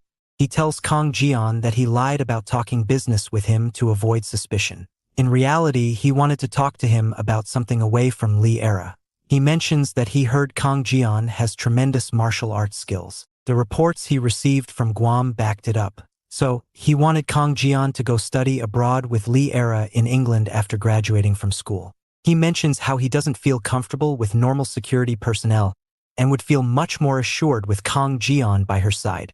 Moreover, he thinks that this is a great opportunity for Kang Jian to build a career for himself. After all, the English school was known to have a high reputation. So, he asked Kang Jian what his answer would be. Kang Jian was put on the spot and was naturally made nervous by this. Kang Jian explains that it's a bit too sudden, and not exactly a decision he can make for himself. Lee Era's father understands his positioning, and tells him that he already told his secretary to contact Kang Jian's parents. However, they couldn't reach them because apparently they are on a trip overseas. Kang Jian apologizes to him, but Lee Era's father tells him there's nothing to be sorry about as it was him asking Kang Jian for a favor. He then states how the London Royal School is one of the best schools in the world. Getting enrolled in that school and tuition on top of it is nothing to scoff at. So, if all things go well, he is willing to pay for everything Kang Jian needs, as well as cover for his university fees afterwards. Kang Jian was happy to know this. He was also glad that his mission was basically completing itself, because this would definitely get him on great terms with the top priority. Kang Jian tells him that he will contact his parents soon and get their permission. Lee Era's father was fine with that, but he wanted to know what Kang Jian thought of this. Would he like to go to school in England? Kang Jian, without hesitation, tells him that he would love to, because it's one of the best schools in the world. Lee Era's father was glad to know that, but before leaving, he tells Kang Jian to forward a message to his father. He adds that lately, a lot of outside organizations have been carrying out cyber attacks on Korean companies. For that, he would like to get consultancy from one of the top cybersecurity companies in the world. He clarifies that this had nothing to do with his school arrangement, and that he only wants to talk to Steve Kang because he is said to be the owner of an elite company. Kang Jian happily agrees, and low-key feels proud of Steve Kang's exploits. After the meeting, Kang Jian meets up with Lee Era, who offers to drive him back home in her car. Once in the car, Lee Era asks Kang Jian what her father had called him for, to which Kang Jian told her that they were talking about business. Lee Era wanted to know what business her father could have with him. Kang Jian explained that he has business with Kang Jian's father. His father runs a security company, and her father wants him to run a security audit at Samjong. This stunned Lee Era, and she asked her secretary if this was true, because Samjong is already supposed to be an IT powerhouse. The secretary told her that they are one, but it never hurts to be extra careful. He further added that recently, Korean companies are getting attacked frequently by hackers. For example, Hwang Woo-young's company was hit with a full-scale attack, so they need to be extra careful. After that, Lee Era mentions how she thought her father was hiding some secret from her, but it turned out to be basic stuff. Lee Era also mentions that she thought her father was going to ask Kang Jian to go study abroad with her. That's because she told her father that she won't go abroad alone, and would only go if Kang Jian went with her. However, she doesn't expect Kang Jian to go with her. After all, he lived abroad for most of his life, and has only been in Korea for a few months. Shocked, Kang Jian asks Lee Era if she doesn't want to go abroad. Lee Era states that she never really cared about staying or going abroad until she met Kang Jian. After all, Kang Jian was her knight in shining armor, the person who saved her. So she doesn't want to leave anymore, and wants to stay with him longer. As she said this, she scooted from closer to Kang Jian. Later at home, Kang Jian was quite conflicted about his feelings. After she scooted closer to him, she got embarrassed and clarified that she wasn't asking him out. She thinks that's something guys should do anyway. However, she wanted clarification on his relationship with Tomo AI. Thinking about all of this stressed Kang Jian out. However, he did know that this was a golden opportunity to get close to the Samjong organization. That being said, he is also aware of the fact that being away from Korea would mean not being able to develop relations with others. This was a huge dilemma, and not one he could decide on by himself. So, he leaves a message on his father's phone, telling him that he has something important to discuss with them. He waits for a response but doesn't get one, so he goes ahead and takes a shower. After the shower, he dressed up and came back to see that the message didn't even get sent. This worried him, so he called his father's number, but it was unreachable. This made him worry even more. After a while, his father called him back, and he picked it up immediately. Kang Jian was worried, but Steve Kang explained that they were on a flight, so the phone was turned off. Kang Jian expressed his worry for them, saying he was scared when they didn't pick up, and that he was glad that nothing happened. Steve was taken aback by this, and asked him what he wanted to discuss. Kang Jian told him it was nothing big. Steve then informs him that they have just arrived in Japan, and got some work to do here. Once they are done, they'll be coming back home. Kang Jian was surprised at the mention of Japan. He asks how long it'll take them to be back, to which Steve says it'll take a few days. Hearing that, Kang Jian tells him that he'll discuss the problem with him once they are back. After hanging up, Kang Jian was a bit surprised by the fact that he was genuinely worried about them. The next day, Kang Jian meets up with Seol Yoon-ah and is a bit surprised by the fact that she was alone.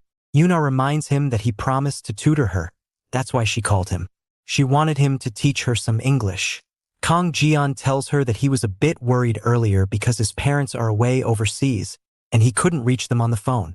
This made Yoon-ah remember that even Kang Jian was super rich and expresses her want to also one day go abroad. Kang Jian tells her that she can get that dream, but Yoon-ah wasn't so sure. She tells him to finish up the tekbyaki soon, as she wanted to go to Itaewon. Confused, Kang Jian asks why, to which she says that to learn English they need a good real-life setting. They end up going to Itaewon, and Kang Jian realizes what she meant earlier, because Itaewon was full of foreigners. They sit down somewhere and Yoon-ah treats him to ice cream. She adds that she finds Kang Jian to be extremely mysterious.